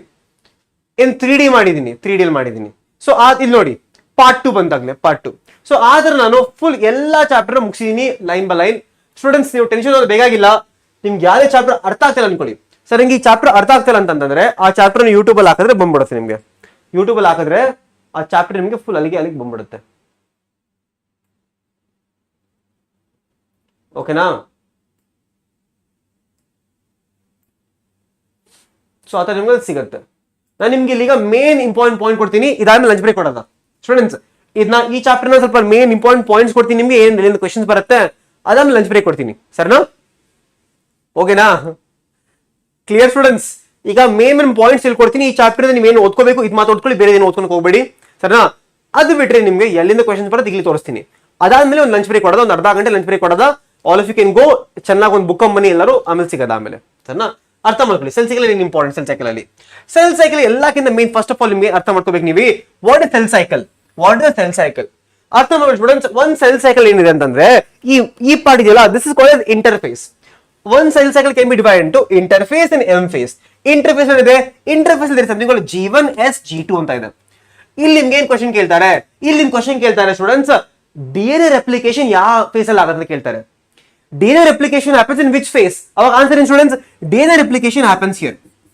DNA replication happens in the S phase of interface. S phase of interface ಅಲ್ಲಿ DNA replication ಆಗುತ್ತೆ. DNA replication ಜೊತೆಗೆ ಸೆಂಟ್ರೋಸೋಮ್ ಡುಪ್ಲಿಕೇಶನ್ ಕೂಡ ಇಲ್ಲೇ ಆಗುತ್ತೆ. ಸೆಂಟ್ರೋಸೋಮ್ ಸೆಂಟ್ರಿಯೋಲ್ ಡುಪ್ಲಿಕೇಶನ್ ಇಲ್ಲೇ ಆಗುತ್ತೆ, ಸರಿನಾ? ಆಮೇಲೆ what is M phase? M phase ಅಲ್ಲಿ 2 ತರ ಇದೆ, ಕೈರೋಕೈನೆಸಿಸ್. ಏನು ಕೈರೋಕೈನೆಸಿಸ್ ಅಂದ್ರೆ? ಕೈರೋಕೈನೆಸಿಸ್ ಅಂತಂದ್ರೆ ಡಿವಿಷನ್ ಆಫ್ ನ್ಯೂಕ್ಲಿಯಸ್. ಅಲ್ಲಿ ನಿಮ್ಮ ಹತ್ರ 4 ಸ್ಟೇಜ್ ಇದೆ. Exam trick is called as PMAT. ಏನು PMAT ಅಂದ್ರೆ? PMAT, prophase, metaphase, anaphase, telophase. 4 ಇದೆ ಇಲ್ಲಿ. Prophase, metaphase, anaphase, telophase, 4 phase ಇದೆ ನಿಮ್ಗೆ ಇಲ್ಲಿ, ಸರಿನಾ? ಇಲ್ಲಿ ನಿಮ್ಗೆ ಎವ್ರಿ ಸಿಂಗಲ್ ಫೇಸ್ ಅಲ್ಲಿ ಏನಾಗಬಹುದು ಅಂತ ಒಂದು ಕ್ವೆಶನ್ ಬರುತ್ತೆ. ಫಾರ್ ಎಕ್ಸಾಂಪಲ್ ಸ್ಟೂಡೆಂಟ್ಸ್, ಪ್ರೋಫೇಸ್ ಏನ್ ಬರ್ಬೋದು ನಿಮ್ಗೆ? ಪ್ರೋಫೇಸ್ ನಿಮ್ಗೆ ಕೇಳ್ತಾರೆ what exactly happens in prophase. ಇಷ್ಟು ಬರ್ರೆ ಸಾಕು ನೀವು. Initiation of condensation of chromosome happens here. ಆಮೇಲೆ disappearing of Golgi complex, nuclear envelope, nucleolus, mitochondria ಇದೆಲ್ಲ ಡಿಸಪಿಯರ್ ಆಗುತ್ತೆ. ಡಿಸಪಿಯರ್ ಆಗುತ್ತೆ. ಅದೇ ನಿಮ್ದು ಪ್ರೋಫೇಸ್ ಅಲ್ಲಿ ಆಗೋದು. Now what exactly happens in metaphase? ಏನಾದ ಅರ್ಥ ಮಾಡ್ಕೊಳ್ಳಿ. ಮೆಟಾಫೇಸ್ ಅಲ್ಲಿ ಎಲ್ಲಾ ಕ್ರೋಮೋಸೋಮ್ಸ್ ಸೆಂಟ್ರಿಗೆ ಬರುತ್ತೆ. The centre part is called what? It is called as metaphasic plate or equatorial plate ಅಂತ ಕರಿತೀವಿ ಇದನ್ನ. Metaphasic plate, equatorial plate. ಇದು ಕೂಡ ತುಂಬಾ ಇಂಪಾರ್ಟೆಂಟ್ ಕ್ವಶನ್, ಇದು ಕೂಡ ಕೇಳ್ಬೋದು. Spindle fibre attach to the kinetochore. ಎಲ್ಲ ಸ್ಪಿಂಡಲ್ ಫೈಬರ್ ಕೂಡ ಕೈನೆಟೋಕೋರ್ಗೆ ಅಟ್ಯಾಚ್ ಆಗ್ತಿದೆ, ಸೆಂಟ್ರೋಮಿಯರ್ ಅಟ್ಯಾಚ್ ಆಗ್ತಾ ಇಲ್ಲ, ಕೈನೆಟೋಕೋರ್ಗೆ ಅಟ್ಯಾಚ್ ಆಗ್ತಾ ಇದೆ. ಸರಿನಾ? ಅದು ಬಿಟ್ಟರೆ they can ask this question. Best stage to study morphology of chromosome. ಒಂದು ಕ್ರೋಮೋಸೋಮ್ ನೋಡಕ್ಕೆ ಹೆಂಗಿದೆ, ಕ್ರೋಮೋಸೋಮ್ ನೋಡಕ್ಕೆ ಹೆಂಗಿರುತ್ತೆ, that is very important student. This is a NEET PYQ. ಇದು ನೀಟ್ PYQ, ಇದು ಕೂಡ NEET PYQ. Both of these are NEET PYQ. Okay, best stage to study the morphology of chromosome. ಇದು morphology of chromosome, metaphase. Next anaphase. Anaphase ಏನು students? Anaphase is the best stage to study chromosome shape. So difference ಅರ್ಥ ಮಾಡ್ಕೊಳ್ಳಿ. ಇಲ್ಲಿ chromosome shape ನಿಮ್ಗೆ ಬರುತ್ತೆ, ಇಲ್ಲಿ anaphase ಅಲ್ಲಿ, ಅದೇ ಮೆಟಾಫೇಸ್ ಅಲ್ಲಿ ಕ್ರೋಮೋಸೋಮ್ ಮಾರ್ಫಾಲಜಿ. ಆ ಡಿಫ್ರೆನ್ಸ್ ನಿಮ್ಗೆ ಗೊತ್ತಿರಬೇಕು. ಎಕ್ಸಾಮ್ ಅಲ್ಲಿ ಕ್ರೋಮೋಸೋಮ್ ಮಾರ್ಫಾಲಜಿ ಕೊಟ್ರೆ ಮೆಟಾಫೇಸ್, ಕ್ರೋಮೋಸೋಮ್ ಶೇಪ್ ಕೊಟ್ರೆ ಅನಾಫೇಸ್. ಸರಿನಾ? ಇಲ್ಲಿ ಏನಾಗುತ್ತೆ, ಮೇನ್ ಪಾಯಿಂಟ್ ಇದೆ ಸ್ಟೂಡೆಂಟ್, ಮೇನ್ ಪಾಯಿಂಟ್ ಇದೆ. Main point splitting of centromere. ಈ ಸೆಂಟ್ರೋಮಿಯರ್ ಸ್ಪ್ಲಿಟ್ ಆಗುತ್ತೆ. ಆಮೇಲೆ separation of sister chromatids. Sister chromatid separate ಆಗುತ್ತೆ. ಇದನ್ನ ಬರೆದ್ರೆ ಸಾಕು ನೀವು. ಇದು ಮೇನ್ ಪಾಯಿಂಟ್ ಇಲ್ಲಿ, ಇದು ಮೇನ್ ಪಾಯಿಂಟ್. ಇದು main point, separation of sister chromatids. ಎಲ್ಲಕ್ಕಿಂತ ಮೇನ್ ಪಾಯಿಂಟ್ ಇದು ಸ್ಟೂಡೆಂಟ್ಸ್, ಇದು ಎಲ್ಲಕ್ಕಿಂತ ಮೇನ್ ಪಾಯಿಂಟ್ ಇದು. ಇಲ್ಲಿ ಇದು ನೀವು ಕಲ್ತ್ಕೊಂಡ್ರೆ ಸಾಕು. ಸೆಪರೇಷನ್ ಆಫ್ ಸಿಸ್ಟರ್ ಕ್ರೋಮ್ಯಾಟಿಡ್ಸ್ ಏನು? ಇದು ನಿಮ್ದು ಈ ತರ ಕ್ರೋಮೋಸೋಮ್ ಇದೆ. ಈ ಕ್ರೋಮೋಸೋಮ್ ಅಲ್ಲಿ ಈ ಸೆಂಟ್ರೋಮಿಯರ್ ಇದೆಯಲ್ಲ, ಸ್ಪ್ಲಿಟ್ ಆಯ್ತು, 3 ಪೀಸ್ ಆಗೋಯ್ತು. ಪೀಸ್ ಆಗಿದ ತಕ್ಷಣ ಈ ಪಾರ್ಟ್ ಸೆಪರೇಟ್ ಆಗುತ್ತೆ, ಈ ಪಾರ್ಟ್ ಸೆಪರೇಟ್ ಆಗುತ್ತೆ. That is called separation of sister chromatids. ಅದು ನಿಮ್ದು ಅನಾಫೇಸ್ ಅಲ್ಲಿ. ಟೀಲೋಫೇಸ್ ಅಲ್ಲಿ ಏನಾಗುತ್ತೆ?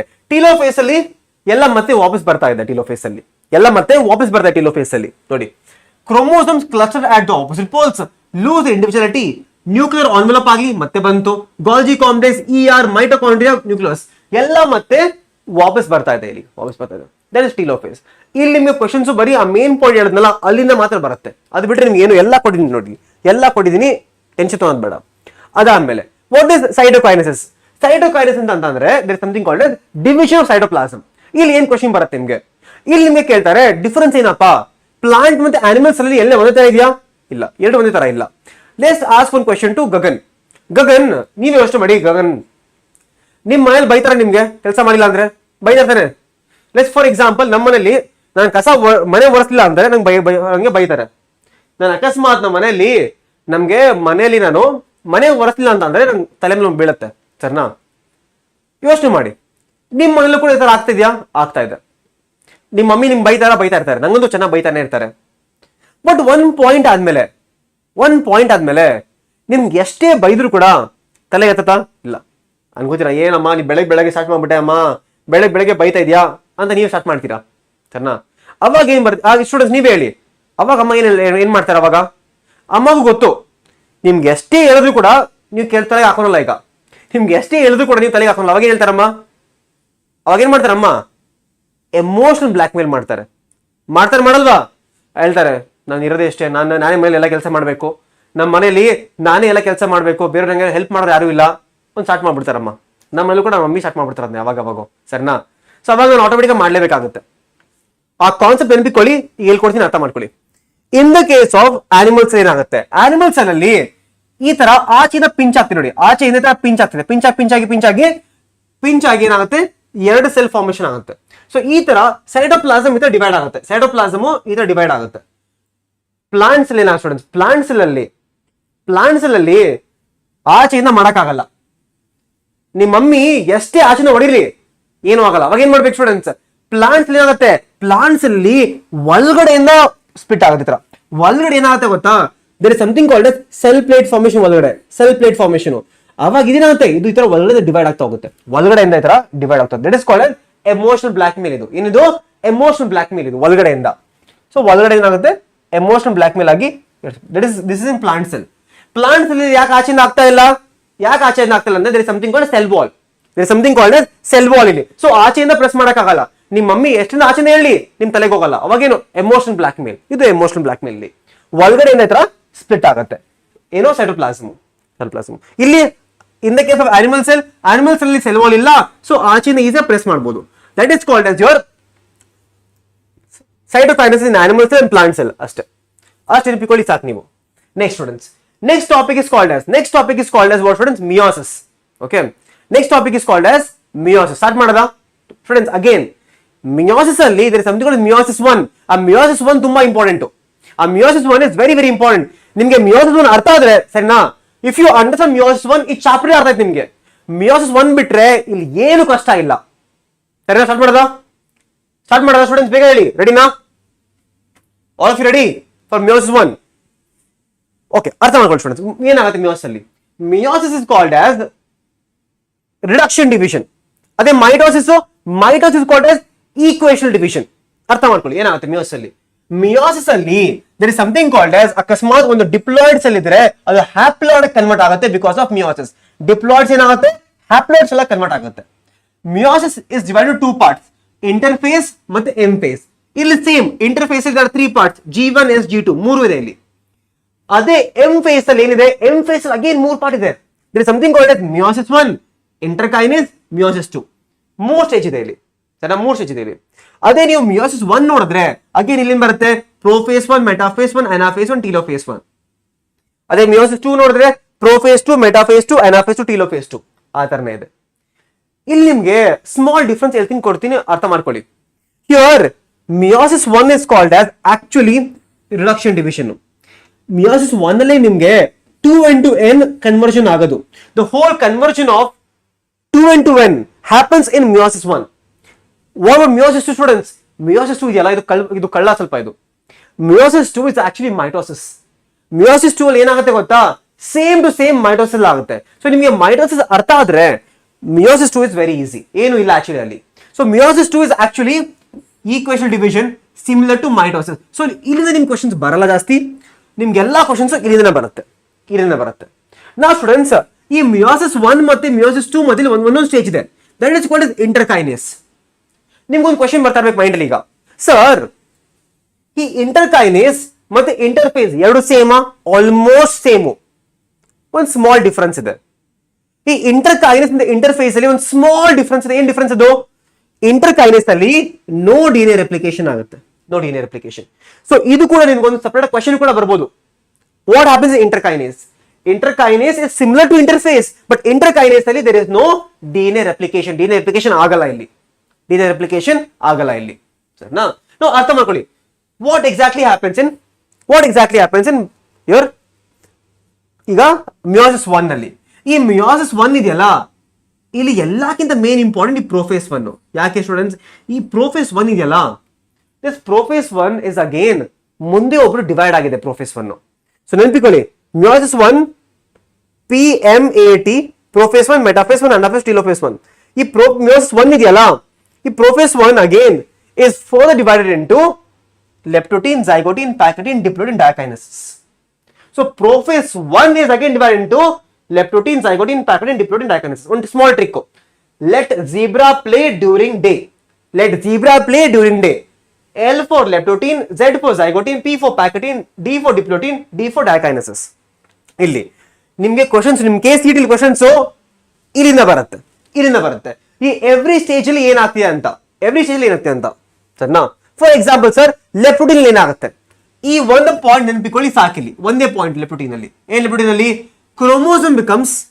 Chromosome ಗ್ರಾಜುಲಿ become visible under light microscope. ಈ ಒಂದು ಪಾಯಿಂಟ್ ನೆನಪಿದ್ರೆ ಸಾಕು, ಅದು ಬಿಟ್ಟು ಏನು ಬೇಡ ನಿಮ್ಗೆ ಅಷ್ಟೇ. ಲೆಪ್ಟೋಟಿನ್ ಮುಗೀತು. What about zygotene sir? Zygotene ಏನಾಗುತ್ತೆ ಸರ್? ಝೈಗೋಟಿನ್ ಅಲ್ಲಿ ಏನಾಗ್ತಿದೆ ಅಂತಂದ್ರೆ ಸ್ಟೂಡೆಂಟ್, ನಿಮ್ಗೆ ಸ್ಕೂಲಲ್ಲಿ ನಿಮ್ಗೊಂದು let's say they ask you to activity. ಸ್ಕೂಲಲ್ಲಿ ಒಂದು ಆಕ್ಟಿವಿಟಿ ಮಾಡಕ್ಕೆ ಹೇಳಿದ್ರು. ಆಕ್ಟಿವಿಟಿಗೋಸ್ಕರ ನೀವೇನ್ ಮಾಡ್ಬೇಕು ಅಂತಂದ್ರೆ ಒಂದು ಪಾರ್ಟ್ನರ್ ಹುಡುಕ್ಬೇಕು. ಅವಾಗ ಏನ್ ಮಾಡ್ತೀರಾ ಸ್ಟೂಡೆಂಟ್ಸ್? ನೀವು ಪಾರ್ಟ್ನರ್ ಹುಡುಕ್ಬೇಕಾದ್ರೆ do you take a random person or do you take a best friend? ನೀವು ನಿಮ್ ಬೆಸ್ಟ್ ಫ್ರೆಂಡ್ ಹೋಗ್ತೀರಾ. ಯಾಕೆ? ನಿಮ್ ಬೆಸ್ಟ್ ಫ್ರೆಂಡ್ ಮತ್ತೆ ನಿಮ್ಮ ಮಧ್ಯದಲ್ಲಿ ಸ್ವಲ್ಪ ಸಿಮಿಲಾರಿಟೀಸ್ ಇದೆ. ಸೊ ಆ ತರನೇ ಝೈಗೋಟಿನ್ ಏನಾಗುತ್ತೆ ಅಂದ್ರೆ, ಇನ್ ಝೈಗೋಟಿನ್ 2 chromosomes come together. These 2 chromosomes are identical. ಒಂದೇ ತರ ಇದೆ 2 ಕ್ರೋಮೋಸೋಮ್ ಕೂಡ. So 2 chromosomes are coming together. The process of 2 chromosomes coming together. ಈ 2 chromosomes ಒಟ್ಟಿಗೆ ಬರೋದನ್ನ ಏನು ಕರಿತೀವಿ? That is called as synapses. Chromosomes start pairing together, called as synapses. ಈಗ 2 chromosome ಬಂತು. ಇಲ್ಲೊಂದು ಕ್ರೋಮೋಸೋಮ್ ಇದೆ. ಈ 2 ಕ್ರೋಮೋಸೋಮ್ is coming together. ಸರಿನಾ? ಈ ಎರಡು ಕ್ರೋಮೋಸೋಮ್ ಮಧ್ಯದಲ್ಲಿ ಇದರ complex formation called as synaptonemal complex formation. ಎರಡು ಮಧ್ಯದಲ್ಲಿ there is something called as synaptonemal complexion. ಅದು ಬಿಟ್ರೆ this stage is also called as bivalent. It is also called as tetrad. Why? It is called as bivalent because two chromosomes. It is called as tetrad. ಯಾಕೆ tetrad ಅಂತ ಕರೀತೀವಿ ಇದನ್ನ? It is called as tetrad because 1 2 3 4 four chromatids. That is why it's called as tetrad. Why bivalent? Because of two chromosomes. So ಇಲ್ಲಿ ನಿಮ್ಗೆ ಏನ್ ಕೇಳಬೇಕು, ಏನ್ ಕೇಳ್ತಾರೆ ನಿಮ್ಗೆ ಎಕ್ಸಾಮ್ ಅಲ್ಲಿ ನಿಮ್ಗೆ ಕೇಳ್ತಾರೆ in which stage synapses occur. Answer in avaga zygote in answer. They can ask you one more question. In which stage of prophase 1 synaptonemal complex formation happens? Again answer ಏನು zygote. In which stage bivalent or tetrad formation happens? Again answer is zygote. So ಆ ತರ ನಿಮಗೆ zygote ಮೇಲೆ questions ಬರಬಹುದು. Students ಇದೆಲ್ಲ mind ಅಲ್ಲಿ fix ಆಗ್ಬೇಕು ನಿಮ್ಗೆ. ಈ words tetrad, bivalent, synapsis, synaptonemal complex, zygote. Students ನಿಮಗೆ ನೋಟ್ಸ್ ಬೇಕಾ? ಬೇಗ ಹೇಳಿ. ನೋಟ್ಸ್ ಬೇಕಾ? ಇದು ನೋಟ್ಸ್ ಬೇಕಾ? ಬೇಗ ಹೇಳಿ. ನೋಟ್ಸ್ ಬೇಕಾ? ಈ ಎಲ್ಲಾ ನೋಟ್ಸ್ ಕೂಡ ನಾನು ಟೆಲಿಗ್ರಾಮ್ ಅಲ್ಲಿ ಅಪ್ಲೋಡ್ ಮಾಡ್ತೀನಿ. ಬಸವರಾಜ್ ಸರ್ ಬಯಾಲಜಿ ಟೆಲಿಗ್ರಾಮ್ ಅಲ್ಲಿ ಎಲ್ಲಾ ನೋಟ್ಸ್ ಅಪ್ಲೋಡ್ ಮಾಡ್ತೀನಿ. ಈ ನೋಟ್ಸ್ ನ ಇವತ್ತೇ ಕುತ್ಕೊಂಡು ನೀವೆಲ್ಲ ಓದ್ಬೇಕು. ಪ್ರಾಮಿಸ್ ಮಾಡ್ತೀರಾ? ಬೇಗ ಹೇಳಿ ಸ್ಟೂಡೆಂಟ್ಸ್. ಇವತ್ತೇ ಕುತ್ಕೊಂಡು ಎಲ್ಲಾ ನೋಟ್ಸ್ ನ ಕೂಡ ನೀವು ಇವತ್ತೇ ಕುತ್ಕೊಂಡು ಒಂದ್ಸತಿ ಓದ್ಬೇಕು. ನೋಟ್ಸ್ ಕೊಟ್ಟಾದ್ಮೇಲೆ ಇವತ್ತು ನಿಮ್ಗೆ ಎಲ್ಲರಿಗೂ ಈಗ ಸ್ವಲ್ಪ ಮೈಂಡ್ ಅಲ್ಲಿ ಫ್ರೆಶ್ ಮೆಮರಿ ಇದೆ. ನಾ ಈ ನೋಟ್ಸ್ ಕೊಟ್ಟಾದ್ಮೇಲೆ ಇವತ್ತೇ ಕುತ್ಕೊಂಡು ಎಲ್ಲಾ ನೋಟ್ಸ್ ಒಂದ್ಸತಿ ಓದ್ಕೊಳ್ಳಿ. ಮೈಂಡ್ ಸ್ವಲ್ಪ ಒಂದ್ ಅರ್ಧ ಗಂಟೆ 1 hour time, 1 hour 2 hours time ಕೊಟ್ಟು ಓದ್ಕೊಳ್ಳಿ ಸಾಕು ಇವತ್ತು. ಸೊ ನಿಮ್ದು ಕಂಪ್ಲೀಟ್ ಆಗಿ ನಿಮ್ದು ಬಯಾಲಜಿ ಇವತ್ತು ಮುಗ್ದೋಗುತ್ತೆ. ಹೆಂಗೆ ಸೈಕಲ್ ಎಲ್ಲ ಮುಗ್ದೋಗುತ್ತೆ. ಸೊ ಪ್ರಾಮಿಸ್ ಮಾಡಿ ಸ್ಟೂಡೆಂಟ್ಸ್, ನಾನು ನೋಟ್ಸ್ ಕೊಡ್ತೀನಿ ನಿಮ್ಮ ಟೆಲಿಗ್ರಾಮ್ ಅಲ್ಲಿ. ಇವತ್ತೇ ಎಲ್ಲ ಮುಗಿಸ್ಕೋಬೇಕು. ಸ್ಟೂಡೆಂಟ್ ನಿಜ ಹೇಳ್ತೀನಿ ಕೇಳಿಸ್ಕೊಳ್ಳಿ, ಒಂದು ಮಾತು ಹೇಳ್ತೀನಿ ಕೇಳಿಸ್ಕೊಳ್ಳಿ. ಸ್ಟೂಡೆಂಟ್ಸ್ ಒಂದು ಕಾಲ್ ತಗೊಂಡು ನೋಡ್ತೀವಿ. ಒಂದ್ ನಿಮಿಷ ಸ್ಟೂಡೆಂಟ್ಸ್ ಕುತ್ಕೋತೀನಿ, 2 ನಿಮಿಷ ಕುತ್ಕೋತೀನಿ. ಈ ನೋಟ್ಸ್ ಇದೆಯಲ್ಲ ಸ್ಟೂಡೆಂಟ್ಸ್, ಈ ನೋಟ್ಸ್ ಆಗ್ಲಿ, ಈ ತರ ಕ್ರಾಶ್ ಕೋರ್ಸ್ ಹೇಳ್ಕೊಡೋದಾಗ್ಲಿ, ನಿಮ್ಗೆ ಆಫ್ಲೈನ್ ಅಲ್ಲಿ ಎಷ್ಟು ಚಾರ್ಜ್ ಮಾಡ್ತಾರೆ ಗೊತ್ತಾ? ಈ ನೋಟ್ಸ್ ರೈಟ್, ಈ ನೋಟ್ಸ್ ನ ಕೊಡೋದಿಕ್ಕೆ, ಈ ತರ ಪಾಠ ಹೇಳ್ಕೊಡಕ್ಕೆ ಎಷ್ಟು ಚಾರ್ಜ್ ಮಾಡ್ತಾರೆ ಗೊತ್ತಾ ನಿಮ್ಗೆ ಆಫ್ಲೈನ್ ಅಲ್ಲಿ? How much do you think they charge? ಒಂದು ನಾರ್ಮಲ್ KCET ಕ್ರಾಶ್ ಕೋರ್ಸ್ ಅಲ್ಲೂ ಕೂಡ ಈ ತರ ಡೀಟೇಲ್ ಆಗಿ ಯಾರು ಹೇಳ್ಕೊಡಲ್ಲ. ನೀವು ಯಾವುದೇ ಕ್ರಾಶ್ ಕೋರ್ಸ್ KCET ಹೋದ್ರು ಕೂಡ ಏನ್ ಮಾಡ್ತಾರೆ, ನಿಮ್ಗೆ ಬರೀ ಪ್ರಾಕ್ಟೀಸ್ ಮಾಡಿಸ್ತಾರೆ, ಕ್ವಶನ್ ಕೊಡ್ತಾರೆ, ಕ್ವಶನ್ ಓಡಿಸ್ತಾರೆ, ಅಷ್ಟೇ ಮಾಡೋದು ನಿಮ್ಗೆ KCET ಕ್ರಾಶ್ ಕೋರ್ಸ್ ಅಲ್ಲಿ. ಈ ತರ ನಿಮ್ಗೆ ಪಾಠ ಹೇಳ್ಕೊಡಕ್ಕೆ they will charge you minimum 20,000, 30,000, 40,000 ವರ್ಗೂ ಹೋಗುತ್ತೆ. ಬರೀ ಒಂದು KCET ಕ್ರಾಶ್ ಕೋರ್ಸ್ಗೆ 20,000, 30,000 ತಗೋತಾರೆ ಗೊತ್ತಾ? ಕೇಳಿದ್ರೆ ಯಾವತ್ತಾರು ನೀವು ಅಷ್ಟು ಕೊಡ್ತಾರೆ? 20,000, 30,000, 40,000 ಬರೀ ಒಂದು 20-25 ದಿವಸ, 20 ಡೇಸ್ಗೆ. And we are here I am screaming my lungs out free ಆಗಿ ಎಲ್ಲಾ ಕಾಂಟೆಂಟ್ ನ ಒಂದ್ಸತಿ ಕೊಡ್ತಾ ಇದೀನಿ ನಿಮ್ಮೆಲ್ಲರಿಗೂ ಕೂಡ. ಸೊ ನೀವೆಲ್ಲ ಏನ್ ಮಾಡ್ಬೇಕು, ಈ ಚಾನಲ್ ನ ಬೇರೆ ಫ್ರೆಂಡ್ಸ್ ಶೇರ್ ಮಾಡ್ಬೇಕು. ಈ ಚಾನಲ್ ನ ಬೇರೆ ಶೇರ್ ಮಾಡಿ. ಯಾಕಂದ್ರೆ ಸ್ಟೂಡೆಂಟ್ಸ್ ನಿಜ ಹೇಳ್ತೀನಿ ಕೇಳಿಸ್ಕೊಳ್ಳಿ, ಈ ಚಾನಲ್ ಇನ್ನ ಗ್ರೋ ಆಗಿಲ್ಲ ಅಂದ್ರೆ KCET ಎಕ್ಸಾಮ್ ಆದ್ಮೇಲೆ ನಾನು ಹೆಂಗೋ ಒಂದ್ ಪರ್ಮಿಷನ್ ತಗೊಂಡ್ಬಿಟ್ಟಿದೀನಿ. 1 month ಪರ್ಮಿಷನ್ ತಗೊಂಡಿ ನಾನು, 1 month ಪರ್ಮಿಷನ್ ನ. KCET ಚಾನಲ್ ಮುಗ್ದಾದ್ಮೇಲೆ ಪ್ರಾಬ್ಲಿ ಚಾನಲ್ ಕ್ಲೋಸ್ ಮಾಡ್ಬಿಡ್ತೀವಿ ನಾವು. ಯಾಕಂದ್ರೆ ಚಾನಲ್ ಗ್ರೋ ಆಗಿಲ್ಲ ಅಂದ್ರೆ ಕಂಪನಿ ಯಾಕೆ ಇರುತ್ತೆ? ನಿಜ ಹೇಳಿ, ನೀವೇ ಹೇಳಿ. ಇಷ್ಟೊಂದು ಮನಿ ಸ್ಪೆಂಡ್ ಮಾಡ್ಬಿಟ್ಟು, ಫಾರ್ ಎಕ್ಸಾಂಪಲ್ ನನ್ನ ಸ್ಯಾಲ್ರಿ ಕೊಡ್ತಾ ಇದೆ ಕಂಪನಿ, ನನ್ನ ಸ್ಯಾಲ್ರಿ ಕೊಡ್ತಾ ಇದೆ ಕಂಪನಿ, ಸ್ಟುಡಿಯೋ ಕೊಡ್ತಾ ಇದೆ ನಂಗೀಗ, ಸರಿನಾ? ಈಚ್ ಒಂದು ಚಾನಲ್ ನಡೆಸೋದಕ್ಕೆ, ಸರಿನಾ? ಸೊ ಚಾನಲ್ ಶೇರ್ ಮಾಡಿ ಸ್ಟೂಡೆಂಟ್ಸ್, ವಿಡಿಯೋನ ಲೈಕ್ ಮಾಡಿ, ಕಮೆಂಟ್ ಮಾಡಿ. ಅವಾಗ ಬೇರೆ ಮಕ್ಕಳಿಗೆ ಗೊತ್ತಾಗುತ್ತೆ, ಸರ್ ಈ ತರ ಒಂದು ಚಾನಲ್ ಇದೆ, who are teaching for free of cost ಗೊತ್ತಾಗುತ್ತೆ. ಸೊ ಚಾನಲ್ ಸ್ಪ್ರೆಡ್ ಆದರೆ we can keep growing the channel. Next year ನಿಮ್ ಜೂನಿಯರ್ಸ್ ಹೆಲ್ಪ್ ಆಗುತ್ತೆ ಇದು. ನೆಕ್ಸ್ಟ್ ಇಯರ್ ಅಕಸ್ಮಾತ್ ಚಾನಲ್ ಸರ್ವೈವ್ ಆಗ್ಬಿಟ್ರೆ, ಈ ಚಾನಲ್ ಸರ್ವೈವ್ ಆದ್ರೆ ನಾವು ಪೂರ್ತಿ ವರ್ಷ ಕೂಡ KCET ಮಾಡ್ತೀವಿ. Every single chapter wise I'll teach you. 11th full topics ಮಾಡ್ತೀವಿ, ಸರ್ನಾ? ಸೊ ಚಾನಲ್ ಶೇರ್ ಮಾಡಿ ಫ್ರೆಂಡ್ಸ್ಗೆ ಎಲ್ಲರಿಗೂ, ಸರ್ನಾ?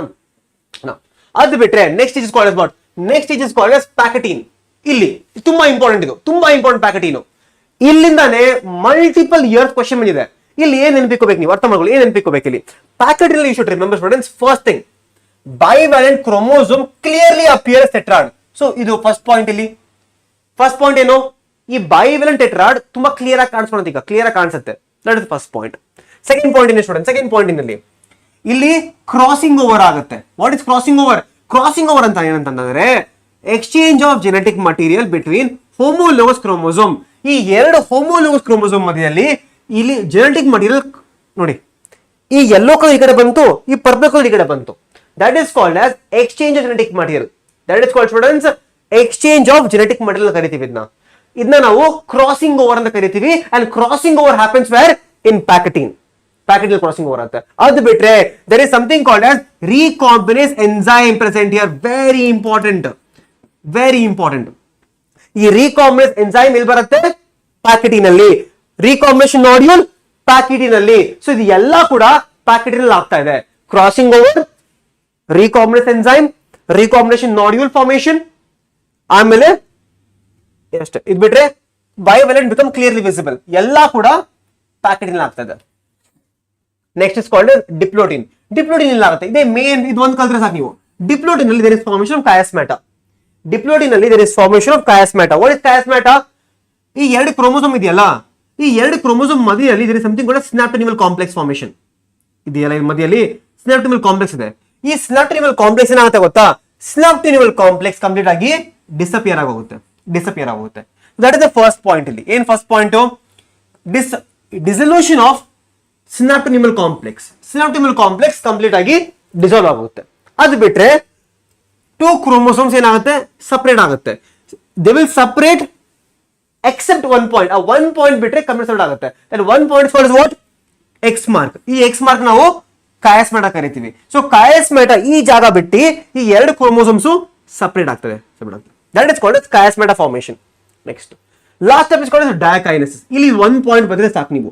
ಏನು ಎಕ್ಸ್ ಮಾರ್ಕ್ ಇದೆಯಲ್ಲ ಅದು ಕೂಡ ಸಪರೇಟ್ ಆಗೋಗುತ್ತೆ. That is called termination of chiasmata. Chiasmata separate ಆಗೋಯ್ತು. Termination of chiasmata, diakinesis. ಅದು ಬಿಟ್ರೆ chromosome is completely condensed here.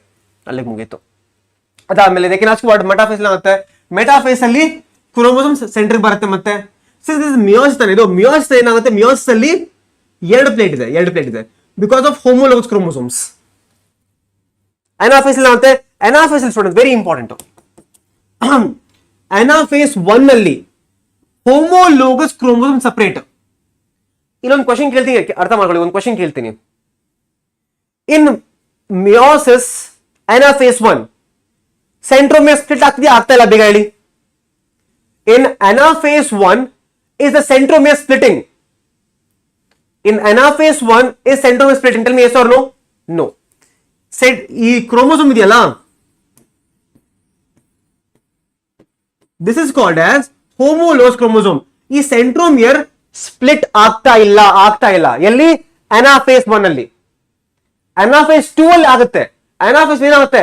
Anaphase 1 ಅಲ್ಲಿ ಈ ಕ್ರೋಮೋಸೋಮ್ ಎರಡು ಕ್ರೋಮೋಸೋಮ್ ಸಪರೇಟ್ ಆಗ್ತಾ ಇದೆ. ಸೊ ಸಿಸ್ಟರ್ ಕ್ರೋಮ್ಯಾಟಿಡ್ ರಿಮೇನ್ ಅಸೋಸಿಯೇಟೆಡ್, ಒಟ್ಟಿಗೆ ಇರುತ್ತೆ. Homologous chromosome separate. ಬರೀ ಈ ಕ್ರೋಮೋಸೋಮ್ ಸಪರೇಟ್ ಆಗುತ್ತೆ. ಸೊ ಇದನ್ನು ತಿಳ್ಕೊಳ್ಳಿ ಸಾಕು. ಅದೇ ಮೇನ್ ಪಾಯಿಂಟ್ ಅಲ್ಲಿ ಅನಾಫೇಸ್ ಅಲ್ಲಿ. ಟೀಲೋಫೇಸ್ ಆಗುತ್ತೆ. ಟೀಲೋಫೇಸ್ ಅಲ್ಲಿ V get 2 cells. From one diploid cell finally we get 2 cells. That is telophase. That is going to be students telophase. ಸರಿನಾ? ಸೊ ಅಲ್ಲಿಗೆ ಈ ಚಾಪ್ಟರ್ ಮುಗೀತು. ನೀವು ಒಂದು ಕ್ವೆಶ್ಚನ್ ನೋಡ್ಕೊಳ್ಳಿ. If you solve any question you will be able to solve. ಎಲ್ಲ major points cover ಮಾಡಿದ್ದೀನಿ ಈ ಚಾಪ್ಟರ್ ಅಲ್ಲಿ. ಸರಿನಾ? Remaining part is very easy, you can do it. ಸರಿನಾ students? I give you 30 minutes break ನಾವು. ಈಗ 3:22 ಅಲ್ಲ, 3:23 ಅನ್ಕೊಳ್ಳಿ. 23, 33, 43. Okay, break till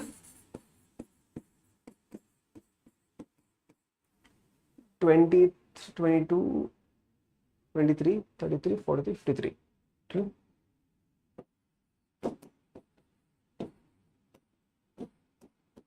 30 minutes break ನೋಡಿ ಸ್ಟೂಡೆಂಟ್ಸ್. ಒಂದು ಅರ್ಧ ಗಂಟೆ ಬ್ರೇಕ್ ತಗೊಳ್ಳಿ, ದೆನ್ ವಿ ವಿಲ್ ಸ್ಟಾರ್ಟ್. ಸರಿನಾ? Break till 3:53 PM. ಅರ್ಧ ಗಂಟೆ ಬ್ರೇಕ್ ತಗೊಳ್ಳಿ, ಊಟ ಮಾಡ್ಕೊಂಬನ್ನಿ ಎಲ್ಲರೂ ಚೆನ್ನಾಗಿ ಒಂದ್ಸಿ. ಸರಿನಾ?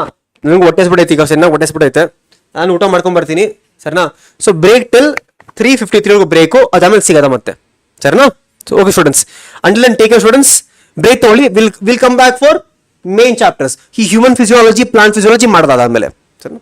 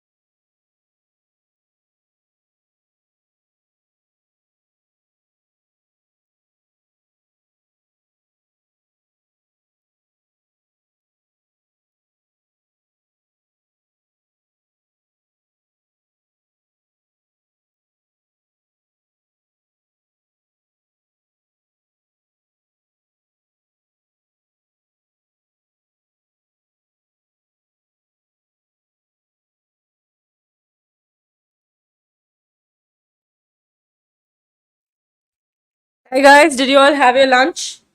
Huh? Did you all have your lunch? I just had my lunch and came. Okay, so ಅದಕ್ಕೆ ಸ್ವಲ್ಪ ಲೇಟ್ ಆಯಿತು. ಸ್ಟಾರ್ಟ್ ಮಾಡೋಣ? Yes or no? ಸೊ ಇವಾಗ ನಾವು ಹ್ಯೂಮನ್ ಫಿಸಿಯಾಲಜಿ ಸ್ಟಾರ್ಟ್ ಮಾಡೋಣ. ಓಕೆನಾ? Yes, voice is very clear. Okay, human physiology start ಮಾಡೋಣ students. ತುಂಬಾ ಇಂಪಾರ್ಟೆಂಟ್ ಕಾನ್ಸೆಪ್ಟ್ಸ್ ಅಲ್ವಾ. 6 ಚಾಪ್ಟರ್ಸ್ ಇದೆ ಹ್ಯೂಮನ್ ಫಿಸಿಯಾಲಜಿಯಲ್ಲಿ. ಸೊ ನಾವು ಅದರಿಂದ ಯಾವುದು ಮೋಸ್ಟ್ ರಿಪೀಟೆಡ್ ಟಾಪಿಕ್ಸ್ ಯಾವುದೋ ಕಾನ್ಸೆಪ್ಟ್ಸ್ ಯಾವುದೋ ಅದರಿಂದ ಫಸ್ಟ್ ಓದೋಣ. Okay, yes, I just had mind now lunch. Okay, so ನೋಡಿ ಸ್ಟೂಡೆಂಟ್ಸ್, ಇಲ್ಲಿ human respiratory system. So breathing and exchange ಅಲ್ಲಿ ಫುಲ್ ಚಾಪ್ಟರ್ ನೋಡಿದ್ರೆ ನಾವ್ ಹೆಂಗ್ ರೆಸ್ಪೈರ್ ಮಾಡೋದು, ಹೆಂಗ್ ಇನ್ಸ್ಪಿರೇಷನ್ ಎಕ್ಸ್ಪಿರೇಷನ್ ಆಗೋದು, ಎಕ್ಸೇಲೇಷನ್ ಇನ್ಹೇಲೇಷನ್ ಯಾವಾಗ ಆಗುತ್ತೆ, ಇದೇನೆ ಫುಲ್ ಚಾಪ್ಟರ್ ಅಲ್ಲಿ. ಬಟ್ ಈ ಚಾಪ್ಟರ್ ಅಲ್ಲಿ ಮೋಸ್ಟ್ ಇಂಪಾರ್ಟೆಂಟ್ ಕಾನ್ಸೆಪ್ಟ್ಸ್ ಒಂದು 5-6 ಕಾನ್ಸೆಪ್ಟ್ ಇದೆ. ಸೊ ಆ ಕಾನ್ಸೆಪ್ಟ್ ನಾನು ಜಸ್ಟ್ ಔಟ್ಲೈನ್ ಕೊಡ್ತೀನಿ, ಬಿಕಾಸ್ ನಿಮಗೆ ಅಷ್ಟು ಡೀಪ್ ಆಗಿ ಅರ್ಥ ಆಗಲ್ಲ ಇವಾಗ, ಬಿಕಾಸ್ ಆಲ್ಮೋಸ್ಟ್ ಒಂದು 2 years ಆಯ್ತಲ್ವಾ, 1 year ಬ್ರೇಕ್ ಆಯ್ತು. ಸೊ ಅದಕ್ಕೆ ಇಲ್ಲಿ ನೋಡಿ, ನಮ್ಮ air, okay, air will enter through the nostrils ಅಲ್ಲ, ನಿಮಗೆಲ್ಲ ನಾಸ್ಟ್ರಲ್ಸ್ ಇದೆ ಅಲ್ವಾ, ಟಚ್ ಮಾಡಿ ನಾಸ್ಟ್ರಲ್ಸ್ ನ. So air will enter through the nostril, it will go to the nasal chamber, move slowly to the pharynx. Okay, pharynx, ಆಮೇಲೆ larynx. Ma'am larynx ಅಂದ್ರೆ ಏನು ma'am? Sound box.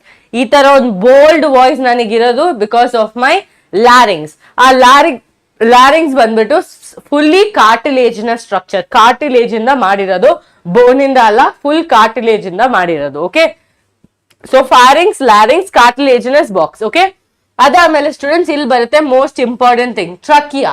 ಟ್ರಕಿಯಾ ಅಂದ್ರೆ ಏನು? Wind pipe.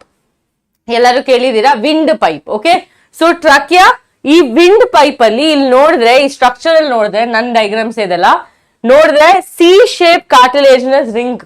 ಓಕೆ, ಇಲ್ಲೊಂದು C shape cartilaginous ring ಇದೆ. So KCET question ಬರ್ಬೋದು, which among these structures have a C shaped cartilaginous ring. Answer ಏನ್ ಬರೀತೀರಾ ನೀವು? ಆನ್ಸರ್ ಏನ್ ಬರೀತೀರಾ ನೀವು? ಹೇಳಿ ಬೇಗ. ನೀವು ಬರೀತೀರಾ ma'am, it is trachea, because trachea has C shaped incomplete cartilaginous ring. ಯಾಕೆ ಸ್ಟೂಡೆಂಟ್ಸ್ ಇನ್ಕಂಪ್ಲೀಟ್ ವರ್ಡ್ ಯೂಸ್ ಮಾಡಿದೀನಿ? ಬಿಕಾಸ್ ಅದೊಂದು ಪೈಪ್ ತರ ಇರೋದು. ಆ ಕಾರ್ಟಿಲೇಜು ಇವಾಗ ಒಂದ್ ಪೈಪ್ ಅಲ್ಲಿ ನಾನೊಂದು ರಿಂಗ್ ಹಾಕಿದ್ದೀನಿ, ಆ ರಿಂಗು ಸ್ವಲ್ಪನೂ ಮೂವ್ ಆಗಲ್ಲ, ಫುಲ್ ಟೈಟ್ ಆಗಿದೆ. ನಾರ್ಮಲಿ ಏರ್ ಎಂಟರ್ ಆಗೋ ಟೈಮಲ್ಲೂ ಎಕ್ಸಿಟ್ ಆಗೋ ಟೈಮಲ್ಲೂ ಸ್ವಲ್ಪ ಕಾಂಟ್ರಾಕ್ಷನ್ ರಿಲ್ಯಾಕ್ಸೇಷನ್ ಆಗುತ್ತಾ ಇಲ್ವಾ? ಆಗುತ್ತೆ ಮ್ಯಾಮ್, ಖಂಡಿತ ಆಗುತ್ತೆ ಮ್ಯಾಮ್. ಸೊ ಆ contraction and relaxation time, there is a chance that the cartilaginous tissues or the cartilage will get harmed because of this tight ring ಅಲ್ವಾ?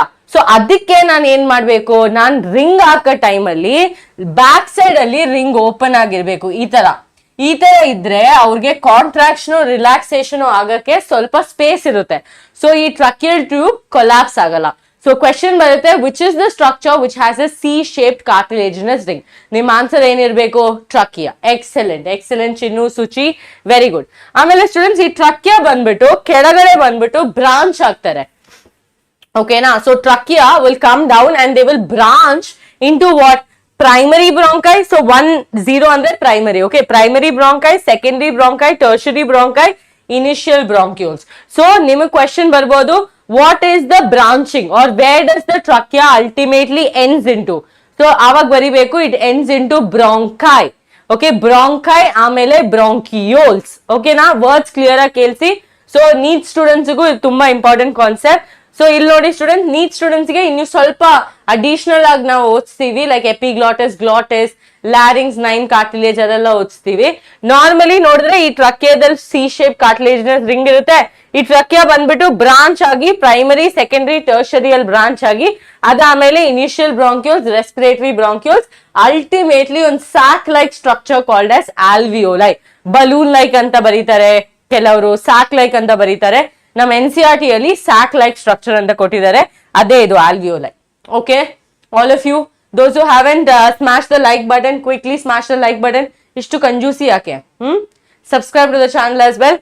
ಸೊ ಇಲ್ಲಿ ನೋಡಿ students, primary bronchi, secondary bronchi, tertiary bronchi, initial bronchioles, terminal bronchioles, respiratory bronchioles, ಆಮೇಲೆ ultimately alveoli. ಅರ್ಥ ಆಯ್ತಾ ಎಲ್ಲರಿಗೂ? ಅರ್ಥ ಆಯ್ತಾ ಎಲ್ಲರಿಗೂ? ಅರ್ಥ ಆದ್ರೆ ಥಮ್ಸ್ ಅಪ್ ಹಾಕ್ಬೇಕು ಕ್ಲಾಸ್ ಅಲ್ಲಿ, ಓಕೆನಾ? ಇಲ್ಲಾಂದ್ರೆ ಇಂಟ್ರೆಸ್ಟ್ ಬರಲ್ಲ. ಆನ್ಲೈನ್ ಕ್ಲಾಸಸ್ ಅಲ್ಲಿ ತುಂಬಾ ಕಷ್ಟ ಇಂಟ್ರೆಸ್ಟ್ ಬರಕ್ಕೆ. ಟೀಚರ್ಗೆ ಫುಲ್ ಇಂಟ್ರೆಸ್ಟ್ ಇರುತ್ತೆ, ಬಟ್ ಸ್ಟೂಡೆಂಟ್ಸ್ಗೆ ಅದು ಈ ಒಂದು ಮೀಡಿಯಂ ಇಂದ ಟ್ರಾನ್ಸ್ಫರ್ ಆಗಿ ಬರೋ ಟೈಮಲ್ಲಿ ಎನರ್ಜಿ ಕಮ್ಮಿ ಆಗುತ್ತೆ. ಸೊ ಅದಕ್ಕೆ ಕಂಟಿನ್ಯೂಸ್ ಆಗಿ ಥಮ್ಸ್ ಅಪ್ ಹಾಕೊಂಡಿರ್ಬೇಕು. ಓಕೆ ಓಕೆ, ಸ್ಟಾರ್ಟ್ ಮಾಡೋದಾ ನೆಕ್ಸ್ಟ್ ಟಾಪಿಕ್?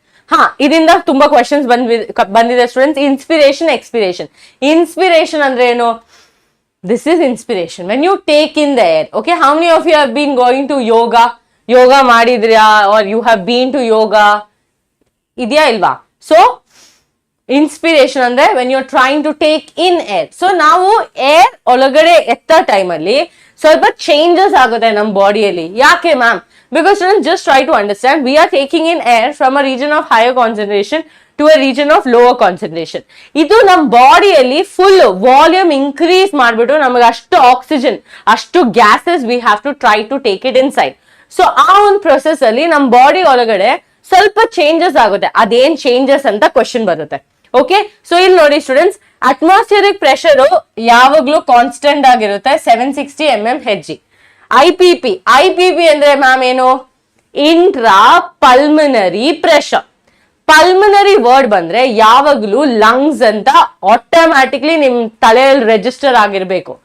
ಪಲ್ಮನರಿ ವರ್ಡ್ ಕೇಳೋ ಟೈಮಲ್ಲಿ ಅರ್ಥ ಆಗ್ಬೇಕು, ಇದಕ್ಕೇನೋ ಕನೆಕ್ಷನ್ ಇದೆ ಲಂಗ್ಸ್ ಜೊತೆ. ಓಕೆ, ಹೆಪ್ಯಾಟಿಕ್ ಅಂದ್ರೆ ಲಿವರ್ ಜೊತೆ ಕನೆಕ್ಷನ್ ಇರುತ್ತೆ.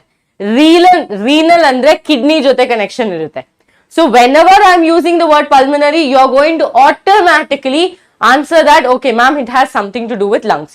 ಸೊ ಇಲ್ಲಿ ಇಂಟ್ರಾ ಪಲ್ಮನರಿ ಪ್ರೆಷರ್ ಅಂದ್ರೆ ಲಂಗ್ಸ್ ಒಳಗಡೆ ಒಂದು ಪ್ರೆಷರ್ ಇರುತ್ತೆ. Because anything will move from a region of higher concentration to a region of lower concentration. So ಆ ಡಿಫ್ರೆನ್ಸ್, ಪ್ರೆಷರ್ ಗ್ರೇಡಿಯನ್ಸ್ ಡಿಫ್ರೆಂಟ್ ಆಗಿರ್ಬೇಕು. ಮ್ಯಾಮ್ ಹೆಂಗ್ ಮ್ಯಾಮ್ ಈ ಪ್ರೆಷರ್ ಗ್ರೇಡಿಯಂಟ್ ಡಿಫ್ರೆಂಟ್ ಆಯ್ತು? ಅದಕ್ಕೊಂದು ಲಾ ಇದೆ, ಬಾಯ್ಲ್ಸ್ ಲಾ. ಆದ್ರೆ ಅದು ಲಾ ಏನಲ್ಲಿ ಹೇಳುತ್ತೆ, it's like if pressure is there, pressure is always going to be inversely proportional to volume. Okay, pressure is going to be inversely proportional to volume. That means when pressure is more, volume ಯಾವಾಗ್ಲೂ ಕಮ್ಮಿ ಇರುತ್ತೆ. Volume ಜಾಸ್ತಿ ಇರೋ ಟೈಮಲ್ಲಿ pressure ಕಮ್ಮಿ ಇರುತ್ತೆ. ಅರ್ಥ ಆಯ್ತಾ? ಸೊ ಇಲ್ಲಿ ನಾನು ಪ್ರೆಷರ್ ಡಿಕ್ರೀಸ್ ಮಾಡ್ಬೇಕಂದ್ರೆ ವಾಲ್ಯೂಮ್ ಜಾಸ್ತಿ ಇರಬೇಕು. So if volume has to be more, what are the things that happens in the body? ನೋಡಿ, diaphragm contracts and students, because we are trying to increase the surface area. ಇಲ್ಲಿ ಏನಾಗುತ್ತೆ, ಡೈಫ್ರಮ್ ಇಲ್ಲೇ ಇದೆ ಅಲ್ವಾ, ಅದ್ ಕೆಳಗೆ ಹೋಗುತ್ತೆ. ಓಕೆ, ಅದ್ ಕೆಳಗೆ ಹೋಗುತ್ತೆ, ಅದ್ ಫ್ಲಾಟನ್ ಆಗುತ್ತೆ. ಅದ್ ಫ್ಲಾಟನ್ ಆಗೋ ಟೈಮಲ್ಲಿ ನಮಗೆ ಗ್ಯಾಸಸ್ ನ ಒಳಗೆ ಎತ್ಕೊಳಕ್ಕೆ ಇನ್ನೂ ಸ್ವಲ್ಪ ಜಾಗ ಸಿಕ್ಕುತ್ತೆ. ಓಕೆನಾ? ನಾನು ಸಿಂಪಲ್ ವರ್ಡ್ಸ್ ಅಲ್ಲಿ ಹೇಳ್ತಾ ಇದ್ದೀನಿ, ಬಟ್ ನಿಮ್ಗೆ ಅರ್ಥ ಆಗ್ತಾ ಇದೆ ಅಲ್ವಾ? So diaphragm contracts and it flattens. Okay, now students, with diaphragm itself there is one more muscle called as intercostal muscle. ಅದಲ್ಲಿ ಎಕ್ಸ್ಟರ್ನಲ್ ಇಂಟರ್ಕೋಸ್ಟಲ್ ಮಸಲ್ಸ್ ಕಾಂಟ್ರಾಕ್ಟ್ ಆಗ್ಬಿಟ್ಟು ಅದೇನ್ ಮಾಡ್ತಾರೆ, ರಿಬ್ಸ್ ಮತ್ತೆ ಸ್ಟರ್ನಮ್ ನ ರೇಸ್ ಮಾಡ್ತಾರೆ. ಇವಾಗ ಎಲ್ಲರೂ look here, can you see my entire body is lifting ಅಂದ್ರೆ ಏನು, ರಿಬ್ಸ್ ಸ್ಟರ್ನಮ್ ಲಿಫ್ಟ್ ಆಗ್ತಾ ಇದೆ, ರೇಸ್ ಆಗ್ತಾ ಇದೆ. ಹೆಂಗ್ ma'am? Because of the external intercostal muscle. ಅವರು ಕಾಂಟ್ರಾಕ್ಟ್ ಆಗ್ಬಿಟ್ಟು ಈ ರಿಬ್ಸ್ ಸ್ಟರ್ನಮ್ ನ ಇನ್ಕ್ರೀಸ್, ಅದು ರೇಸ್ ಮಾಡಕ್ ಹೆಲ್ಪ್ ಮಾಡ್ತಾರೆ. ಸೊ ಟೋಟಲಿ ಏನಾಗುತ್ತೆ ಸ್ಟೂಡೆಂಟ್ಸ್, ಡೈಫ್ರಮ್ ಕಾಂಟ್ರಾಕ್ಟ್ ಆಗ್ಬಿಟ್ಟು ಫ್ಲಾಟನ್ ಆಗುತ್ತೆ. ಆಮೇಲೆ ribs and sternum gets raised because the external intercostal muscles will contract. Understood? So automatically ಇದೆಲ್ಲ ಚೇಂಜ್ ಆಗೋ ಟೈಮಲ್ಲಿ ನಮಗೆ ಆಟೋಮ್ಯಾಟಿಕ್ಲಿ ಅರ್ಥ ಆಯ್ತು ಮ್ಯಾಮ್, ವಾಲ್ಯೂಮ್ ಇನ್ಕ್ರೀಸ್ ಆಗುತ್ತೆ. So here the volume increases. Because the volume increases, the pressure decreases. ಅರ್ಥ ಆಯ್ತಾ? ಅರ್ಥ ಆಯ್ತಾ? Understood? Understood? Yes or no? So that is what is happening here. Okay? Now expiration ಬಂದ್ಬಿಟ್ಟು direct opposite. Diaphragm relax ಆಗುತ್ತೆ because contract ಆಗಿತ್ತು, ಇವಾಗ relax ಆಗ್ಬಿಟ್ಟು ಅದು ಡೋಮ್ ಶೇಪ್ ಆಗುತ್ತೆ. Dome shaped. ಅರ್ಥ ಆಯ್ತಾ? Dome shaped. Now external intercostal muscles also will relax. Relax ಆಗೋ ಟೈಮಲ್ಲಿ ಇವಾಗ ಏನಾಯ್ತು, ribs and sternum has gone to the normal position. Okay, ribs and sternum has gone to the normal position. So ribs and sternum return to the original position. So ಇಲ್ಲಿ ಏನಾಗುತ್ತೆ students, ಇಲ್ಲಿ volume ಕಮ್ಮಿ ಆಗುತ್ತೆ. So if volume becomes less, automatically pressure will become more. Otherwise the air will not go from a region of higher concentration to a region of lower concentration. Okay, done.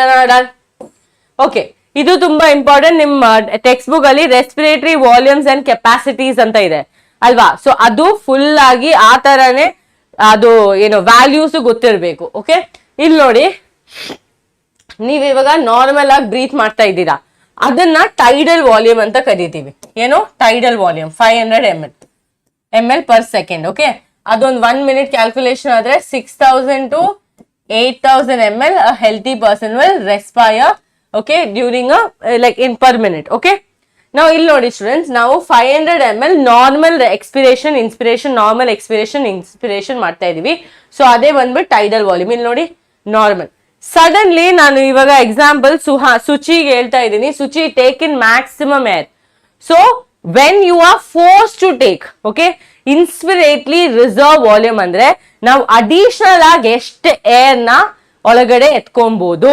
So now I'm telling Suchi take 10, 9, 8, 7, 6. I'm telling she'll be able to take for 10 seconds. Let's say Sanjana will be able to take for 20 seconds. So the maximum amount of air that you can inspire during a forced inspiration, ad banbitu IRV.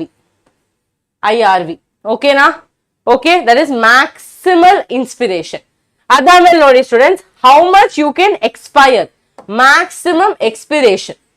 The maximum amount of air that you can expire out during a forced expiration. Adeshtu barutte? Maximal expiration. Okay? Yes? Understood? Yes or no?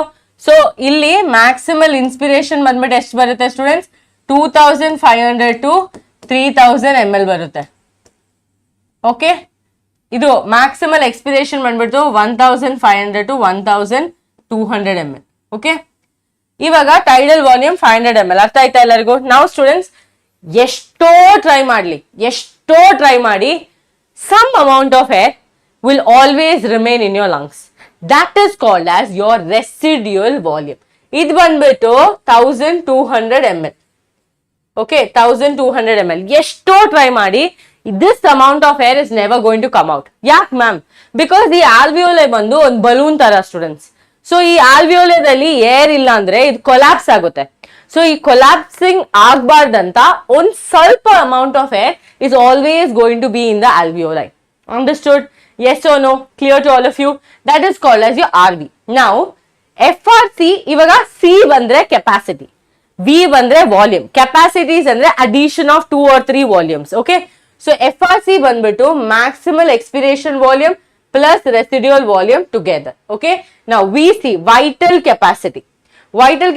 So, ಇಲ್ಲಿ ಏನ್ ಮಾಡ್ಬೇಕಂದ್ರೆ totalling ಮಾಡ್ಬೇಕು. So ಇಲ್ಲಿ ನೋಡಿ ERV ಬಂದ್ಬಿಟ್ಟು 1100 plus 1200 ಎಷ್ಟು ಬರುತ್ತೆ students? 2300 ml. ಕರೆಕ್ಟಾ ಮ್ಯಾಥ್ಸ್?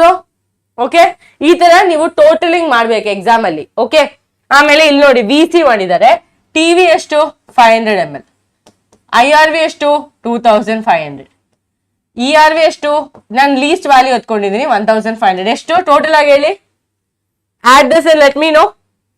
ನೌ IC ಅಂದ್ರೆ inspirational capacity. So capacity is addition of 2 volumes. Okay students, ಅದು ಆಡ್ ಮಾಡ್ಬಿಟ್ಟು ಹೇಳಿ.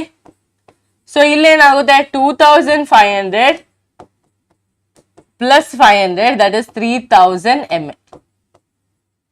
ಓಕೆ, 3000 ml ಎಷ್ಟಾಯ್ತು ಟೋಟಲ್?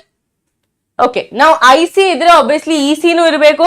ಸೊ EC ಬಂದ್ಬಿಟ್ಟು expiration ERV plus TV. Okay, ERV plus TV. ನಾವು ನೋಡಿ ಇಲ್ಲಿ ಸ್ಟೂಡೆಂಟ್ಸ್, ಟೋಟಲ್ ಲಂಗ್ ಕೆಪಾಸಿಟಿ. ಇದು VC ಬಂದ್ರೆ ವೈಟಲ್ ಕೆಪಾಸಿಟಿ. ಈ ವೈಟಲ್ ಕೆಪಾಸಿಟಿಯಲ್ಲಿ RV ಕ್ಯಾಲ್ಕುಲೇಟ್ ಮಾಡಲ್ಲ. ಏನು ಕ್ಯಾಲ್ಕುಲೇಟ್ ಮಾಡಲ್ಲ? RV ಕ್ಯಾಲ್ಕುಲೇಟ್ ಮಾಡಲ್ಲ. TLC ಬಂದ್ಬಿಟ್ಟು ಈ VC ಪ್ಲಸ್ RV ಎಷ್ಟು? Yes they will ask Bhoomika. 4100. Very good. ಕರೆಕ್ಟಾ maths? I am trusting you people. ಅರ್ಥ ಆಯ್ತಾ? ಇದ್ ಮಾಡೋಣ, VC ಮಾಡೋಣ.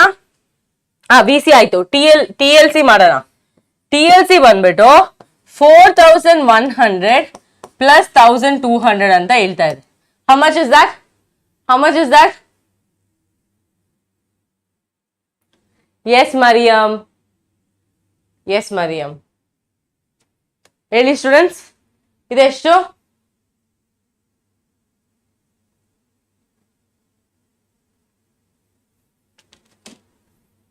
This one. This is TLC. TLC ಅಂದ್ರೆ total lung capacity. Total lung capacity. Bega 5300 okay. So 5003 students ನೋಡಿ ಇಲ್ಲಿ ನಾನು ಲೀಸ್ಟ್ ಅಮೌಂಟ್ ಎತ್ಕೊಂಡಿದ್ದೀನಿ ನೋಡಿ ಇಲ್ಲಿ ನಿಮಗೆ ಚೇಂಜ್ ಆಗಬಹುದು ನಿಮಗೆ ಇಲ್ಲಿ 2500 ಗೆ 3000 ಎತ್ಕೊಬಹುದು 1100 can be replaced by 1200 ml also. So remember the range. Okay, now let's take example. If I do this with 1200 and 3000, what will be the value? 500, 3500, 4000, 4700 it will become, no? This one. So 4100 to 4700 range irutte. Okay? Yes. Hi Sukanya. So this is the entire capacities. Okay? You cannot miss this. Okay? If you miss this, you come back. Don't write KCET exam. Come off home. Now look here.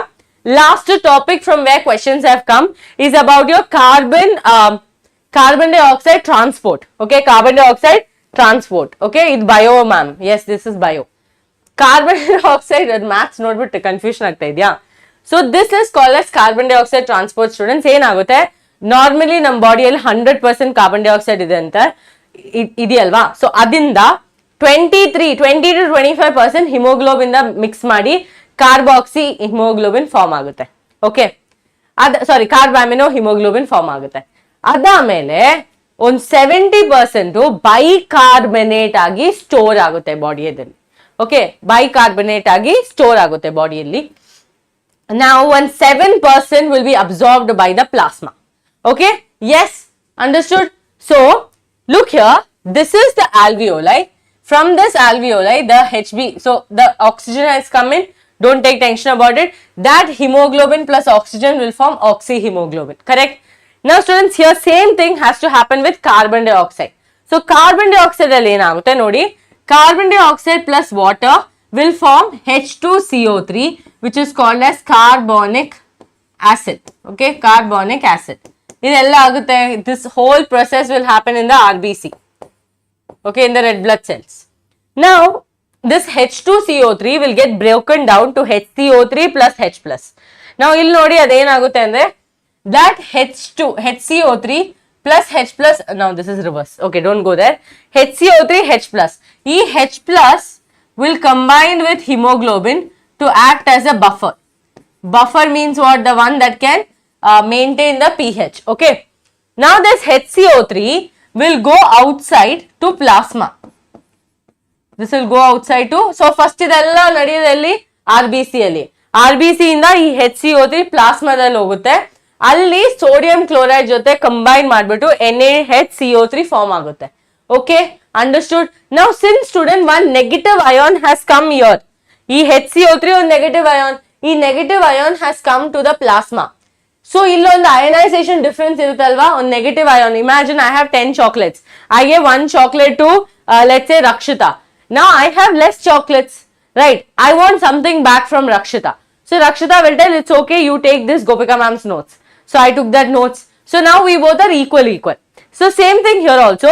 HCO3 which was in the RBC will go to the plasma to combine with NaCl and form bicarbonate. So adik badalagi, like in the sense just to give it back, NaCl will get broken down to Na plus Cl. Cl vapas, Cl will enter into the RBC. Is this clear to all of you? Yes or no? Come on, tell me in the chat box. Hemoglobin is what? Chemistry class is starting from Monday. Okay, you have 2 teachers for chemistry. Finally, we have teachers for chemistry. Tumba struggle madidini students, teachers na. I will send this notes on my Telegram as well as on Vedantu Karnataka Telegram. Okay, artha aita ido. So questions madana. The trachea terminates into, question I told you know this kind of question will come. The trachea terminates into bronchial tree, atrium, bronchi, alveoli. ಬೇಗ answer ಮಾಡಿ students ಏನಾದ್ರೂ doubt ಇದ್ರೆ all my videos ಅದೇ on NEET English check out any video any concept you will be able to understand everything clearly okay yes welcome Sanjana okay ಇದು answer ಹೇಳಿ students the trachea terminates into students easy question ಬರುತ್ತೆ students, ಅಷ್ಟು difficult ಇಲ್ಲ. 2011 2009 questions ಎಲ್ಲ solve ಮಾಡಬೇಡಿ. Most of them out of syllabus ಇದೆ. ಇವಾಗ ನಿಮ್ಮ ಸಿಲೆಬಸ್ ತುಂಬಾ ಅಪ್ಡೇಟ್ ಆಯ್ತು. ಆಮೇಲೆ ಇವಾಗ KCET ನಾವು NCERT ಇಂದ ಫಾಲೋ ಮಾಡ್ತಾ ಇದೀವಿ. ಸೊ ಅದಕ್ಕೆ ಎಲ್ಲಾ ಕ್ವೆಶನ್ಸ್ ಸಾಲ್ವ್ ಮಾಡಬೇಡಿ, ಮೋಸ್ಟ್ ಇಂಪಾರ್ಟೆಂಟ್ ಕ್ವೆಶನ್ಸ್ ನ ಸಾಲ್ವ್ ಮಾಡಿ. Okay, I told you this, that the trachea terminates. Students, they are not telling where it terminates ultimately into. It is going to terminate into bronchi. Bronchi will terminate into bronchioles. Bronchioles will terminate inside the alveoli. Artha aita ellargo? So answer banbit C. Those who did not listen to my class answered it wrong. Okay? Punishment for all of you. Punishment for all of you. Next question nodi. I just taught you this. During the transportation of gases, to maintain the ionic balance, chloride ions shift from. Just now I taught you this.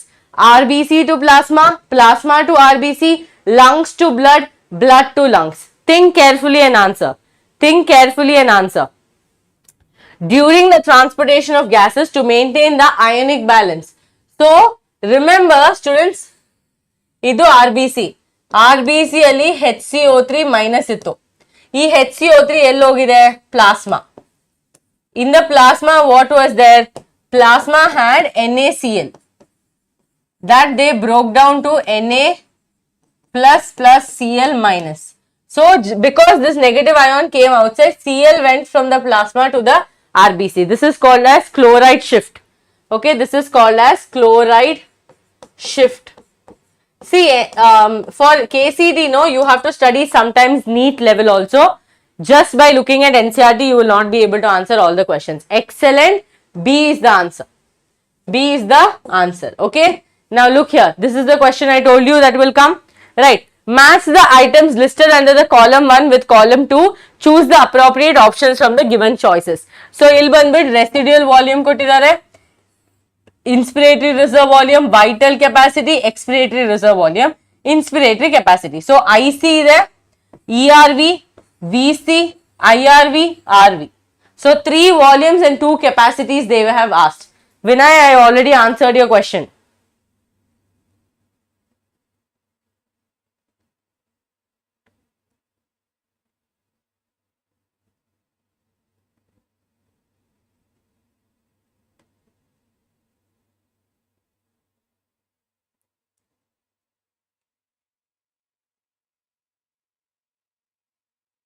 Yes, answer.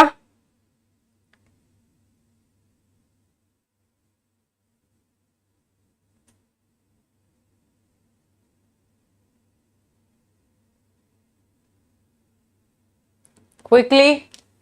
Okay, C you are answering. Let's see. Let me solve it first. Solve madana first. Nodi illi residual volume. So students, il residual volume 1200 anta helidini alva. So Q, okay, AQ. Inspirate AQ andre ideredu strike out ಮಾಡಿ. Okay, ideredu strike out ಮಾಡಿ. B and C is the option. Inspirated reserve volume ಎಷ್ಟು? 2500 to 3000. BT. Option number C. Option number C. Excellent, excellent. Good job, good job. I'm so proud of all of you. Now, the volume of air inspired or expired by a healthy man per minute. ಇದು ಹೇಳಿದೀನಿ ಇವಾಗ. Per minute ಎಷ್ಟಾಗುತ್ತೆ ಅಂತ? Per minute. Come on, quickly answer in the chats. 1000 to 1100, 2500 to 3000, 6000 to 8000, 400 to 500 ml.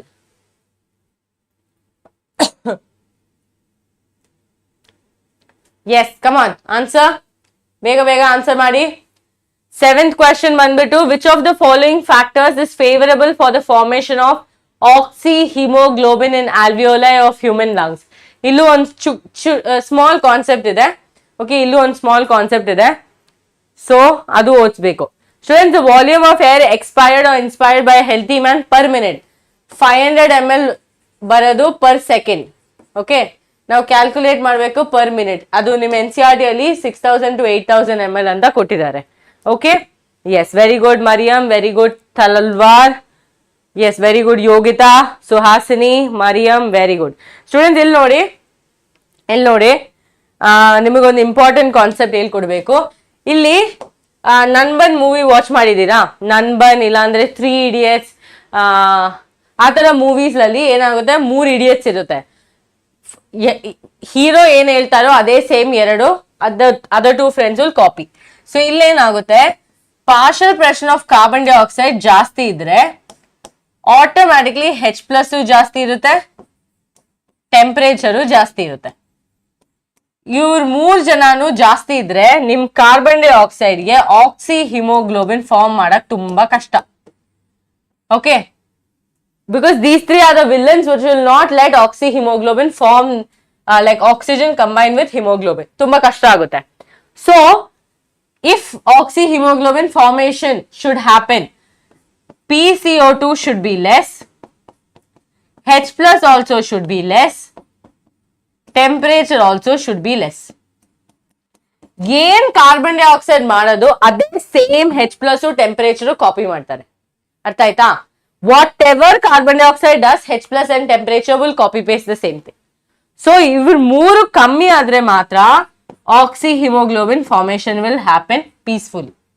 Understood? So what will be the answer? What will be the answer here? It is going to be lower temperature, because high partial pressure of carbon dioxide will not let oxygen formation. High H+ concentration, no. Low partial pressure of oxygen, no. So the answer will be your lower temperature. Understood all of you? Yes or no? Clear? Can we go to the next chapter? So each chapter alli ide important questions amele important concepts. Each chapter ಸ್ವಲ್ಪ ದೊಡ್ಡದಾಗಿದೆ students. ಈ chapter ಇಂದ every time different types of question ಬರ್ತಾ ಇದೆ. So I will not be able to do the full chapter, but let's try to cover as much as important concepts possible. Okay? So ಇಲ್ಲಿ ನೋಡಿ, ಈ box ತುಂಬಾ important. ಈ box ನೋಡ್ಬಿಟ್ಟು confusion ಆಗಬೇಡಿ. ಹೇಳ್ತೀನಿ ಏನಂತೂ ಸಿ ಅಮೋನೋಟೆಲಿಕ್, ಯೂರಿಯೋಟೆಲಿಕ್, ಯೂರಿಕೋಟೆಲಿಕ್. ಅದಂದ್ರೆ ಅಮೋನಿಯಾ ರಿಲೀಸ್ ಮಾಡೋ ಆರ್ಗ್ಯಾನಿಸಮ್ಗೆ ನಾವು ಅಮೋನೋಟೆಲಿಕ್ ಅಂತ ಕರಿತೀವಿ. ಯೂರಿಯಾ ರಿಲೀಸ್ ಮಾಡೋ ಆರ್ಗ್ಯಾನಿಸಮ್ಸ್ಗೆ ಯೂರಿಯೋಟೆಲಿಕ್ ಅಂತ ಕರಿತೀವಿ. ಯೂರಿಕ್ ಆಸಿಡ್ ರಿಲೀಸ್ ಮಾಡೋಣ ಯೂರಿಕೋಟೆಲಿಕ್ ಅಂತ ಕರಿತೀವಿ. ಇಲ್ಲಿ ನೋಡಿ, whenever ammonia is there, ammonia is the most toxic. The red flag of the group is ammonia. Who is the green flag? Least toxic is uric acid. Who is middle flag, like white flag? It says urea. Okay, less toxic. Now readily removes ಅಂದ್ರೆ ನಾವು ಇದು ಬಾಡಿಯಲ್ಲಿ ಇಕ್ಕಕ್ಕಾಗಲ್ಲ, because ಅದು ತುಂಬಾ toxic friends ನಾವು immediate ಆಗಿ block ಮಾಡ್ತೀವಿ ಅಲ್ವಾ. Same way ammonia also has to be readily removed from the body. ನಾವು students, diffusion from the body surface, ನಮಗೆ ಕಿಡ್ನಿ ಬಂದು ಇದೆಲ್ಲ ಫಿಲ್ಟರ್ ಮಾಡ್ಬಿಟ್ಟು ರಿಮೂವ್ ಮಾಡಕ್ ಟೈಮ್ ಇಲ್ಲ. ಸೊ ಅಮೋನಿಯಾ ಬಾಡಿಯಲ್ಲಿ ಇದ್ರೆ ಇಮಿಡಿಯೇಟ್ಲಿ ಬಾಡಿ ಸರ್ಫೇಸ್ ಇಂದಾನೆ ರಿಮೂವ್ ಮಾಡೋದು. ಓಕೆ, ನಾವು ರೆಡಿಲಿ ಸಾಲ್ಯುಬಲ್ ಇನ್ ವಾಟರ್, ಅವ್ರಿಗೆ ತುಂಬಾ ನೀರ್ ಬೇಕು, ಸಾಲ್ಯುಬಲ್ ಆಗಕ್ಕೆ ತುಂಬಾ ನೀರ್ ಬೇಕು. So this is seen in bony fishes, aquatic amphibians and aquatic insects, because they have a lot of water, they are present in the water. Okay, ಇಲ್ಲಿ ನೋಡಿ, kidney will help in the removal. If at all ammonia is there in our body, it will get converted to urea with the help of urea cycle that is present in the liver. Soluble in water, some urea will remain in our body, that is for later purposes. Okay, now it is there in mammals like us, okay, amphibians and marine fishes. Okay, humans are ureotelic. That is, it gives out urea. Okay, understood? Who asked me? Rakshita. Okay, now uricotelic andre least toxic.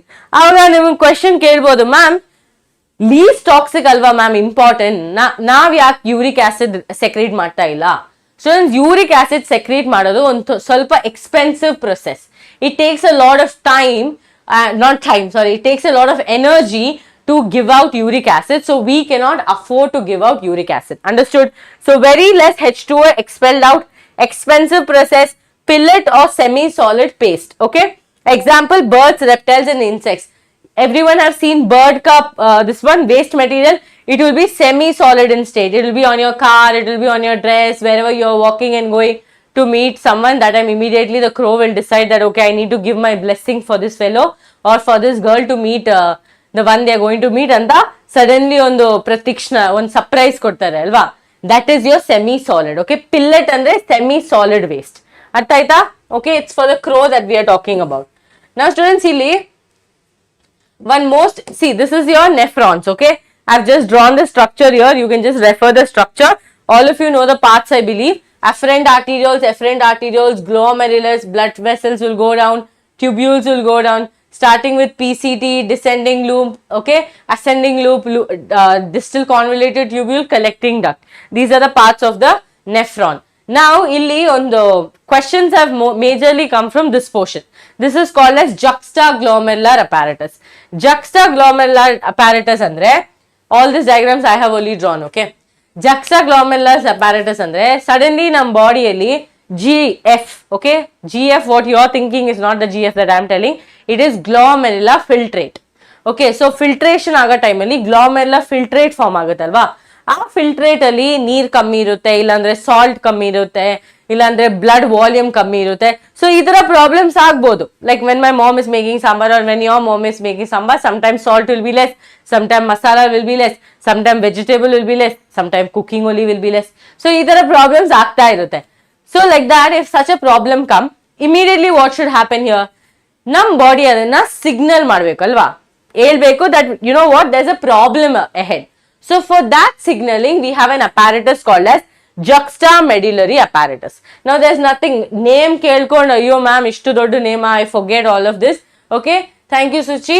So illi we are going to learn it in a very simple way. Yenadu, this is your glomerulus, one tuft of capillaries. Ee capillaries alli afferent arterioles anta irutte, the one that is going to bring the blood inside. And remember, afferent arterioles are going to be thicker than efferent arterioles. Students, afferent andre the one that is bringing in the blood, efferent andre the one that is taking out the blood. Understood? So the afferent arterioles will convert, like some of the smooth cells of the afferent arterioles will become juxtaglomerular cells or the JG cells. But ಹೆಂಗಿದೆಲ್ಲ ಆಯ್ತು ನೋಡಿ, ಈ GFR ಹಿಂಗ್ ಹೋಗ್ತಾ ಇರುತ್ತೆ. The moment it reaches the DCT, there are some cells of the DCT which are called as macula densa cells. What are they called as? Macula densa cells. They are also called as sensory cells. ಅವ್ರಿಗೇನೋ sense ಆಗುತ್ತೆ, ಈ GF ಗೆ ಏನೋ problem ಇದೆ ಅಲ್ವಾ, ಏನೋ problem ಇದೆ, ಇವತ್ತು ಇನ್ಸ್ಟಾಗ್ರಾಮ್ ಅಲ್ಲಿ ರೀಲ್ ನೋಡಿಲ್ಲ ಅದಕ್ಕಿರ್ಬೋದು. Not like that kind of problem. So here macula densa will be like, there's some problem with the GFR, let me do one thing, let me signal that to the JG cells. So JG cells immediately ready ಆಗ್ಬಿಟ್ಟು ಅವರು renin release ಮಾಡ್ತಾರೆ. ಏನ್ release ಮಾಡ್ತಾರೆ? Renin. So try to understand this diagram. Anyone has a doubt, please ask me. Please ask me if you have a doubt. Faster. Any doubts? No doubts, Pakka? So simple students, GF ಗೆ ಏನಾದರೂ problem ಇದ್ರೆ immediately macular densa cells in the DCT will sense it and they will send a signal to the JG cells. JG cells ಎಲ್ಲಿಂದ ಬಂದಿರೋದು?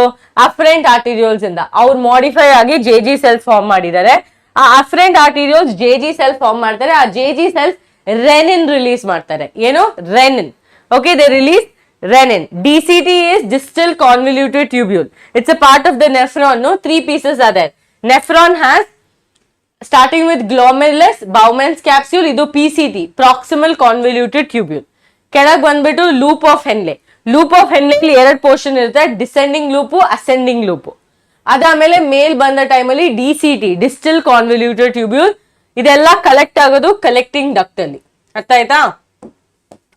Now what will the renin do? What will the, okay, what macular densa cells function means they're sensory. ಅವ್ರಿಗೆ ಅರ್ಥ ಆಗುತ್ತೆ GF ಗೆ ಏನೋ problem ಇದೆ ಅಂತ, ಗ್ಲಾಮೆರುಲರ್ filtrate ಗೆ ಏನೋ ಪ್ರಾಬ್ಲಮ್ ಇದೆ, ಏನೋ ಒಂದು ಮೇ ಬಿ ಬ್ಲಡ್ ವಾಲ್ಯೂಮ್ ಕಮ್ಮಿ ಇರುತ್ತೆ, ಸಾಲ್ಟ್ ಕಮ್ಮಿ ಇರುತ್ತೆ, ಏನೋ ಒಂದು ಡೌಟ್ ಇರುತ್ತೆ. ಆ ಡೌಟ್ ಬಂದ ಆಮೇಲೆ ಅವ್ರು ಇಮಿಡಿಯೇಟ್ಲಿ JG cells ಗೆ ಹೇಳ್ತಾರೆ, you know what, there's some problem. So JG cells like, don't worry, I will release renin, and that renin will do RAS mechanism. ಏನ್ ಮಾಡ್ತಾರೆ? RAS mechanism, renin angiotensin aldosterone system. So try to understand. If you're not able to understand, we will again try to do that. Okay, no, they will only sense it. Bhumika, macular densa cells are sensory cells. ಅವ್ರು just ಅರ್ಥ ಆಗುತ್ತೆ, like ಒಂದು traffic police ಇರುತ್ತಲ್ವಾ, ಅವ್ರು signal ಮಾಡ್ತಾರೆ. ಅವ್ರು ನಮ್ car ಬಂದು ಓಡಿಸಲ್ಲ, ಅವ್ರು ಸಿಗ್ನಲ್ ಮಾಡ್ತಾರೆ, ಹೋಗಿ ಬರ್ರಿ, like go come and all that. Same way macular densa cells will only signal. ಯಾರು ಈ ಪ್ರಾಬ್ಲಮ್ ಎಲ್ಲ ಸಾಲ್ವ್ ಮಾಡೋದು? renin. ಓಕೆ, ಇದೆಲ್ಲ ಸಾಲ್ವ್ ಮಾಡೋದು renin. So JG cells release renin. That renin will convert angiotensinogen, which is in inactive form in the plasma, to angiotensin 1. and angiotensin 2. This angiotensin 2 will fix all these problems that were there in the GFR. GFR itself was less, blood volume was less, water was less, BP was less. ಈ ಎಲ್ಲಾ problems solve ಮಾಡೋದು ಯಾರು? ಈ renin. Renin ಆಂಜಿಯೋಟೆನ್ಸಿನ್ ಓಜನ್ನ ಆಂಜಿಯೋಟೆನ್ಸಿನ್ 1 ಅಲ್ಲಿ convert ಮಾಡ್ತಾರೆ. But ಆಂಜಿಯೋಟೆನ್ಸಿನ್ 1 ಅಷ್ಟು capable ಆಗಿರಲ್ಲ. So ಅದಕ್ಕೆ ಅವ್ರನ್ನ ನಾವು ಆಂಜಿಯೋಟೆನ್ಸಿನ್ 2 ಅಂತ ಕನ್ವರ್ಟ್ ಮಾಡ್ತೀವಿ. ಆ ಆಂಜಿಯೋಟೆನ್ಸಿನ್ 2 ಬಂದ್ಬಿಟ್ಟು ಎಲ್ಲಾ ಪ್ರಾಬ್ಲಮ್ಸ್ ಸಾಲ್ವ್ ಮಾಡ್ತಾರೆ. ಹೆಂಗ್ ಮ್ಯಾಮ್? ಅದು ಅಡ್ರಿನಲ್ ಕಾರ್ಟೆಕ್ಸ್ ಗೆ ಒಂದು ಸಿಗ್ನಲ್ ಕೊಡ್ತಾರೆ. You know what, there some problem, let's release aldosterone. Aldosterone release ಮಾಡ್ಬಿಟ್ಟು conditional reabsorption of sodium will take place. Automatically BP ಸರಿ ಹೋಗುತ್ತೆ. Okay, yes, understood? Understood?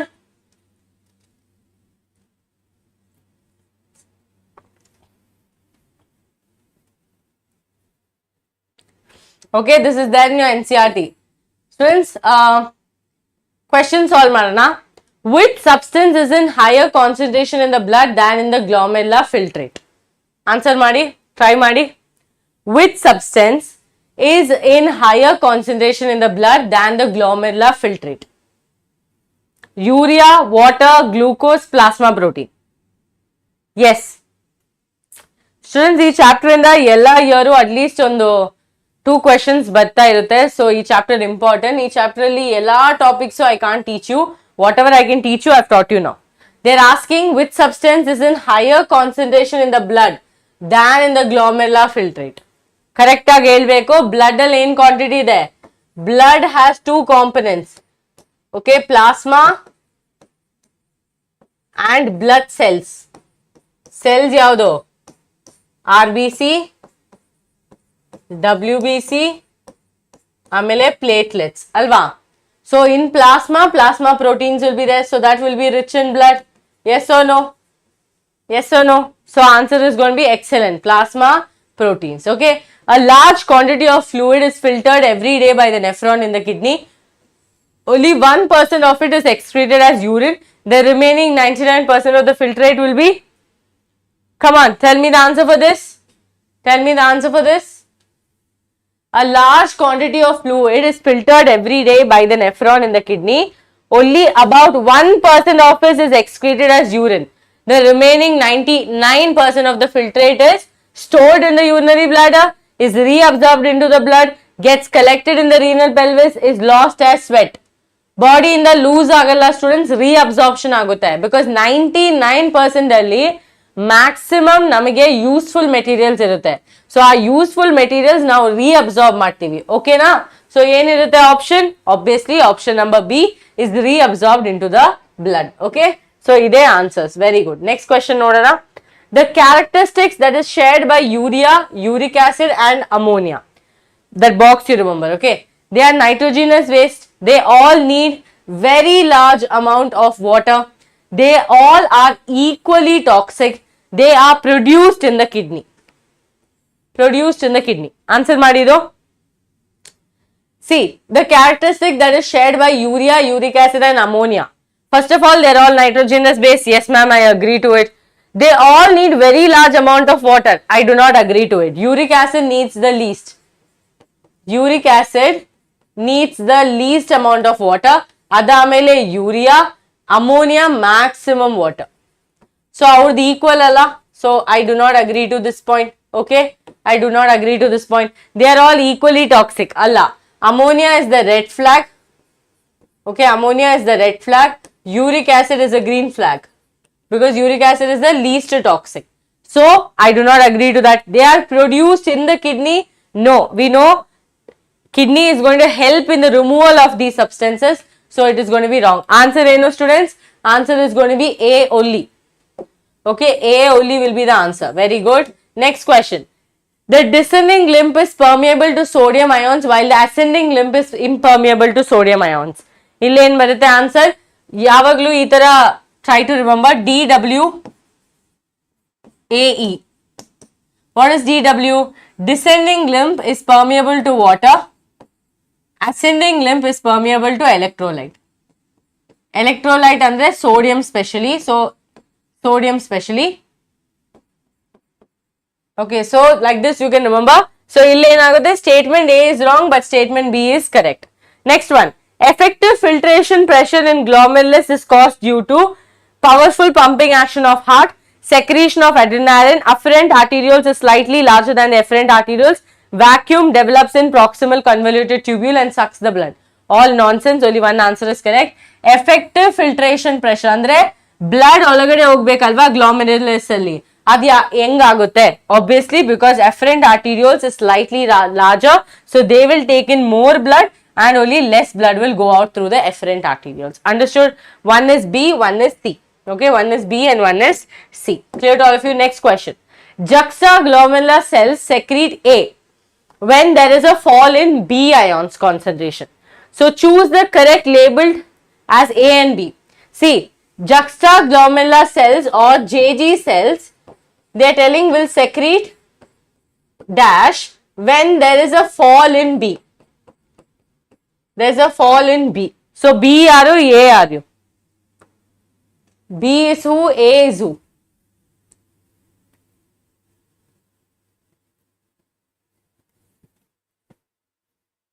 Bega ಹೇಳಿ.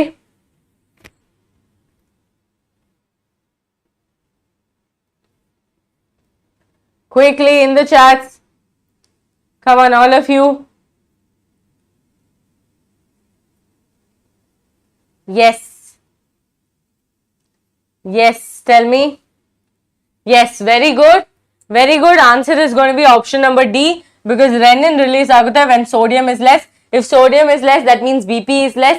So, atara, okay, D is the option. Very good. Now, a fall in glomerular filtration rate activates adrenal medulla to release adrenaline, juxtaglomerular cells to release renin, posterior pituitary to release vasopressin, adrenal cortex to release aldosterone. Think madeli, fall in GF. Fall in GF will first activate whom? It will first activate whom? Bega ಹೇಳಿ. First, it will activate whom, students? It will activate the JG cells to release renin. Renin ಬಂದ್ಬಿಟ್ಟು ultimately angiotensin 2 ಮಾಡ್ಬಿಟ್ಟು ಅವ್ರು ಹೇಳ್ತಾರೆ adrenal cortex ಗೆ release aldosterone ಅಲ್ವಾ? So B answer. B is the answer. ಅರ್ಥ ಆಯ್ತಾ? ದಂಡನಾಡನ್. So ಹೇಳಿದೀನಿ ಈ ಟಾಪಿಕ್ ಇಂದ ತುಂಬಾ ಕ್ವೆಶ್ಚನ್ಸ್ ಇದೆ. ಇಲ್ಲಿ ನೋಡಿ students, facultative absorption of water from primary urine is influenced by what hormone? This you will again study in chemical coordination. So just answer this question. Always remember the hormone related to reabsorption of water is vasopressin. In vasopressin alli they can also give you anti-diuretic hormone. Okay, this is also the same answer. So if they give you anti-diuretic hormone, you will also answer this. Okay, clear? Vasopressin is going to help in reabsorption of the water. Now, filtration of blood during urine formation takes place in collecting duct, DCT, glomerulus, PCT. KLC correct agi filtration. Students, ಮೂರು step ಇದೆ urine formation ಗೆ. Urine ಅದು ಗ್ಲಾಮೆರುಲರ್ filtration, reabsorption ಆಮೇಲೆ secretion. So ಇಲ್ಲಿ ನೋಡಿ, this is urine formation first step. Okay, so ಈ first step ಅಲ್ಲಿ ಏನಾಗುತ್ತೆ, blood ಇಲ್ಲಿ ಹೋಗ್ಬಿಟ್ಟು ಈ ತರ filtrate ಬರುತ್ತೆ. So that goes through 3 layers. Now you should understand that filtration happens in the glomerulus. Glomerular filtration illandre ultra filtration happens in the glomerulus. Bere ಎರಡು steps, tubular reabsorption ಆಮೇಲೆ tubular secretion. ಈ ಎರಡು step ನಡೆಯೋದು tubules ಅಲ್ಲಿ. ಅರ್ಥ ಆಯ್ತಾ? Okay, so ಇಲ್ಲಿ answer ಏನ್ ಬರುತ್ತೆ? glomerulus ಆನ್ಸರ್ ಬರುತ್ತೆ ಅಲ್ವಾ? glomerulus, because filtration happens in glomerulus, tubular reabsorption happens in PCT maximum it happens. Okay, now ANF, atrial natriuretic factor, ANF. Now students, idu onde one word you can study. ANF acts against renin. Okay, acts against RAS mechanism. ಏನ್ RAS mechanism ಹೇಳೋದು ಅದು opposite ಮಾಡ್ತಾರೆ. ಯಾಕೆ? ಬಾಡಿಯಲ್ಲಿ ಯಾವಾಗಲೂ ಒಂದು positive feedback mechanism ಇರಬೇಕು, negative feedback mechanism ಇರಬೇಕು. That means one who will increase the rate, one who will decrease the rate. So here ANF is going to make sure that RAS mechanism doesn't do something overboard. Andre ಜಾಸ್ತಿ ಮಾಡಬಾರದು, because GFR if it increases too much or let's say blood volume increases too much, it will become a problem. So we do not want this to happen. So for that, ANF will keep a check on it. Okay, ANF will keep a check on it. So check on renin-angiotensin mechanism. Clear to all of you? 2023 question. 2023 question. Now students, body fluids and circulation, almost 24 questions bandide from 2010. So every year 2 questions come from this chapter. Okay, every year 2 questions come from this chapter, and from NEET point of view 3 questions come, that means 12 marks. Okay, so all the human physiology chapters are important for NEET, but in KCET you can skip some chapters. Okay, you can skip some chapters, but you cannot skip body fluids and circulation, breathing and exchange, and excretory product. You can aram se skip locomotion, chemical coordination, and neural control and coordination, but still I will make you solve some questions. Whatever you learn from the questions, well and good. If it repeats, very good. Okay. Okay, body fluids and circulation nodi students, illinda most important questions ಏನು ಬರುತ್ತೆ ಇದು. WBC, basis of the presence and absence of granules, is divided into A granulocyte and granulocyte. A granulocyte ಅಂದ್ರೆ ಏನು? Granules ಇಲ್ಲ. ಕಾಣಿಸ್ತಾ ಇದೆಯಾ? Granules ಇಲ್ಲ. granulocytes ಅಂದ್ರೆ granules ಇದೆ. Okay, this is the difference. Now, A granulocytes has monocyte and lymphocyte. Granulocyte has neutrophils, eosinophils, and basophils. Clear? Yes, so understood? Okay. Now, look here. This is the entire thing that you have to study. Question will come from the diagram. See, percentage. So, students, now granulocyte over the time ali eosinophils, basophils, neutrophils ide alva. So percentage ಬಂದ್ಬಿಟ್ಟು 2 to 3%, 0.5 to 1%, 60 to 65%. If you can't remember that also, at least remember the structure. Eosinophils, E for eosino, E for earth. ಒಂದು ಇದು ತರ ಏನದು Sony headphones ಎಲ್ಲ ಇದೆ ಅಲ್ವಾ, headphone ತರ ಇರುತ್ತೆ ಶೇಪು. ಓಕೆ, ಹೆಡ್ಫೋನ್ ತರ ಇರುತ್ತೆ ಶೇಪು. ಸೊ ಇಲ್ಲೊಂದು ಸರ್ಕಲ್, ಓಕೆ, ಈ ತರ ಇಲ್ಲಿ ಬಂದ್ಬಿಟ್ಟು ಇಲ್ಲೊಂದು ಸರ್ಕಲ್. ಓಕೆ, ಪ್ರಾಪರ್ ಹೆಡ್ಫೋನ್ಸ್ ತರ ಇರುತ್ತೆ. So you can remember E for eosinophils, E for headphones. Okay. Now, this one helps with allergic reaction. Also, they are the ones who will go and fight. Okay, allergic reaction. Now, ಇಲ್ಲಿ ನೋಡಿ basophils ಬಂದ್ಬಿಟ್ಟು ಒಂದು S shape ತರ ಇರುತ್ತೆ. Okay, ಒಂದು S shape ತರ ಇರುತ್ತೆ. What am I talking about? I am talking about their appearance. Okay.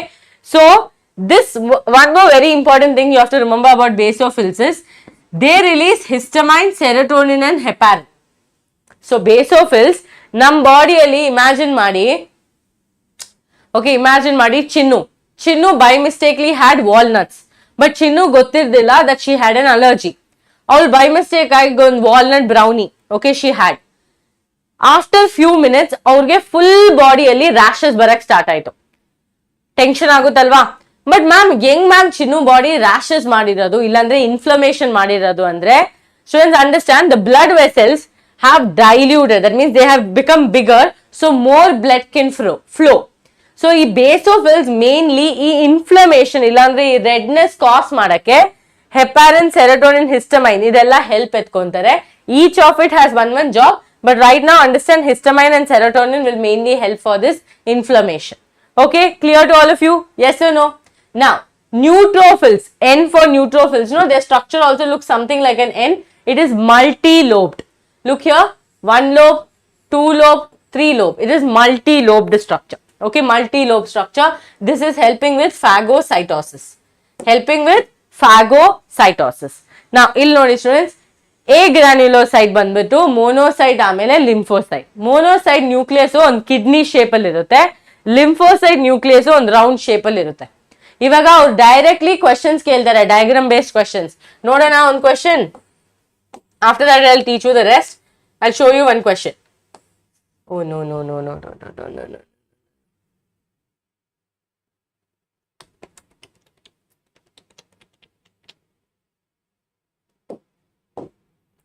Okay, ಇಲ್ಲಿ ನೋಡಿ, they have asked you what is A. I'll answer it there, don't worry about the answer. You look at this because diagram clear illa students. A, okay, B, C and D. ಇಲ್ಲಿ ನೋಡಿದ್ರೆ, okay, let's say A looks like this.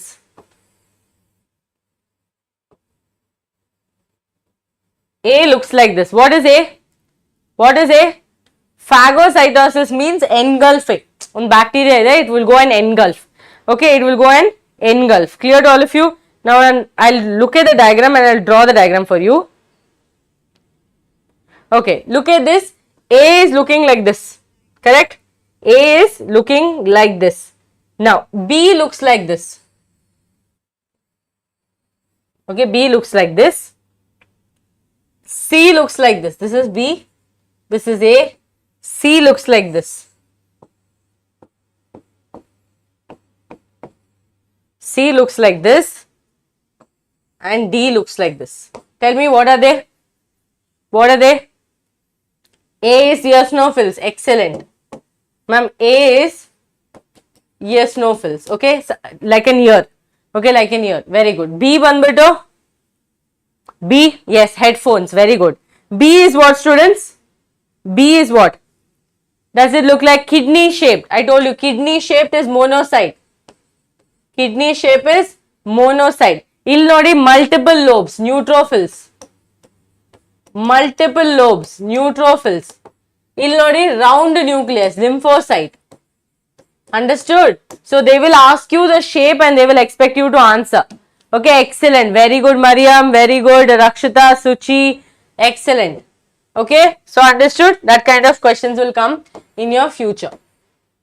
Now, erythroblastosis fetalis also on 2-3 questions bandide previous year alli. Idu just simple ಆಗಿ ಅರ್ಥ ಮಾಡ್ಕೊಳ್ಳಿ. Father RH positive ಇದ್ರೆ and mother is RH negative. If the baby who is going to be born is RH positive, so baby ಅಂತ word use ಮಾಡಲ್ಲ, fetus ಅಂತ word use ಮಾಡ್ತಾರೆ. So if father is positive, mother is negative and child is positive, ಏನಾಗುತ್ತೆ students? Mother's body will start considering this positive as a foreign particle. So mother's body will start forming antibodies against it. ಏನಾದ್ರೂ ನಮ್ಮ ಬಾಡಿಯಲ್ಲಿ foreign substances enter ಆದ್ರೆ immediately ನಮ್ಮ bodies tendency ಏನ್ ಮಾಡೋದು, ನಮ್ಮ body ಅದಕ್ಕೆ ಅಗೇನ್ಸ್ಟ್ ಆಂಟಿಬಾಡೀಸ್ ಮಾಡ್ತಾರೆ. ಸೊ ಆ ಆಂಟಿಬಾಡೀಸ್ ಮಾಡೋ ಟೈಮಲ್ಲಿ ಏನಾಗುತ್ತೆ, ಫಸ್ಟ್ ಬೇಬಿಗೆ ಅಷ್ಟು ಪ್ರಾಬ್ಲಮ್ ಇರಲ್ಲ. Okay, because first baby slight mixing up of blood has happened during the delivery, but second baby in case positive idre ಆ ಬೇಬಿಗೆ ಜಾಂಡಿಸ್ ಇಲ್ಲಾಂದ್ರೆ ಅನಿಮಿಯಾ ಬಂದ್ಬಿಟ್ ಅದು that will die. Okay, so that is why they will ask you what condition does erythroblastosis fetalis happen. You should tell if the father is positive and mother is negative, or when mother is negative and child is positive. Clear to all of you? Questions will come like this. Okay, questions will come like this. See, first delivery, fetal blood will come in contact with the mother's blood during delivery. Mother's body will start making antibodies against it. ಇದು ಯಾವಾಗ problem ಆಗುತ್ತೆ, second ಬೇಬಿನೂ RH positive ಇದ್ರೆ immediately ಬಾಡಿಗೆ already memory ಇದೆ. So ಆ ಮೆಮರಿಯಿಂದ ಆ ಬೇಬಿನ it will start attacking. Okay, fetus will die in the second delivery, not in the first delivery. Listen to me carefully. Okay, done. Now students, I have just put the heart diagram. Please look into the heart diagram once. Okay, I will teach you separately heart. Okay, I'll teach you separately heart because now I can't teach you, I have to draw and teach you. Okay, ಇಲ್ಲಿ ನೋಡಿ ಇನ್ನೊಂದು important concept. What is, like, who regulates the heart? Heart is not regulated by any machine, but it is regulated by different nodes in our heart. So our first node ಬಂದ್ಬಿಟ್ಟು sinoatrial node, or else called as SAN node. Sinoatrial node. Yes, it can be prevented. It can be prevented by giving ರೋಗಮ್ vaccine. ಆ ರೋಗಮ್ vaccine ಬಂದ್ಬಿಟ್ಟು ಆ antibodies form ಆಗಿಲ್ವಾ, ಆ antibodies ನ remove ಮಾಡಕ್ help ಮಾಡ್ತಾರೆ. So ಅವಾಗ ಮದರ್ಸ್ ಬಾಡಿಯಲ್ಲಿ ಆಂಟಿಬಾಡೀಸ್ ಇರಲ್ಲ. ಈ ತರ ಕಂಡೀಷನ್ ಬಂದ್ರೆ ಇಮಿಡಿಯೇಟ್ಲಿ ಡಾಕ್ಟರ್ಸ್ ರೋಗಮ್ ವ್ಯಾಕ್ಸಿನ್ ಇಮಿಡಿಯೇಟ್ಲಿ ಕೊಡ್ತಾರೆ. After the delivery, the rogam vaccine will remove the antibodies which is made against the RH positive and the mother will be safe. Okay. Now look here students, SAN node is called as sinoatrial node. This sinoatrial node ಬಂದ್ಬಿಟ್ಟು pacemaker of the heart. ಈ sinoatrial node ಒಂದು electrical impulse generate ಮಾಡ್ತಾರೆ. ಆ electrical impulse ಬಂದ್ಬಿಟ್ಟು next AV node ಬಂದು from the AV node it will transfer to bundle of His. From bundle of His it will come to Purkinje fibers. So ಈ ತರ heart contraction ಆಗೋದು. ಅರ್ಥ ಆಯ್ತಾ? So I will show you here.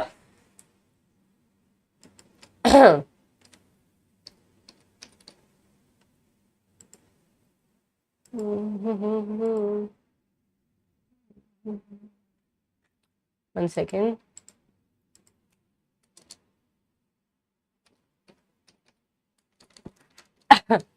So I hope I'll be able to show students. 1 second, just give me 1 minute.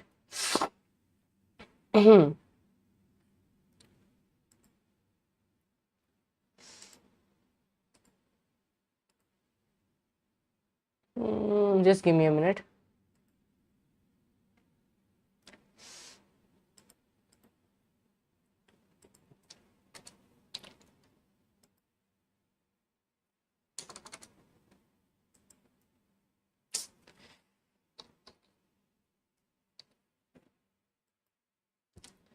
Okay, ಆಯ್ತು. Okay.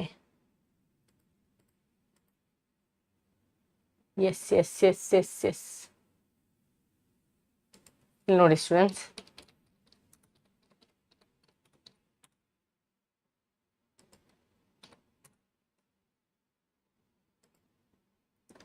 See, I'll show you now here.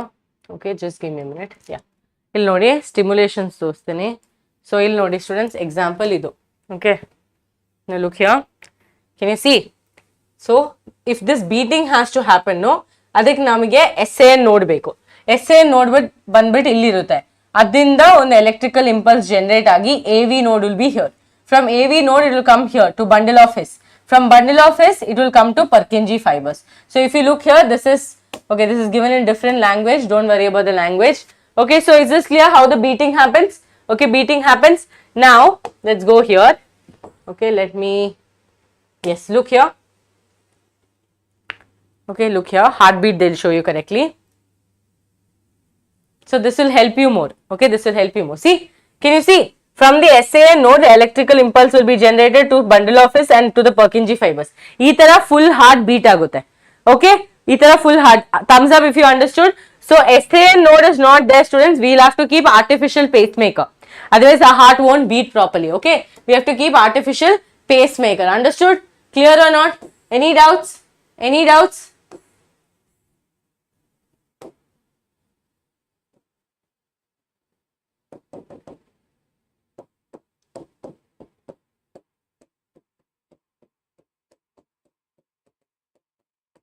Clear? Tell me quickly in the chat box. Okay, quickly in the chat box.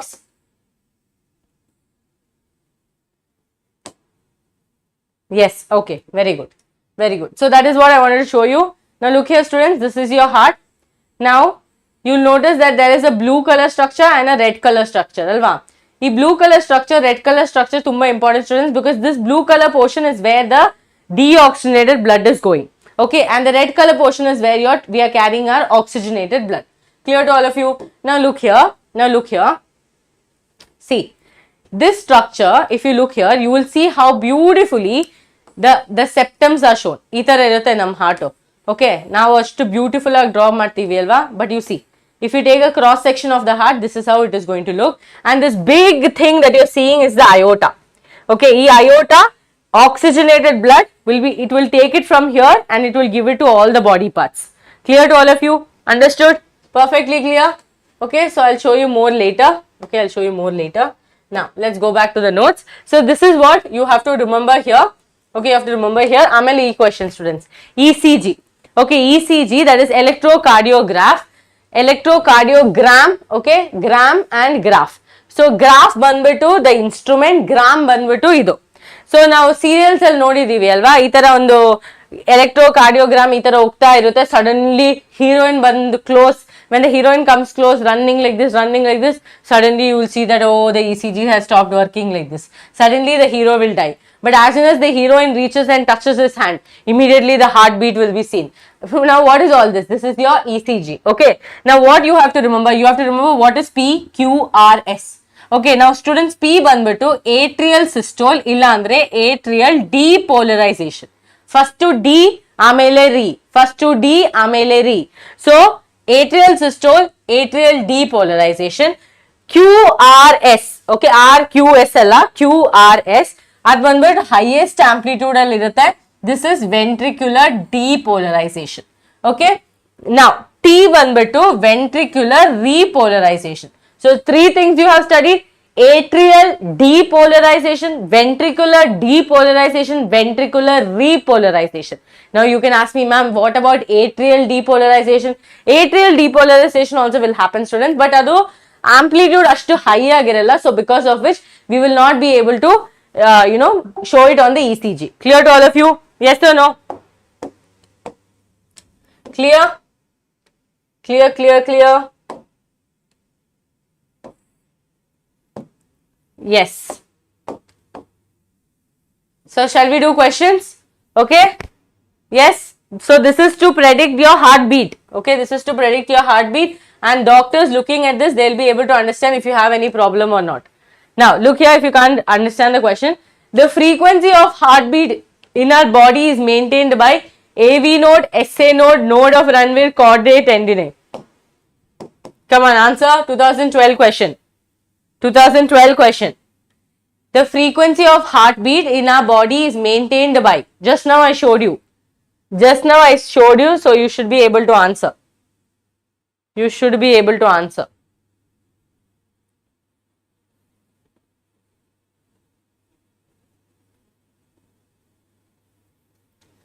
Yes, very good, very good. Excellent. Excellent, Chinu. It is going to be SA node. Okay, sinoatrial node. The condition of erythroblastosis fetalis occurs only when the husband is Rh positive, wife is Rh negative, husband is Rh negative, wife is Rh positive, mother is Rh positive, fetus is Rh negative, mother is Rh negative and fetus is Rh positive. What is the most appropriate answer here? It is going to be when the mother is Rh negative and the fetus is Rh positive. Alva? Yes, very good, very good. Now next question. The volume of blood that enters into the aorta with each ventricular systole is called as. So, this question nimage gottilla, but try madi. Whoever is NEET students can give an attempt. The volume of blood that enters into the aorta with each ventricular systole. So, ventricular systole. Systole andre contraction. So, whenever the ventricles are contracting, the blood will go to the aorta. What is that called? Cardiac cycle, cardiac output, stroke volume, vital capacity. Vital capacity answer illa. Okay, vital capacity is not even an answer. Okay, cardiac cycle also it can't be. So your answer should be between C and B. Okay, now left auricle receives pure blood from. So students, the only vein that carries pure blood is pulmonary vein. The only artery that carries deoxygenated blood is pulmonary artery. Okay, remember these two words always. Yes, very good. Stroke volume, and this is going to be pulmonary vein. Okay, this is going to be pulmonary vein. Very good. Okay, clear to all of you? Answer is here. Next question. Next question. The T wave in an ECG represents. Come on, all of you will be able to answer. Faster. The T wave. T wave. Remember the T wave? Kuti wave? Yes.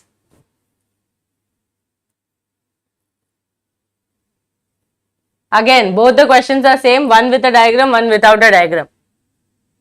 One is 2015 question, one is 2017 question.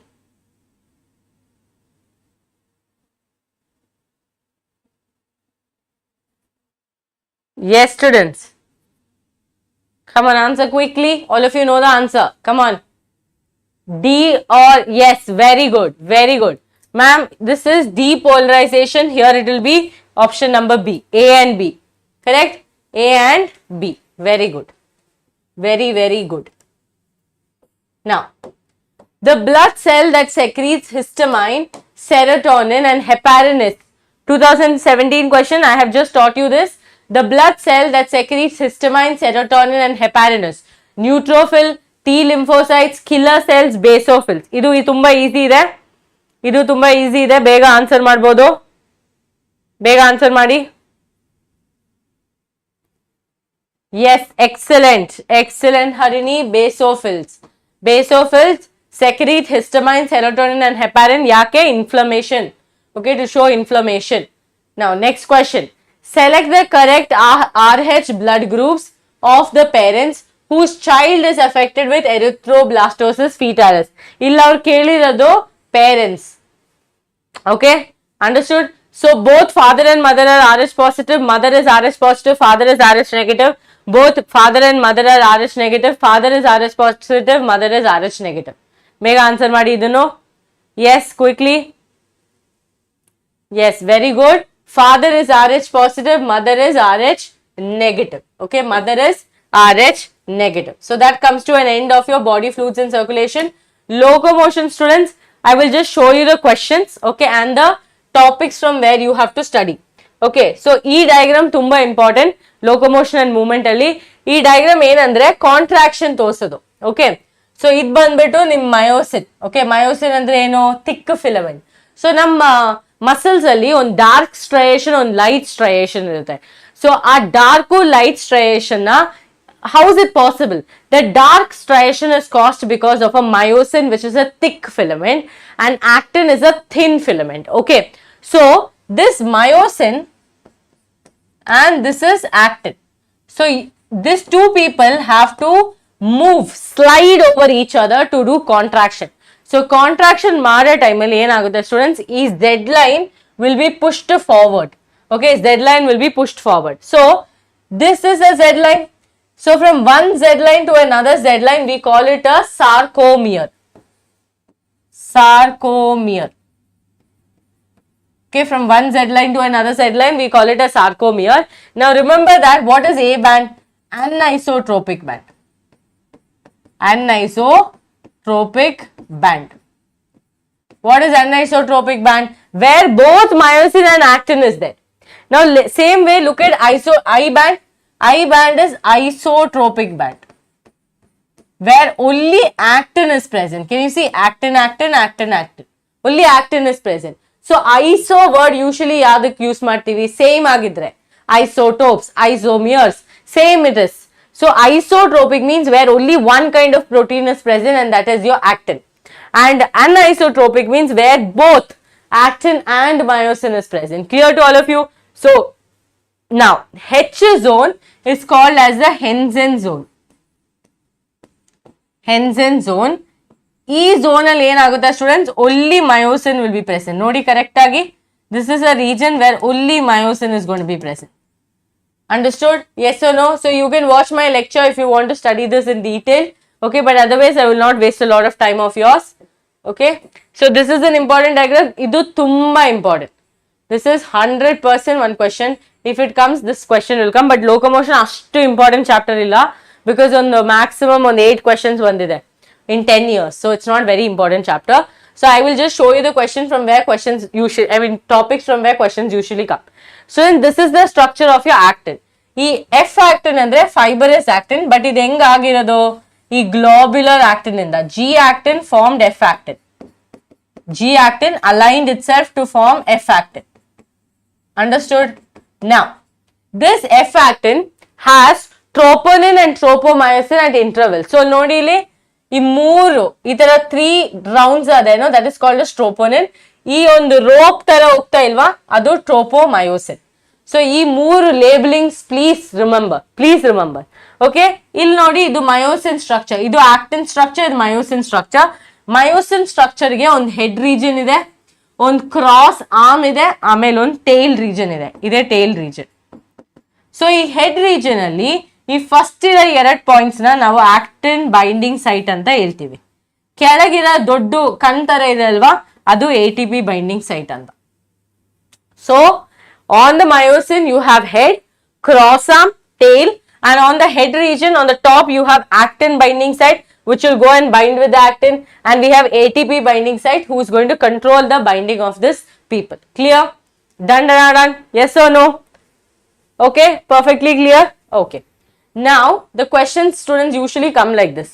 The globular protein contains ATP binding site, actin, myosin, troponin, tropomyosin. Subne try ಮಾಡಿ question ನ, ಬೇಗ try ಮಾಡಿ ನೋಡಿ question ನ. It will be easy. 100%. The globular protein contains ATP binding site. ಎಲ್ಲಿದೆ ATP? Actin ಅಲ್ಲಿ ಇದೆಯಾ, myosin ಅಲ್ಲಿ ಇದೆಯಾ, troponin or tropomyosin? Come on, quickly.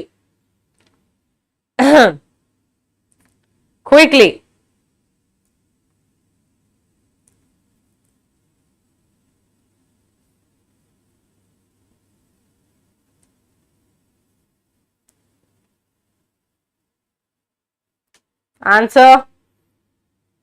Yes, very good. Excellent. Excellent. Myosin. Myosin. ATP word use madre automatically write myosin. Okay. So this is the diagram given in the textbook. So they can ask you labeling of A, B, C and D. Okay. Ain baritira? Ma'am, A banbitu head. B is cross arm. Cross arm. Okay. C is what, students? Actin binding site. C is actin binding site. What is D? ATP binding site. ATP binding site. Clear to all of you? So these are the main things that you will label. Okay? Eno kansta illala. Sorry. Red alle baritini students. Illandre black al baritini. Okay? Black try madana. Head. Kansta idya? Ha. B banbitu cross arm. Cross arm. Students, ee class ಆದ್ಮೇಲೆ ಏನಾದರೂ ಒಂದು topic ಗೆ extra attention ಬೇಕಂದ್ರೆ please comments ಅಲ್ಲಿ ಸ್ವಲ್ಪ ತಿಳಿಸಿ, ನಾವು ಅದಕ್ಕೆ ಸ್ಪೆಷಲ್ ಕ್ಲಾಸ್ ಎತ್ಕೊಂತೀವಿ. ಓಕೆನಾ? ಗೊತ್ತು ನಾವು KCET ಕ್ಲಾಸಸ್ ಸ್ವಲ್ಪ ಲೇಟ್ ಆಗಿ ಸ್ಟಾರ್ಟ್ ಮಾಡಿದೀವಿ, ಬಟ್ ಸ್ಟೂಡೆಂಟ್ಸ್ ಟೀಚರ್ಸ್ ಇದ್ದಿಲ್ಲ, ಅದಕ್ಕೆ ಎಷ್ಟು ಡಿಫಿಕಲ್ಟ್ ಆಯ್ತು. ಸೊ ನಾವು ನಮ್ಮ ಕಡೆಯಿಂದ ಎಲ್ಲಾ ಮಾಡಿದೀವಿ, ಇವಾಗ ಒಂದು ಫುಲ್ ಟೀಮ್ ಆಯ್ತು. So please forgive us for not starting your KCET classes sooner. Okay, now look here, the portion of myofibril between two successive Z lines. I told you it is called the sarcomere. Okay, it is called the sarcomere. Okay, now see, sarcomere is a functional unit of contraction in a muscle fiber. Identify the portion of the myofibril that constitutes a sarcomere. Same question, salpa active and passive voice al kottidare. The portion of myofibril between two consecutive two lines. I think this is Z. Okay, copy paste al mistake agide. Z lines. Okay, T bands, A bands, M line. So ಏನು ಹೇಳ್ತೀರಾ, Z line ನೋಡೋ ಟೈಮಲ್ಲಿ automatically Z line ಅಂತ answer ಮಾಡಿ, because the portion between two consecutive Z lines is going to be called a sarcomere. ಅರ್ಥ ಆಯ್ತಾ? ಅರ್ಥ ಆಯ್ತಾ ಎಲ್ಲರಿಗೂ? Now students, neural control and coordination ಅಲ್ಲಿ ಇದು ತುಂಬಾ ಹೈ ವೇಟೇಜ್ ಚಾಪ್ಟರ್ ಇಲ್ಲ, ಇದು ಒಂದು medium weightage chapter. Okay, medium weightage. Neural control and coordination, chemical coordination, locomotion, ಈ ಮೂರು ಚಾಪ್ಟರ್ಸ್ ನ ಲಾಸ್ಟ್ ಮಿನಿಟ್ ಓದಿ. Don't waste your time. ನಾವು ಅಲ್ಲಿ locomotion last minute, neural control and coordination, okay, ಆಮೇಲೆ chemical coordination. But body fluids in circulation miss ಮಾಡಬೇಡಿ, excretion miss ಮಾಡಬೇಡಿ. Breathing and exchange questions ಕಮ್ಮಿ ಬರುತ್ತೆ, ಬಟ್ ಈಸಿ ಕ್ವೆಶನ್ಸ್ ಬರುತ್ತೆ. So ಈ ಮೂರು ಚಾಪ್ಟರ್ ನ ಲಾಸ್ಟ್ ಮಿನಿಟ್ ಇಕ್ಬೋದು. ಕೆಮಿಕಲ್ ಕೋಆರ್ಡಿನೇಷನ್ ಇನ್ನೂ ವೇಟೇಜ್ ಇದೆ, ಇದೆರಡು ಕಂಪೇರ್ ಮಾಡಿದ್ರೆ. Okay, most of the question in locomotion and neural control and coordination out of syllabus ಇದು. Okay, thank you so much Sanjana, so sweet of you. Now a man is admitted to a hospital. He is suffering from an abnormally low body temperature, loss of appetite, extreme thirst. His brain scan would probably show a tumor in cerebellum, hypothalamus, medulla oblongata, pons. Try ಮಾಡ್ಬೋದಾ answer? A man is admitted in hospital, students, extremely low body temperature ಆಗಿದೆ, ಆಮೇಲೆ loss of appetite, ಏನು ತಿಂತಾ ಇಲ್ಲ, ಆಮೇಲೆ extreme thirst ಇದೆ. So ಅವ್ರನ್ನ brain scan ಎತ್ಕೊಂಡ್ರೆ ಎಲ್ ಟ್ಯೂಮರ್ ಇರ್ಬೋದು, cerebellum, hypothalamus, medulla oblongata, pons. ಹೇಳಿ ಬೇಗ. ಸೊ ಆನ್ಸರ್ ಬಂದ್ಬಿಟ್ಟು hypothalamus, because hypothalamus controls the secretion of all the hormones. So ಅವರು ಎಲ್ಲ ಕಂಟ್ರೋಲ್ ಮಾಡ್ತಾರೆ. Okay, so hypothalamus will be the answer. ಇದು ಒಂದು ತುಂಬಾ important students. The brain stem is made up of, ಇದು to remember this, remember MPM. Okay, MPM ಅಂದ್ರೆ M for mid brain, P for pons, M for medulla oblongata. Option number B. Okay, option number B. Got it? Excellent. ಇದು ನೋಡಿ, in which part of the brain is corpora quadrigemina located? Corpora quadrigemina ಅಂದ್ರೆ two circles like this. Okay, so this is corpora quadrigemina. They help with the optic and auditory. So illi, in which part of the brain does corpora quadrigemina present? Forebrain alli cerebrum, ನಾವು ಡೈನ್ಸೆಫ್ಲಾನ್, hypothalamus ಓದ್ತೀವಿ. Midbrain alli corpora quadrigemina. So answer is going to be what? Midbrain. Okay, midbrain. Now corpus callosum connects the cerebrum and cerebellum, two lobes of the cerebellum, spinal cord with brain, two cerebral hemispheres. Idella you have studied in your EVS also. Even in your 10th standard science you have studied this. Answer this question all of you. Answer this question all of you. Bega, bega, bega, bega, bega. Come on. Faster. Corpus callosum. Corpus callosum connects whom and whom? Is it cerebellum or cerebrum? Two lobes of cerebellum, spinal cord with brain, or two cerebral hemispheres?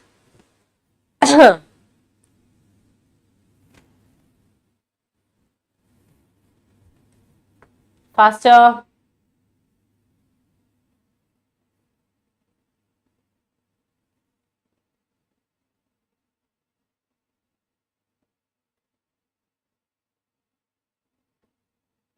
Answer ಮಾಡಿ ಬೇಗ ಬೇಗ. Huh? What is answer? W.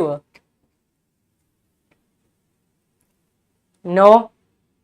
No. Think properly and answer. Corpus callosum. Corpus callosum. Yes, only one answer I can see correct. Others are all wrong. Full wrong.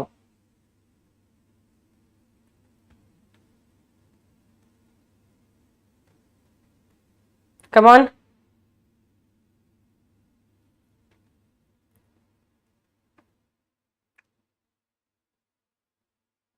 Others also? Who has forgotten?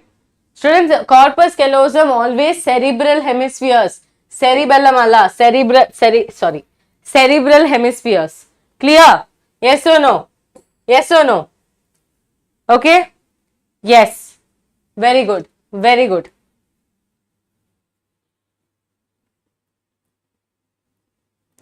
Okay, 1 second.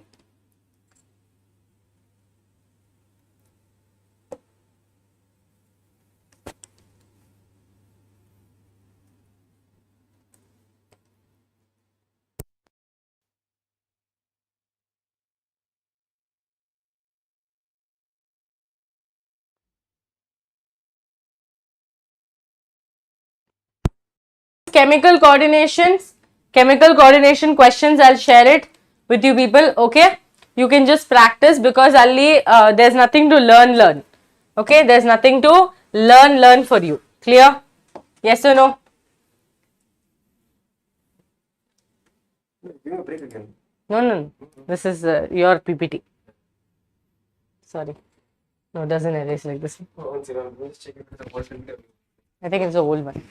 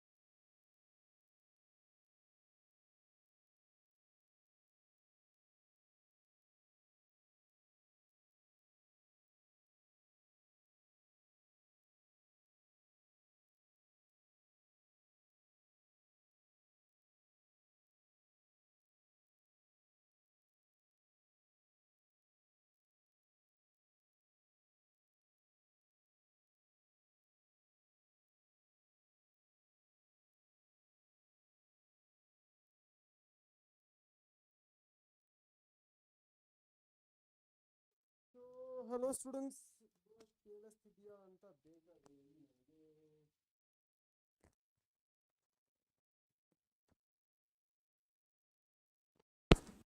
Students, am I audible or not? Students, could you tell me in the chat right now if I'm audible or not? Bega early. Bega early, students, if I'm audible or if I'm audible or not. Big early, students. If I'm audible, hello, Harichan. Ali, I'll that is a different thing only, Students, hello, am I audible to all of you? Yes, big early. Yeah, what is that? But no, both. I told both of them. Why like? Hello, students. Kill us big early. If I'm audible and visible to all of you, big early, students. If I'm audible and visible to all of you, big early. Okay, perfect, students. Perfect. Sarna. So, photosynthesis and higher plants, and I'll teach you, and students, in next 1 hour.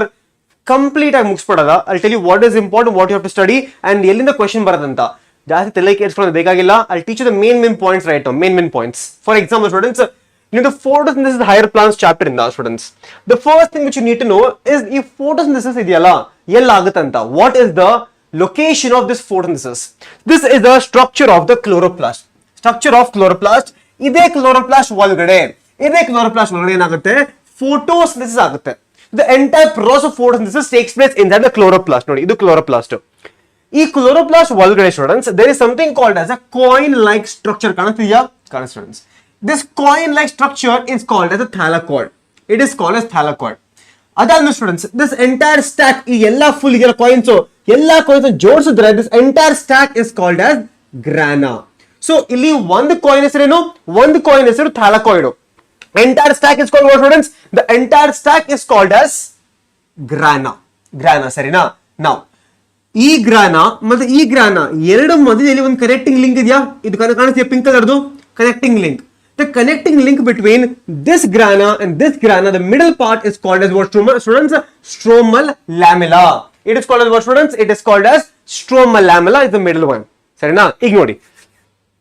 Then this entire chloroplast has two membrane, outer membrane and inner membrane. ಅದಾದ್ಮೇಲೆ this middle part here, the matrix is called as stroma. So matrix here, the matrix is called as stroma. ಈಗ students ಅರ್ಥ ಮಾಡ್ಕೊಳ್ಳಿ, where does the light reaction happens and where does the dark reaction happens.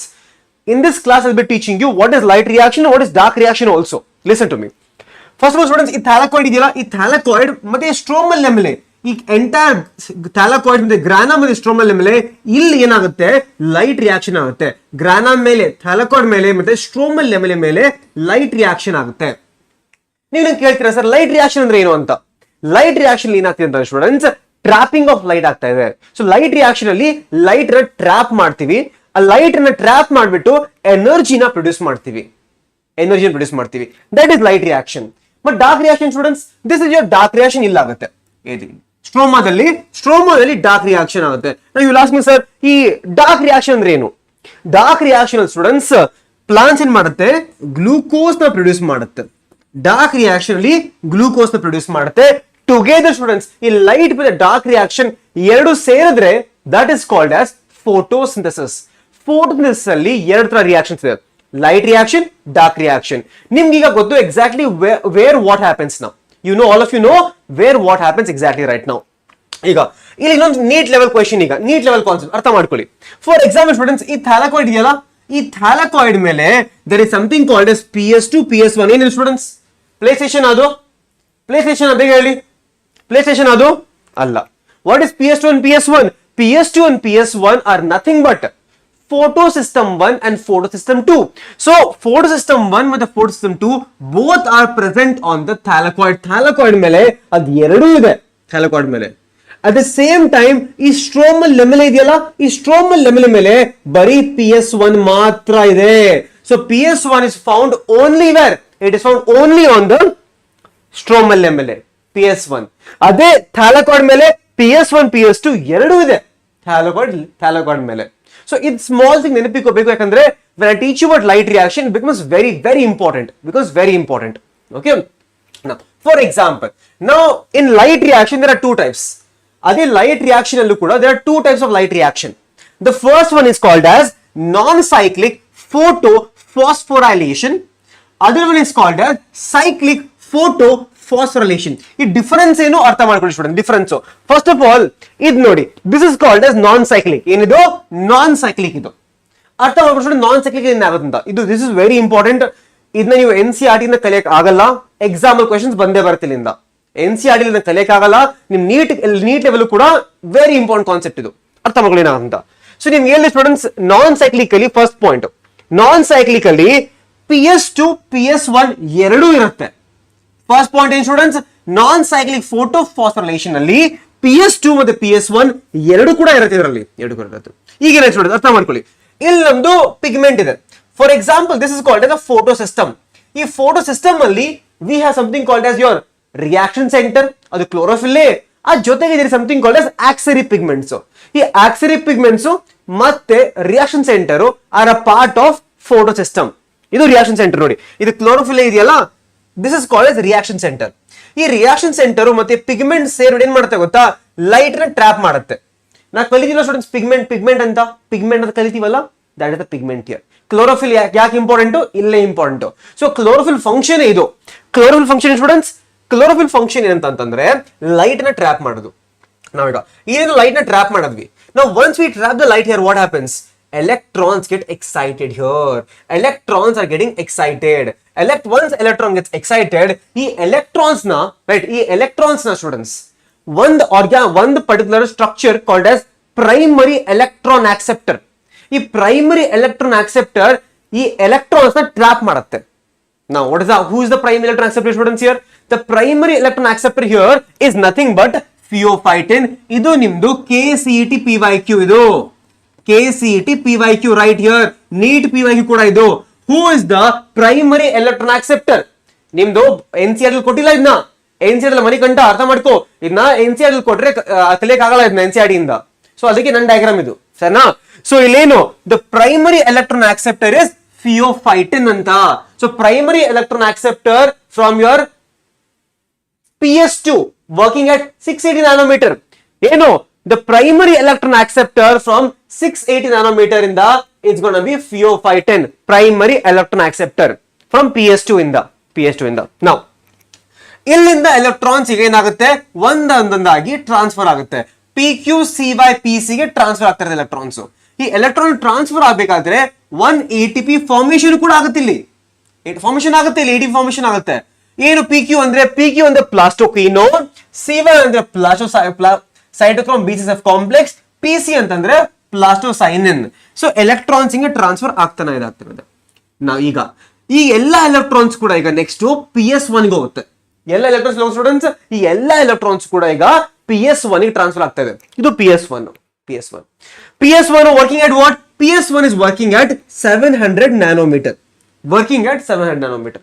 ಇಲ್ಲೂ ಕೂಡ something called reaction centre and ಆಕ್ಸರಿ pigments. Again ಇಲ್ಲಿ electrons ಬಂದ್ ಬಿದ್ರೆ ಏನಾಗುತ್ತೆ, ಇಲ್ಲಿ ಮತ್ತೆ ಎಲೆಕ್ಟ್ರಾನ್ಸ್ ಎಕ್ಸೆಲ್ ಆಗ್ತದೆ. ಲೈಟ್ ಬಂದ್ ಬಿದ್ರೆ ಎಲೆಕ್ಟ್ರಾನ್ಸ್ ಮತ್ತೆ ಎಕ್ಸೆಲ್ ಆಗ್ತದೆ. Now who is the primary electron acceptor students?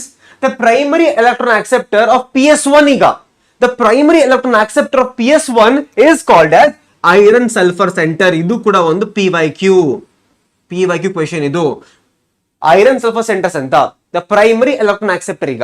ಈಗ ಇಲ್ಲಿಂದ ಎಲೆಕ್ಟ್ರಾನ್ಸ್ ಎಲ್ಲ ಹೋಗುತ್ತೆ, FD ಹೋಗುತ್ತೆ. What is FD? Ferredoxin. ಈ finally electrons, who is the final electron acceptor students? The final electron acceptor is going to be NAD+. NAD+ ಏನ್ ಮಾಡುತ್ತೆ, electrons ನ accept ಮಾಡಿ it undergoes reduction to produce NADH2 ಆಗುತ್ತೆ. And here also we get 2 protons from the stroma ಕೂಡ ಬರುತ್ತೆ. ನಾವು ಇಲ್ಲಿ ಏನ್ ಕ್ವಶನ್ ಕೇಳ್ಬೋದು ನಿಮ್ಗೆ, ಇಲ್ಲಿ ನಿಮ್ಗೆ ಕ್ವಶನ್ ಮೇನ್ಲಿ ಬರೋದು ಇದು. ಇಲ್ಲಿ ATP ಫಾರ್ಮೇಶನ್ ಆಗ್ತಾ ಇದೆ ಸ್ಟೂಡೆಂಟ್ಸ್, ನಾನ್ ಸೈಕ್ಲಿಕ್ ಅಲ್ಲಿ ATP ಫಾರ್ಮೇಶನ್ ಆಗ್ತಾ ಇದೆ. You will tell me sir, yes sir, ಇಲ್ಲಿ ನಿಮ್ಗೆ ATP ಫಾರ್ಮೇಶನ್ ಆಗ್ತಾ ಇದೆ. ಇಲ್ಲಿ ನಿಮ್ಗೆ NADPH ಫಾರ್ಮೇಶನ್ ಆಗ್ತಾ ಇದೆಯಾ? ಎಸ್ ಸರ್, ಇಲ್ಲಿ ನಮ್ಗೆ NADPH ಫಾರ್ಮೇಶನ್ ಆಗ್ತಾ ಇದೆ. NADPH ಫಾರ್ಮೇಶನ್ ಆಗ್ತಾ ಇದೆ, ನಂಗೆ ಇಲ್ಲಿ ಆಗ್ತಾ ಇದೆ. ಅದು ಬಿಟ್ರೆ ಸ್ಟೂಡೆಂಟ್ಸ್, ಅದು ಬಿಟ್ರೆ ಇಲ್ಲಿ ನೋಡಿ, ಯೋಚನೆ ಮಾಡಿ, ಇಲ್ಲಿ ಎಲೆಕ್ಟ್ರಾನ್ಸ್ ಹಿಂಗ್ ಹೋಗ್ತಾನೆ ಇದೆ. So if electrons are being transferred here, there has to be a continuous supply of electrons. Continuous ಆಗಿ ಎಲೆಕ್ಟ್ರಾನ್ಸ್ ಬರ್ತಾನೆ ಇರಬೇಕಲ್ಲ, ಬಿಕಾಸ್ ಇಲ್ಲಿ ಯೂಸ್ ಮಾಡ್ತಾ ಇದೀವಿ ಎಲೆಕ್ಟ್ರಾನ್ಸ್ ನಾವು. So there is a continuous supply of electrons. ಎಲ್ಲಿಂದ ಬರುತ್ತೆ ಎಲೆಕ್ಟ್ರಾನ್ಸ್? ಇಲ್ಲಿಂದ. ಸೊ ನೀವು ನೋಟಿಸ್ ಮಾಡಿದ್ರೆ ನಿಯರ್ ದ PS2 ಹತ್ರ there is something called as water. ಈ ವಾಟರ್ ಏನಾಗುತ್ತೆ ಗೊತ್ತಾ ಇಲ್ಲಿ ಸ್ಪ್ಲಿಟ್ ಆಗೋಗುತ್ತೆ. That is called as photolysis of water or splitting of water ಅಂತ. ಹೆಲೋ ಮಣಿಕಂಡ ಅರ್ಥ ಮಾಡ್ಕೊಂಡು, it's called as splitting of water. ನೋಡಿ ಸ್ಪ್ಲಿಟಿಂಗ್ ಆಫ್ ವಾಟರ್ ಆಗ್ತಿದೆ. ಸೊ ಈಗ ನೀರೀಗ H2O ಇದೆಯಲ್ಲ ಸ್ಪ್ಲಿಟ್ ಆಯ್ತು ಅನ್ಕೊಳ್ಳಿ, ಸ್ಪ್ಲಿಟ್ ಆಯ್ತು. ಸ್ಪ್ಲಿಟ್ ಆಗಿದ ತಕ್ಷಣನೇ ಇಟ್ ವಿಲ್ ರಿಲೀಸ್ H2. ಈ H2 ಇಲ್ಲಿ ಹೋಗುತ್ತೆ ಸ್ಟೂಡೆಂಟ್ಸ್, ಈ H2 ATP ಸಿಂಥೇಸಿಸ್ ಹೋಗುತ್ತೆ, ಎಲೆಕ್ಟ್ರಾನ್ಸ್ ರಿಲೀಸ್ ಮಾಡುತ್ತೆ, ಎಲೆಕ್ಟ್ರಾನ್ಸ್ ಇಲ್ಲಿ ಹೋಗುತ್ತೆ. ಅದ್ ಮಿಕ್ಕಿದ ಆಕ್ಸಿಜನ್ ಇದೆಯಲ್ಲ, ಈ ಆಕ್ಸಿಜನ್ ಪ್ಲಾಂಟ್ಸ್ ರಿಲೀಸ್ ಮಾಡುತ್ತೆ. We tell no plants release oxygen, ಇಲ್ಲಿಂದನೇ ಕಾನ್ಸೆಪ್ಟ್ ಬಂದಿದ್ದು. So plants take in CO2, plants release oxygen ಇದೆ, ಇಲ್ಲಿಂದನೇ ಆಕ್ಸಿಜನ್ ಬರೋದು ಬಾಡಿಗೆ ಆಚೆಗಡೆ. ಇದೇ ಆಕ್ಸಿಜನ್ ನಾವು ಕೂಡ ಬ್ರೀತ್ ಮಾಡೋದು ಆಮೇಲೆ, ಇದೇ ಆಕ್ಸಿಜನ್ ನಾವು ಬ್ರೀತ್ ಮಾಡೋದು ಆಮೇಲೆ. ಸರಿ ಸ್ಟೂಡೆಂಟ್ಸ್, ಈಗ so can I tell students, can I tell ಇಲ್ಲಿ ನಾನ್ ಸೈಕ್ಲಿಕ್ ಅಲ್ಲಿ there is something called as photolysis of water or splitting of water ಅಂತ ಕೂಡ ಕರಿಬಹುದು. ನಾವಿನ್ನ ಸ್ಪ್ಲಿಟಿಂಗ್ ಆಫ್ ವಾಟರ್ ಅಂತ ಕೂಡ ಕರಿಬಹುದು, ಸ್ಪ್ಲಿಟಿಂಗ್ ಆಫ್ ವಾಟರ್. ಅದು ಬಿಟ್ರೆ ಸ್ಟೂಡೆಂಟ್ಸ್, ಅದು ಬಿಟ್ರೆ there is something called as oxygen is being released here. Oxygen is being released.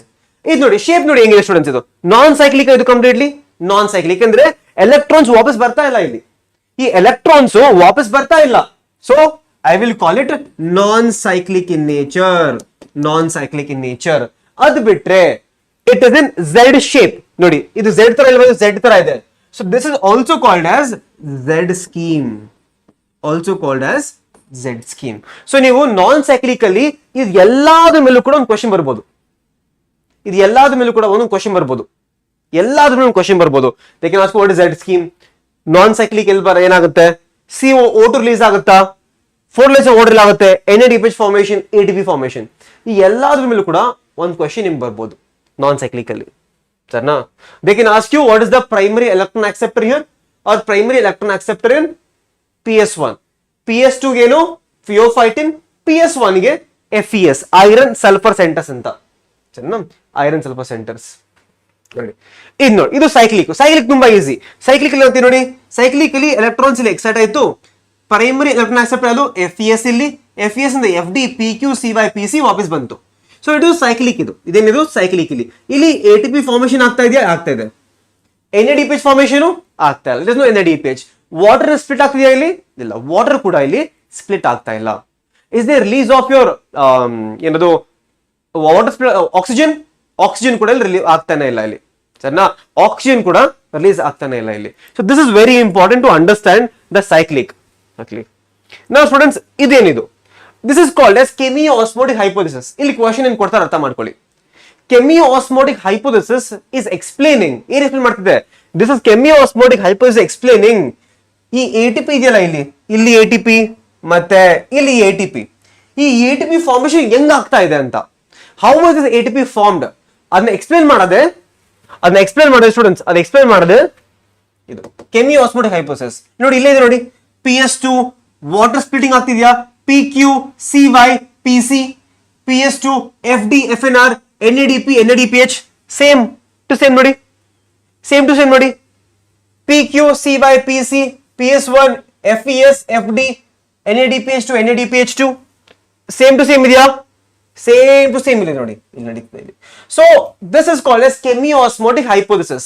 Chemiosmotic hypothesis explains how ATP formation happens. ಈ ATP formation ಹೆಂಗ್ ಆಗ್ತಿದೆಯಲ್ಲ, that is explained by chemiosmotic hypothesis. Now what is the principle here? The principle here is proton gradient. ಇದು ಕಾಣ್ತೀವಿ students, ಇದೇನಿದು actually ಏನ್ structure ಅಂದ್ರೆ, ಇದು ನೀವು ಆಗ್ಲೇ ನೋಡಿದ್ವಿ ನಾವು ಥಾಲಕಾಯ್ಡ್ಸ್, ಈ ಥಾಲಕಾಯ್ಡ್ಸ್ ನೋಡಿದ್ವಲ್ಲ ಆಗ್ಲೇ ನಾವು, ಈ ತರ ಥಾಲಕಾಯ್ಡ್ಸ್ ಇತ್ತಲ್ಲ, ದಿಸ್ ಇಸ್ ಒನ್ ಥಾಲಕಾಯ್ಡ್. ಈ ಒನ್ ಥಾಲಕಾಯ್ಡ್ ನಾನು ಝೂಮ್ ಮಾಡಿದ್ರೆ, ಈ ತರ ಕಾಣಿಸುತ್ತೆ. ಇದು ಒನ್ ಥಾಲಕಾಯ್ಡ್, ಇದು ಒಂದು ಸಿಂಗಲ್ ಕಾಯಿನ್, ಒನ್ ಥಾಲಕಾಯ್ಡ್. ಇದು ಒಳಗಡೆ ಇದೆಯಲ್ಲ, ಇದು ಪಾರ್ಟ್, ಇದನ್ನ ಲ್ಯೂಮೆನ್ ಅಂತ ಕರಿತೀವಿ, ಲ್ಯೂಮೆನ್ ಅಂತ ಒಳಗಡೆ. So this inner part is called as students, the inner part is called as ಲ್ಯೂಮೆನ್ right. ಇದು ಲ್ಯೂಮೆನ್, ಇದು ಲ್ಯೂಮೆನ್. ಈ ಲ್ಯೂಮೆನ್ ಒಳಗಡೆ ಏನಾಗುತ್ತೆ, ಈ ಲ್ಯೂಮೆನ್ ಒಳಗಡೆ ಪ್ರೋಟಾನ್ ಗ್ರೇಡಿಯಂಟ್ ಇನ್ಕ್ರೀಸ್ ಆಗುತ್ತೆ. That is the principle behind ATP synthesis. ಇಲ್ಲಿ ಪ್ರೋಟಾನ್ ಗ್ರೇಡಿಯಂಟ್ ಇನ್ಕ್ರೀಸ್ ಅದೇನಾಗುತ್ತೆ, ಪ್ರೋಟಾನ್ಸ್ ಇಲ್ಲಿಂದ ಪುಷ್ ಮಾಡ್ತೀವಿ ವಾಪಸ್ಸು, ಆಮೇಲೆ ATP ಫಾರ್ಮೇಶನ್ ಆಗ್ತಾ ಇರುತ್ತೆ. So the principle here is proton gradient is the principle. ಆಮೇಲೆ explains how ATP is formed. ಸರಿನಾ? ಎಕ್ಸ್ಪ್ಲೇನ್ ಮಾಡುತ್ತೆ how ATP is formed. ಅದು ಬಿಡಿ student, this is called as your C3 cycle, also called as Calvin cycle. Okay, C3 cycle or this is called as C3 cycle or Calvin cycle. Very simple. C3 cycle or Calvin cycle, very easy, very easy. Okay, M T G diagram ಅಲ್ಲ, ಅದು N C R T old diagram. ಅದು ಹೊಸ N C R diagram ಅಲ್ಲಿ ಏನು ಕೊಟ್ಟಿಲ್ಲ, ಹಳೆ N C R diagram is very important. ಇದು ಹೊಸ ಎನ್ ಸಿ ಆರ್ ಡಯಾಗ್ರಾಮ್ ತುಂಬಾ ಏನು ಕೊಟ್ಟೇ ಇಲ್ಲ ಆಕ್ಚುಲಿ. ಸರಿನಾ? ನೋಡಿ, ದಿಸ್ ಕೂಡ C3 ಸೈಕಲ್. ಇಲ್ಲಿ ನೆನಪಿಕೋಬೇಕು ನೀವು. This here I teach you one small method called as 3-2-1-0 method. ಏನಪ್ಪಾ 3-2-1-0 ಅಂತಂದ್ರೆ, 3-2-1-0 ಮೆಥಡ್ ಅಂದ್ರೆ there are 3 steps here. First step is called as carboxylation, second is called reduction, third is called regeneration. 3 steps. Now what happens in the first step? First step ಅಲ್ಲಿ ಏನಾಗ್ತಿದೆ ಅಂತಂದ್ರೆ RUBP, which is also called as rubulose 1,5 bisphosphate, 5 carbon. ಇದು ಇಲ್ಲಿಂದ 1 CO2 ಬರುತ್ತೆ, ಇಲ್ಲಿ 1 CO2 ಬರುತ್ತೆ. So 5 carbon plus 1 carbon ಎಷ್ಟು? 6 carbon. ನಮ್ಗೆ ಈಗ 6 ಕಾರ್ಬನ್ ಬರ್ತಿದೆ ಇಲ್ಲ. ನಮ್ಗೆ ಏನ್ ಸಿಗುತ್ತೆ ಅಂತಂದ್ರೆ when 1 RUBP combines with 1 CO2 in the presence of enzyme called as Rubisco, the step is called as carboxylation and we get PGA ಸಿಗುತ್ತೆ ನಮಗೆ. So RUBP plus CO2 we get PGA. PGA ಏನು 3 carbon molecule. But ನಮ್ಗೆ ಇಲ್ಲಿ students PG ಅದು 1 molecule ಸಿಗಲ್ಲ, 2 molecule ಸಿಗುತ್ತೆ. So 3 into 2 is 6 carbon. 3 into 2 is 6 carbon molecules. ಇಲ್ಲಿ 5 plus 1 is 6 carbon. 6 carbon maintain balance ಆಯ್ತು. ಸರಿನಾ? This is called as phosphoglycerate. ಇದು phosphoglycerate. Now this phosphoglycerate undergoes second step called as reduction step. ಈ reduction step ಅಲ್ಲಿ there is usage of 2 ATP ಮತ್ತೆ 2 NADH use ಆಗುತ್ತೆ. ಇಲ್ಲಿ ನೋಡಿ, ಇಲ್ಲಿ 2 ATP ಯೂಸ್ ಆಗ್ತಾ ಇದೆ. ಇಲ್ಲಿ ರಿಡಕ್ಷನ್ ಸ್ಟೆಪ್ ಅಲ್ಲಿ 2 ATP ಯೂಸ್ ಆಯ್ತು. ಆ ಜೊತೆಗೆ 2 NADH ಕೂಡ ಯೂಸ್ ಆಯ್ತು ಇಲ್ಲಿ. So 2 ATP and 2 NADH is used completely in reduction ಅಲ್ಲಿ. ಸೊ ರಿಡಕ್ಷನ್ ಆಗ್ತಾ ಏನ್ ಸಿಗುತ್ತೆ ನಮ್ಗೆ ಇಲ್ಲಿ? ಟ್ರಯೋಸ್ ಫಾಸ್ಫೇಟ್ ಸಿಗುತ್ತೆ. 3 ಕಾರ್ಬನ್ ಸೇಮ್. ಈ ಟ್ರಯೋಸ್ ಫಾಸ್ಫೇಟ್ ಮುಂದೆ ಹೋಗ್ಬಿಟ್ಟು ಗ್ಲೂಕೋಸ್ ಫಾರ್ಮೇಶನ್ ಆಗುತ್ತೆ, ಗ್ಲೂಕೋಸ್ ಆಗೋಗುತ್ತೆ. ನಾವು ಟ್ರಯೋಸ್ ಫಾಸ್ಫೇಟ್ ಆದ್ಮೇಲೆ ಏನ್ ಸಿಗುತ್ತೆ ನಮಗೆ? Triose phosphate undergoes one more step called as regeneration. Regeneration ಅಲ್ಲಿ ಮತ್ತೆ 1 ATP is used and we finally get again RUBP. ಏನಪ್ಪಾ 3-2-1-0 ಅಂತ ಅಂದ್ರೆ 3 ಅಂದ್ರೆ 3 steps, 3 steps ಜೊತೆಗೆ 3 ATP ಯೂಸ್ ಆಗುತ್ತೆ. ನೋಡಿ, ಇಲ್ಲಿ 2 ATP, ಇಲ್ಲಿ 1 ATP. So in the entire C3 cycle ಅಲ್ಲಿ 3 ATP ಕನ್ಸ್ಯೂಮ್ ಆಯ್ತು. 2 ಏನಪ್ಪಾ ಇದು? 2 ಅಂತಂದ್ರೆ 2 NADH ಯೂಸ್ ಆಗುತ್ತೆ ಇಲ್ಲಿ. ನೋಡಿ, 2 NADH ಯೂಸ್ ಆಗುತ್ತೆ ಇಲ್ಲಿ. ನಾವು ವಾಟ್ ಇಸ್ 1 ಹಿಯರ್? 1 ಸಿಗ್ನಿಫೈಸ್ ಈ ಕಂಪ್ಲೀಟ್ ಸೈಕಲ್ ಇದೆಯಲ್ಲ, ಈ ಕಂಪ್ಲೀಟ್ ಸೈಕಲ್ ಆಗೋದು ಬರೀ 1 CO2 ಗೆ. 1 CO2 ಫಿಕ್ಸ್ ಮಾಡ್ಬೇಕಂದ್ರೆ 3 ATP ಮತ್ತೆ 2 NADH ಬೇಕಾಗುತ್ತೆ. 2 NADH ಬೇಕಾಗುತ್ತೆ और NADPH ಬೇಕಾಗುತ್ತೆ. NADPH ಬೇಕಾಗುತ್ತೆ. ಏನು? ಕೇವಲ 1 CO2 ಗೆ.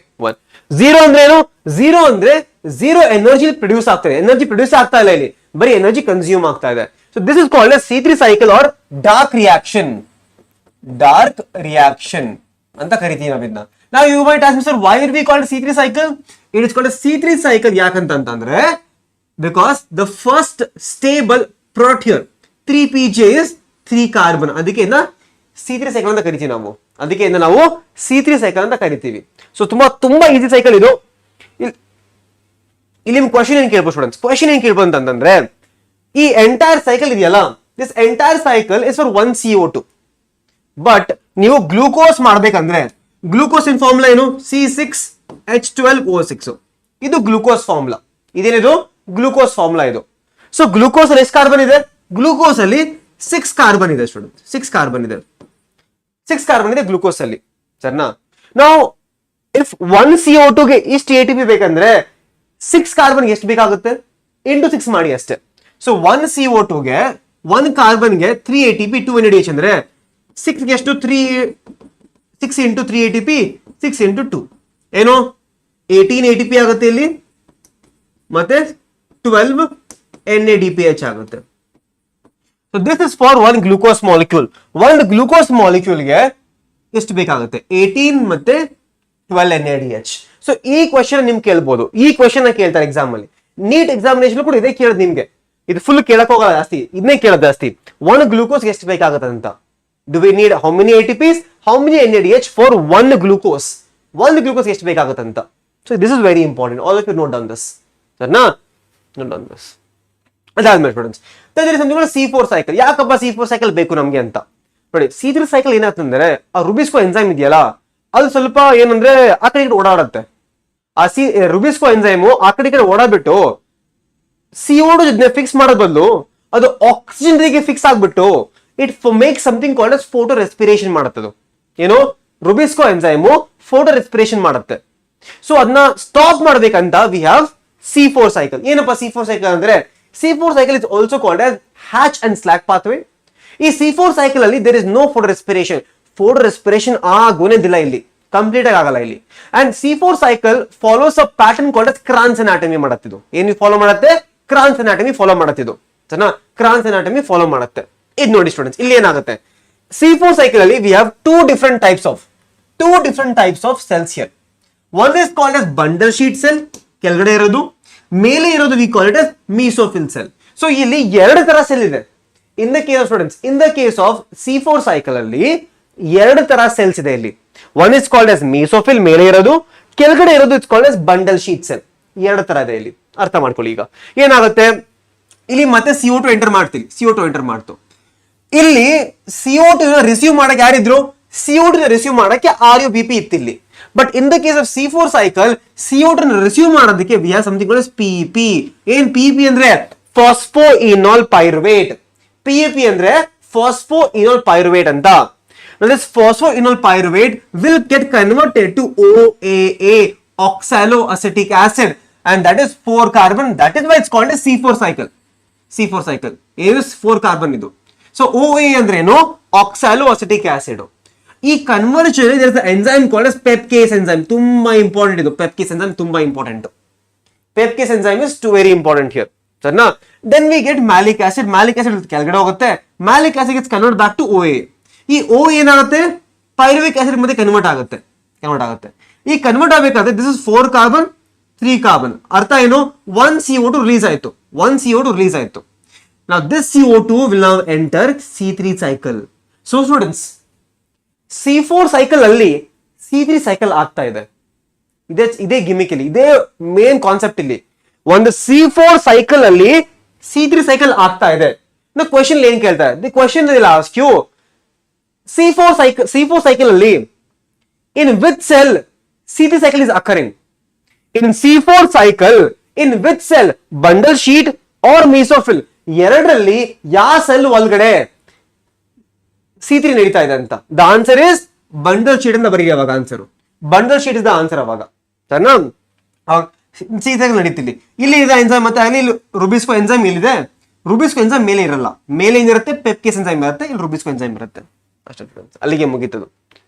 ಈ ತರ ಕೂಡ ಕೇಳ್ಬೋದು ನಿಮ್ಗೆ. ಟ್ರಾನ್ಸ್ಪೋರ್ಟ್, ಇನಿಷಿಯಲ್ ಫಿಕ್ಸೇಷನ್ ಆಗುತ್ತೆ, ಇಲ್ಲಿ ಟ್ರಾನ್ಸ್ಪೋರ್ಟ್ ಆಗುತ್ತೆ, ಡಿಕಾರ್ಬಾಕ್ಸಿಲೇಷನ್, ಟ್ರಾನ್ಸ್ಪೋರ್ಟ್, ರಿಜನರೇಷನ್. ಅಷ್ಟೇ ನೋಡಿ. ಈ ತರ ಕ್ವೆಶ್ಚನ್ ನೋಡಿ ಈಗ ಹೆಂಗಿದೆ. Identify the incorrect statement with respect to Calvin cycle. Calvin cycle respect to which is incorrect here. Incorrect ಯಾವ್ದಿಲ್ಲಿ? 18 molecules of ATP is synthesized during carbon fixation. NADPH plus H produces a light reaction is used to reduce diphosphoglycerate. The carboxylation of RUBP is catalyzed by Rubisco. The first stable intermediate compound formed is phosphoglycerate, which is 3 carbon. ಬೇಗ ಹೇಳಿ student, ಬೇಗ ಹೇಳಿ. ಎಷ್ಟು questions ಇದೆ student? ಎಷ್ಟು questions ಇದೆ ನೋಡೋದು? Questions ತುಂಬಾ ಇದೆ, ಬನ್ನಿ. ಕ್ವಶನ್ಸ್ ತುಂಬಾ ಇದೆ. ಕ್ವೆಶ್ಚನ್ಸ್ ತುಂಬಾ ಇದೆ.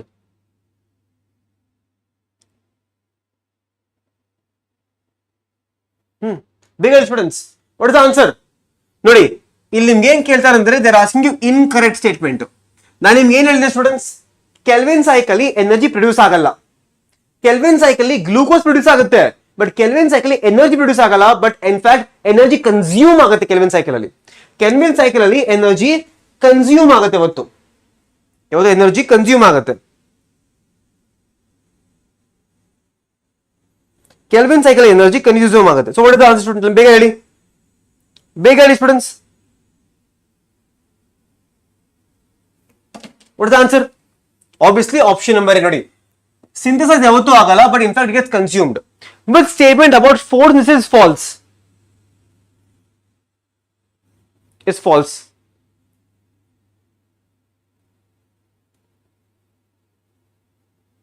ಹೌದು, ಎರಡು ಬೇಕಾಗುತ್ತೆ. ಹೌದು ಹೌದು, ಇದು ನೋಡಿ ಫಸ್ಟ್ ಸ್ಟೆಪ್ ನೋಡಿ. The enzyme required for carbon fixation is located only in grana. Grana ಮಾತ್ರ ಇದೆಯಾ? ಇಲ್ಲ. ಗ್ರಾನಾ ಬಿಟ್ಟು ಬೇರೆ ಕಡೆನೂ ಇದೆ. ಅದು ಗ್ರಾನಾ ಬಿಟ್ಟು ಬೇರೆ ಕಡೆನೂ ಇದೆ. ಇದು ನೋಡಿ, in C4 pathway the CO2 fixation in mesophyll cell is carried by which enzyme?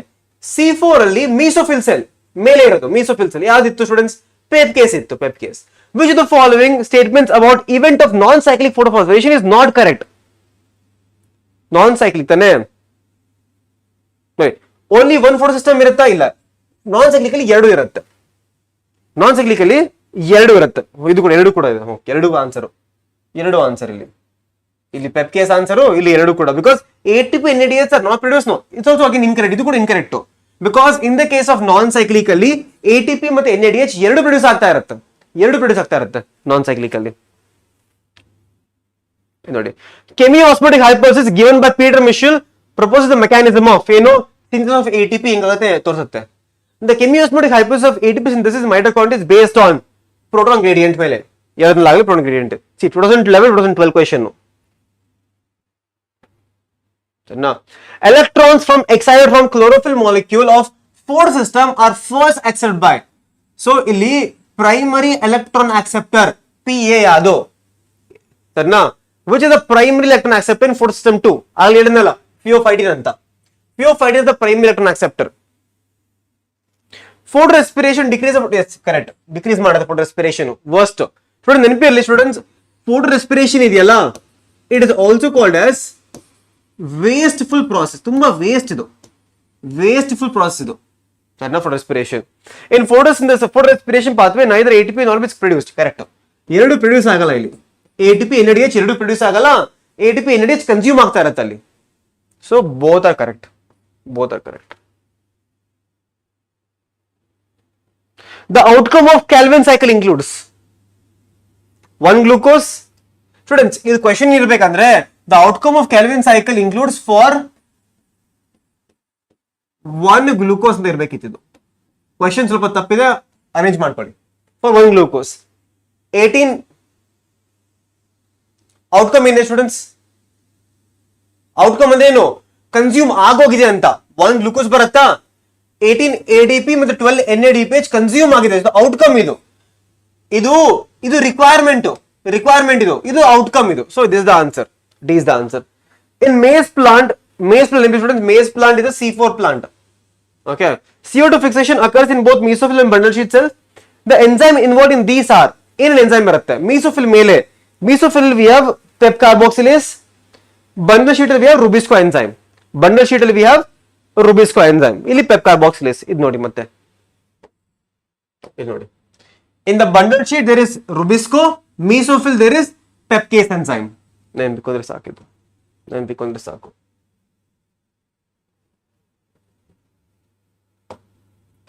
Kranz anatomy is seen in maize. देखते ಹೇಳದಲ್ಲ, maize is a C4 plant. The enzyme that is not found in C3 plants. C3 plants ಅಲ್ಲಿ pep carboxylase ಇಲ್ಲ, because it is found only in C4 plants. Only in C4 plants ಸಿಗುತ್ತೆ. Only in C4 ಇದು. Only in C4. Found only in C4. Okay students. Students ಅದು ಬಿಟ್ರೆ ನಿಮ್ಗೆ ಇಲ್ಲಿ ಏನ್ ಕೇಳ್ತಾರೆ ಕೇಳಿಸ್ಕೊಳ್ಳಿ. ಆಲ್ಕೋಲಿಕ್ ಫರ್ಮೆಂಟೇಷನ್ ಹೇಗೆ ಕೇಳ್ಬೋದು ನಿಮ್ಗೆ? ಆಲ್ಕೋಲಿಕ್ ಫರ್ಮೆಂಟೇಷನ್ ಅಲ್ಲಿ ಈ ಎನ್ಸೈಮ್ಸ್ ಕೇಳ್ಬೋದು ನಿಮ್ಗೆ, ಎನ್ಸೈಮ್ಸ್ ಕೇಳ್ಬೋದು ಆಲ್ಕೋಲಿಕ್ ಫರ್ಮೆಂಟೇಷನ್ ಅಲ್ಲಿ, ಸರಿನಾ? ಅದು ಬಿಟ್ರೆ they can ask you lactic acid fermentation ಕೇಳ್ಬೋದು. Lactic acid fermentation they can ask you again ಈ ಎನ್ಸೈಮ್ ಕೇಳ್ಬೋದು. ಅದು ಬಿಟ್ರೆ ದೇ ಕ್ಯಾನ್ ಆಸ್ಕ್ ಯು ಇಲ್ಲಿ CO2 ಬರ್ತೀಯಾ ಸ್ಟೂಡೆಂಟ್ಸ್? ಇಲ್ಲಿ CO2 ಇಲ್ಲ. ಅದೇ ನೀವು ಆಲ್ಕೋಲಿಕ್ ಫರ್ಮೆಂಟೇಷನ್ ನೋಡಿದ್ರೆ ಅದೊಂದು CO2 ರಿಲೀಸ್ ಆಗ್ತದೆ ನೋಡಿ. ಆಲ್ಕೋಲಿಕ್ ಫರ್ಮೆಂಟೇಷನ್ ಯಾವತ್ತು ಕೂಡ CO2 ಪ್ರೊಡ್ಯೂಸ್ ಆಗ್ತಾ ಇರುತ್ತೆ ಆಲ್ಕೋಹಾಲ್ ಅಲ್ಲಿ. ಬಟ್ ಅದೇ ನೀವು ಇದ್ರಲ್ಲಿ ನೋಡಕ್ ಹೋದ್ರೆ ಲ್ಯಾಕ್ಟಿಕ್ ಆಸಿಡ್ ಅಲ್ಲಿ CO2 ಪ್ರೊಡ್ಯೂಸ್ ಆಗಲ್ಲ. ಆ ಸ್ಮಾಲ್ ಡಿಫರೆನ್ಸ್ ನೆನಪಿರಲಿ ನಿಮಗೆ, ಸ್ಮಾಲ್ ಡಿಫರೆನ್ಸ್ ನೆನಪಿರಲಿ. This called as oxidative decarboxylation. They can ask you, sir, oxidative decarboxylation ಎಲ್ಲ ಆಗ್ತಿದೆ ಅಂತ. All of you should remember oxidative decarboxylation happens in your link reaction or gateway reaction. ಈ link reaction ಎಲ್ಲ ಆಗುತ್ತೆ students. Link reaction ಯಾವಾಗ ಆಗುತ್ತೆ ಅಂದ್ರೆ ಇದು ಗ್ಲೈಕೋಲಿಸಿಸ್ ಆದ್ಮೇಲೆ link reaction. Link reaction is the link between ಈ ಕಡೆ ಗ್ಲೈಕೋಲಿಸಿಸ್ ಈ ಕಡೆ ಕ್ರೆಬ್ ಸೈಕಲ್. ಗ್ಲೈಕೋಲಿಸಿಸ್ ಕ್ರೆಬ್ ಸೈಕಲ್ ಮಧ್ಯದಲ್ಲಿ is called as link reaction. Link reaction ಮಾಡಿ. ಸೊ ಏನಾಗುತ್ತೆ ಅಂದ್ರೆ ಇಲ್ಲಿ pyruvate which is formed after glycolysis, ಈ ಪೈರುವೇಟ್ ಏನಾಗುತ್ತೆ ಅಸಿಟೈಲ್ ಕೋವೆ ಕನ್ವರ್ಟ್ ಆಗೋಗುತ್ತೆ. ಆಮೇಲೆ ಈ ಅಸಿಟೈಲ್ ಕೋವೆ ಏನಾಗುತ್ತೆ ಕ್ರೆಬ್ ಸೈಕಲ್ ಗೆ ಎಂಟ್ರಿ ಕೊಡ್ತೀವಿ ನೋಡಿ. ಕ್ರೆಬ್ ಸೈಕಲ್ ಗೆ ಎಂಟ್ರಿ ಕೊಡ್ತಾ ಇದೆ ಇದು. ನಾವು ಕ್ರೆಬ್ ಸೈಕಲ್ ಹೆಂಗ್ ಕೇಳ್ಬೋದು ಸ್ಟೂಡೆಂಟ್ಸ್, ಅರ್ಥ ಮಾಡ್ಕೊಳ್ಳಿ. ಈಗ ಕ್ರೆಬ್ ಸೈಕಲ್ ಹೆಂಗ್ ಕೇಳ್ಬೋದು, ನಿಮ್ಗೆ ಏನ್ ಕ್ವಶನ್ ಬರ್ಬೋದು ಕ್ರೆಬ್ ಸೈಕಲ್ ಅಲ್ಲಿ? Here they can ask you students, ಇದು ಎಷ್ಟು number of how many NADH is produced, ಅದು ಕೇಳ್ಬೋದು ನಿಮ್ಗೆ. How many NADH is produced, they can ask you how many FADH is produced, they can ask you how many GTP is produced. ನೆನಪಿರ್ಲಿ, NADH ಎಷ್ಟು 1 2 3 NADH produce ಆಗುತ್ತೆ. FADH ಎಷ್ಟು ಕೇವಲ ಒಂದೇ FADH. ಇಲ್ಲಿ how many GTP, only 1 GTP ಎಷ್ಟು ನೆನಪಿರ್ಲಿ ಸಾಕು. ಅದು 1 GTP ಕೂಡ it is called as substrate level phosphorylation. ಅದು ನೆನಪಿರಿ GTP. Or they can ask you students, ಯಾವಾಗ CO2 ರಿಲೀಸ್ ಆಗ್ತದೆ? How many CO2? 1 2 2 CO2 release ಆಗುತ್ತೆ. ಈ 2 CO2 ಯಾವಾಗ ರಿಲೀಸ್ ಆಗುತ್ತೆ? ಫಸ್ಟ್ CO2 ರಿಲೀಸ್ ಆಗೋದು ಐಸೋಸಿಟ್ರೇಟ್ ಮತ್ತೆ ಆಲ್ಫಾ ಕೀಟೋ ಮಧ್ಯದಲ್ಲಿ CO2. ಸೆಕೆಂಡ್ CO2 ಯಾವಾಗ ರಿಲೀಸ್ ಆಗುತ್ತೆ? Between alpha keto and succinyl coenzyme. ಈ ಎರಡು ಮಧ್ಯದಲ್ಲಿ second CO2 is release. So ಈ ತರ ಕ್ವಶನ್ ಕೂಡ ಬರ್ಬೋದು, when is the CO2 released ಅಂತ ಕೂಡ ಬರ್ಬೋದು. ಸರಿನಾ? ಅದು ಕೂಡ ಕೇಳ್ಬೋದು ನಿಮ್ಗೆ. ಅಷ್ಟೊಂದು ಬಿಟ್ರೆ ಏನಕ್ಕೆ ಕೇಳಕ್ ಹೋಗಲ್ಲ ನಿಮ್ಗೆ. And students, this is also called as, ಇದು ಫಸ್ಟ್ 2 ಇದೆಯಲ್ಲ, this is called as again OD. ಇದು OD ನಂಬರ್ 1, ಇದು OD number 2. What is OD students? OD is nothing but oxidative decarboxylation. First oxidative decarboxylation, second oxidative decarboxylation. ಅಷ್ಟು ನೀವು ಕಲ್ತ್ರೆ ಸಾಕು. Now, they can ask you about glycolysis. What is the other name of glycolysis? Glycolysis is also called as EMP pathway. ಯಾಕೆ? Because Embden Meyerhof Parnas, ಈ scientist ಅವರು glycolysis ನ ಕಂಡಿಡಿದ್ರು. Based on their name we also call glycolysis is what is called. ಏನಾ? ಅದ್ ಬಿಟ್ರೆ students, glycolysis ನಿಮ್ಗೆ ಏನ್ ಕ್ವಶನ್ ಬರ್ಬೋದು ಇದು ನೋಡಿ. ಈ ತರ ಕ್ವಶನ್ ನಿಮ್ಗೆ ಗ್ಲೈಕೋಲಿಸಿಸ್ ಬರುತ್ತೆ. Which step ATP is consumed, which step ATP is formed, rate determining step ಅಂದ್ರೆ ಏನು, ಇರ್ರಿವರ್ಸಿಬಲ್ ಸ್ಟೆಪ್ ಅಂದ್ರೆ ಏನು, ಆಕ್ಸಿಡೇಷನ್ ಯಾವಾಗ ಆಗುತ್ತೆ, ಫಸ್ಟ್ ಎನ್ಸೈಮ್ ಯಾವುದು, ಲಾಸ್ಟ್ ಎನ್ಸೈಮ್ ಯಾವುದು, ವಾಟ್ ಇಸ್ ಏರೋಬಿಕ್, ಇದು ಏರೋಬಿಕ್ ಅನ್ಏರೋಬಿಕಾ? ಏರೋಬಿಕ್ ಅನ್ಏರೋಬಿಕಾ ಸ್ಟೂಡೆಂಟ್ಸ್ ಇದು? They can ask you, that is both ಇರುತ್ತೆ, ಇಲ್ಲಿ ಬೋತ್ ಇರುತ್ತೆ. Then they can ask you which step water ಯಾವಾಗ ಪ್ರೊಡ್ಯೂಸ್ ಆಗುತ್ತೆ, they can ask you that. So these are called as, all of these are called as different steps in your glycolysis. ಅಲ್ಲಿ ನಿಮ್ question ಬರುತ್ತೆ. ಸರಿನಾ students? ಈಗ ಗ್ಲೈಕೋಲಿಸ್ ಕುತ್ಕೊಂಡು ಹೇಳ್ಕೊಡಕ್ಕಾಗಲ್ಲ ನಿಮ್ಗೆ. ಗ್ಲೈಕೋಲಿಸ್ ಕಲಿಬೇಕಂದ್ರೆ students, ನೀವು ಗ್ಲೈಕೋಲಿಸ್ ಕಲಿಬೇಕಂದ್ರೆ ಸ್ಮಾಲ್ ವಿಡಿಯೋ ಅಲ್ಲಿ ಶೇರ್ ಯು. ನಂದು ರೆಸ್ಪಿರೇಷನ್ ಪ್ಲಾನ್ಸ್ ಚಾಪ್ಟರ್ ಇದೆಯಲ್ಲ, ರೆಸ್ಪಿರೇಷನ್ ಪ್ಲಾನ್ಸ್ ಚಾಪ್ಟರ್ ಇಂದ ಜಸ್ಟ್ ಚೆಕ್ ಗ್ಲೈಕೋಲಿಸಿಸ್. ನಾನು ಪ್ರಾಪರ್ ಆಗಿ ಹೇಳ್ಕೊಟ್ಟಿದ್ದೀನಿ ಒಂದ್ಸತಿ. Just type in the internet, YouTube ಅಲ್ಲಿ ಟೈಪ್ ಮಾಡಿ ಬಸವರಾಜ್ ಸರ್ ರೆಸ್ಪಿರೇಷನ್ ಪ್ಲಾನ್ಸ್ ಅಂತ ಹಾಕಿ, ಅವಾಗ ನನ್ನ ವಿಡಿಯೋ ಬರುತ್ತಲ್ಲ ನಿಮ್ಗೆ. ಸರಿನಾ? ಅಲ್ಲಿ ಹೋಗ್ಬಿಟ್ಟು ಬರೀ ಗ್ಲೈಕೋಲಿಸ್ ಪಾರ್ಟ್ ನ ಮಾತ್ರ ನೋಡಿ, ನಿಮ್ಗೆ ಅರ್ಥ ಆಗುತ್ತೆ ಗ್ಲೈಕೋಲಿಸ್ ಅಲ್ಲಿ ಈ ಕ್ವಶನ್ ಬರ್ಬೋದು. ಅದು ಬಿಟ್ಟರೆ they can ask you something called as, students ಇದು ಕೇಳ್ಬೋದು ನಿಮ್ಗೆ. ಇದು how many ATP is produced in glycolysis. ಇದು ATP produced in glycolysis. The net ATP is what? Net ATP is going to be ATP. Gross ATP is 10 ATP. ಇದು ನೆನಪಿಕೋಬೇಕು ನೀವು ಅಷ್ಟೇ, ಇಲ್ಲಿ tension ಬೇಡ ಸ್ಟೂಡೆಂಟ್ಸ್. ಅದು ಬಿಟ್ರೆ ಇಲ್ಲಿ ನಾನು ಬೇರೆ ಕ್ವಶನ್ಸ್ ಕೊಟ್ಟಿದ್ದೀನಿ, ನೀವು ಓದ್ಕೊಳ್ಳಿ ಒಂದು ಕ್ವಶನ್ಸ್ ನ. ಅದು ಬಿಟ್ರೆ students, last chapter right, that is for your, ಇದು ನಿಮ್ದು ಏನದು ಪ್ಲಾಂಟ್ ಗ್ರೋತ್ ಅಲ್ಲಿ. They can ask you hormones functions. ಅದಕ್ಕೆ ಏನ್ ಮಾಡಿ ಅಂದ್ರೆ ಒಂದು ಟೇಬಲ್ ಕೊಟ್ಬಿಟ್ಟಿದ್ದೀನಿ ನಿಮ್ಗೆ. ಆಕ್ಸಿನ್ ಏನು ಫಂಕ್ಷನ್ಸ್, ಜಿಬರ್ಲಿನ್ಸ್ ಎಲ್ಲಾ ಫಂಕ್ಷನ್ಸ್. ಅದು ಬಿಟ್ರೆ ಸೈಟೋಕೈನಿನ್ಸ್ ಎಲ್ಲಾ ಫಂಕ್ಷನ್ಸ್, ಎಥಲಿನ್ ಎಲ್ಲಾ ಫಂಕ್ಷನ್ಸ್. ಸೊ ನೀವು ಎಲ್ಲಾ ಫಂಕ್ಷನ್ ಓದ್ಕೊಂಡ್ಬಿಟ್ರೆ ನೋಡಿ, ಆಬ್ಸಿಕ್ ಆಸಿಡ್ ಎಲ್ಲಾ ತರ ಫಂಕ್ಷನ್. ಸೊ ಈ 3 ಸ್ಲೈಡ್ ಅಲ್ಲಿ ಫುಲ್ ಚಾಪ್ಟರ್ ಇದೆ ಆಲ್ಮೋಸ್ಟ್. ಅದು ಬಿಟ್ರೆ they can ask you what is plasticity ಅಂದ್ರೆ ಏನು. ಫಾರ್ ಎಕ್ಸಾಂಪಲ್, ಒಂದ್ ಎಲ್ಲಾ ಪ್ಲಾಂಟ್ಸ್ ಲೈಫ್ ಸೈಕಲ್ ಇದೆ. ಒಂದು ಪ್ಲಾಂಟ್ ಅದ್ರ ಲೈಫ್ ಸೈಕಲ್ ಇಂದ ಬೇರೆ ಕಡೆ ಹೋಗ್ಬಿಟ್ರೆ that is called as plasticity ಅಂತ. ಸ್ಟೂಡೆಂಟ್ಸ್, ಅದು ಒಂದು ಕ್ವಶನ್ ನಿಮ್ಗೆ ಬರ್ಬೋದು. ಅದು ಬಿಟ್ರೆ ಏನು ಬರಲ್ಲ ಇಲ್ಲಿ ಈ ಚಾಪ್ಟರ್ ಅಲ್ಲಿ. ಸರಿನಾ? ಸೊ ಈ ಟೇಬಲ್ ಕಲ್ತ್ಕೊಳ್ಳಿ. ನೋಟ್ಸ್ ನಿಮ್ಗೆ ಟೆಲಿಗ್ರಾಮ್ ಅಲ್ಲಿ ಸಿಗುತ್ತೆ ನೋಡಿ. ಟೆಲಿಗ್ರಾಮ್ ಅಲ್ಲಿ ನಿಮ್ಗೆ ನೋಟ್ಸ್ ಸಿಗುತ್ತೆ. Abscisic acid growth inhibitor, both role growth promoter cytokinins, gibberellins, auxin ಎಲ್ಲಾ ಫಂಕ್ಷನ್ ನೀವು ಕಲಿಬೇಕು. ನಿಮ್ಗೆ ಡಿಸ್ಕವರಿ ಕೇಳಕ್ ಹೋಗಲ್ಲ. ಅದು ಬಿಟ್ರೆ ಸ್ಟೂಡೆಂಟ್ಸ್, ನಿಮ್ಗೆ ಜಿಬರ್ಲಿನ್ಸ್ ಒಂದು ಎಕ್ಸ್ಟ್ರಾ ಪಾಯಿಂಟ್ಸ್ ಆಡ್ ಮಾಡಿಲ್ಲ ಇಲ್ಲಿ. ಇದು ನೋಡಿ, ದ ಫಸ್ಟ್ ಜಿಬರ್ಲಿಕ್ ಆಸಿಡ್ ಇದು ಯಾವುದು? GA3 is the first gibberellic acid ಅಂತ. ಅದು ಬಿಟ್ರೆ ಈಗ ಫಂಕ್ಷನ್ಸ್ ಕೂಡ ನೆನಪಿರಲಿ ಜಿಬರ್ಲಿಕ್. ಇದನ್ನೆಲ್ಲ ಆಡ್ ಮಾಡಿಲ್ಲ, ಅದಕ್ಕೆ ಕೊಟ್ಟಿದ್ದೀನಿ, ಸಪ್ರೇಟ್ ಆಗಿ ಕೊಟ್ಟಿದ್ದೀನಿ ನೋಡಿ. ಇಲ್ಲಿ ಜಿಬರ್ಲಿಕ್ ಆಸಿಡ್ ಮಿಕ್ಕಿದ ಎಲ್ಲಾ ಫಂಕ್ಷನ್ಸ್ ಇಲ್ಲಿದೆ, ಎಲ್ಲಾ ಫಂಕ್ಷನ್ಸ್ ಇಲ್ಲೇ ಇದೆ ನೋಡಿ. ಜಿಬರ್ಲಿಕ್ ಆಸಿಡ್ ಎಲ್ಲಾ ಫಂಕ್ಷನ್ಸ್ ಇಲ್ಲೇ ಇದೆ. ಇದನ್ನು ಓದ್ಕೊಳ್ಳಿ ಸಾಕು ನೀವು, ಇದನ್ನು ಓದ್ಕೊಳ್ಳಿ. ಏನು increase in grape stalk length, increase in length of the stem, sugar cane increase, elongated improvement shape of apple, malting process, ಮತ್ತೆ hastening maturity period. That is for your entire chapter. ಅಲ್ಲಿಗೆ ನಿಮ್ದು ಸ್ಟೂಡೆಂಟ್ಸ್, ಅಲ್ಲಿಗೆ ನಿಮ್ದು first P U ಎಲ್ಲ full ಮುಗೀತು. First P U students, first P U ಅಲ್ಲಿ ಬಯೋಯಲ್ಲಿ ತುಂಬಾ ಚಾಪ್ಟರ್ಸ್ ಇದೆ, ನಿಜ ಅಂತೀನಿ. Second P U biology actually ತುಂಬಾ ಈಸಿ. ಫಸ್ಟ್ ಪಿ ಯು ಸ್ವಲ್ಪ ಕಷ್ಟ ಇರೋದು, ಯಾಕಂದ್ರೆ ಪ್ಲಾಂಟ್ ಫಿಸಿಯಾಲಜಿ ಆಗಲಿ, ಹ್ಯೂಮನ್ ಫಿಸಿಯಾಲಜಿ ಆಗಲಿ ತುಂಬಾ ದೊಡ್ಡ ಕಾನ್ಸೆಪ್ಟ್ಸ್ ಇದೆಯಲ್ಲ. So we are try to concise as is possible. ನಿಮಗೆ ಯಾವುದೇ ಚಾಪ್ಟರ್ ಅಲ್ಲಿ ಎಕ್ಸ್ಟ್ರಾ ಇನ್ಫಾರ್ಮೇಶನ್ ಬೇಕಂದ್ರೆ ಕಮೆಂಟ್ ತಿಳಿಸಿ, will make a video on that. So students, ನಾನು ನಿಂತ್ಕೊಳಕ್ ಆಗ್ತಾ ಇಲ್ಲ ಈಗ, ನನ್ನ ಕಾಲ್ ತುಂಬಾ ನೋತಾ ಇದೆ ನಂದು, ಸರಿನಾ? So students, I will see you the next lecture. Until then keep studying. Let us know the comment section. ಈ ತರ ನಿಮಗೆ ಸೆಕೆಂಡ್ ಪಿ ಯು ಬೇಕಾ ಅಥವಾ ಚಾಪ್ಟರ್ ವೈಸ್ ಬೇಕಾ ಅಂತ, ಸರಿನಾ?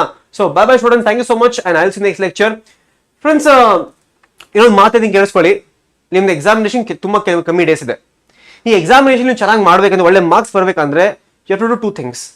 ಫಸ್ಟ್, ನೀವು ಸಿಲೆಬಸ್ ಮುಗಿಸ್ಕೋಬೇಕು, ರಿವಿಷನ್ ಮಾಡಬೇಕು. ಅದು ಬಿಟ್ಟರೆ ಯು ಶುಡ್ ಸಾಲ್ವ್ PYQs, ಎಲ್ಲಾ ತರ PYQs ಸಾಲ್ವ್ ಮಾಡಬೇಕು. ಅದಾದ್ಮೇಲೆ you should start solving mock test. Mock test in advantage ಏನಂತಂದ್ರೆ, there is a very high chance ಆ ಮಾಕ್ ಟೆಸ್ಟ್ ಏನ್ ಮಾಡಿರ್ತೀರಲ್ಲ ಆ ಸೇಮ್ ಕಾನ್ಸೆಪ್ಟ್ ರಿಪೀಟ್ ಆಗ್ಬಿಡುತ್ತೆ ನಿಮ್ಮ ಎಕ್ಸಾಮ್ ಅಲ್ಲೂ ಕೂಡ. ಸೊ ಮಾಕ್ ಟೆಸ್ಟ್ ನ ಸ್ವಲ್ಪ ಬಿಡಿಸಿ ಸ್ವಲ್ಪ ಮಾಕ್ ಟೆಸ್ಟ್ ನ ಒಂದು 15-20 ಮಾಕ್ ಟೆಸ್ಟ್ ಮಾಡಿ KCET ಗಿಂತ ಮುಂಚೆ. ಬಿಕಾಸ್ KCET ಒಳ್ಳೆ ತರ ಎಕ್ಸಾಮ್ ಆಗ್ಬಿಟ್ರೆ, ನಿಮ್ದು ಒಳ್ಳೆ ರ್ಯಾಂಕ್ ಬಂದ್ಬಿಟ್ರೆ ನಿಮ್ ಲೈಫ್ ಸೆಟ್. ಒಳ್ಳೆ ಕಾಲೇಜ್ ಸಿಗುತ್ತೆ, ಒಳ್ಳೆ ಫ್ರೆಂಡ್ಸ್ ಸಿಗ್ತಾರೆ, ಫುಲ್ ಲೈಫ್ ಸೆಟ್ ಆಗುತ್ತೆ. ನೀವು ಅಕಸ್ಮಾತ್ ಈಗ ಓದಿಲ್ಲ, ನೀವು 15-20 ಡೇಸ್ ಮಜಾ ಮಾಡಿದ್ರಿ, ಮತ್ತೆ ಇಲ್ಲ ಈಗ ಸೀರಿಯಸ್ ಆಗಿಲ್ಲ ಅಂತಂದ್ರೆ ನೆಕ್ಸ್ಟ್ ಮಿಕ್ಕಿದ್ದು 5 ವರ್ಷ ಕೂಡ ನೀವು ಕಷ್ಟ ಪಡಬೇಕಾಗುತ್ತೆ ಆಮೇಲೆ, ಸರಿನಾ? So take seriously, right on case serious ತಗೊಳ್ಳಿ, ಸರಿನಾ? By Mach test, mock test ಸ್ವಲ್ಪ ಬೈ ಮಾಡಿ.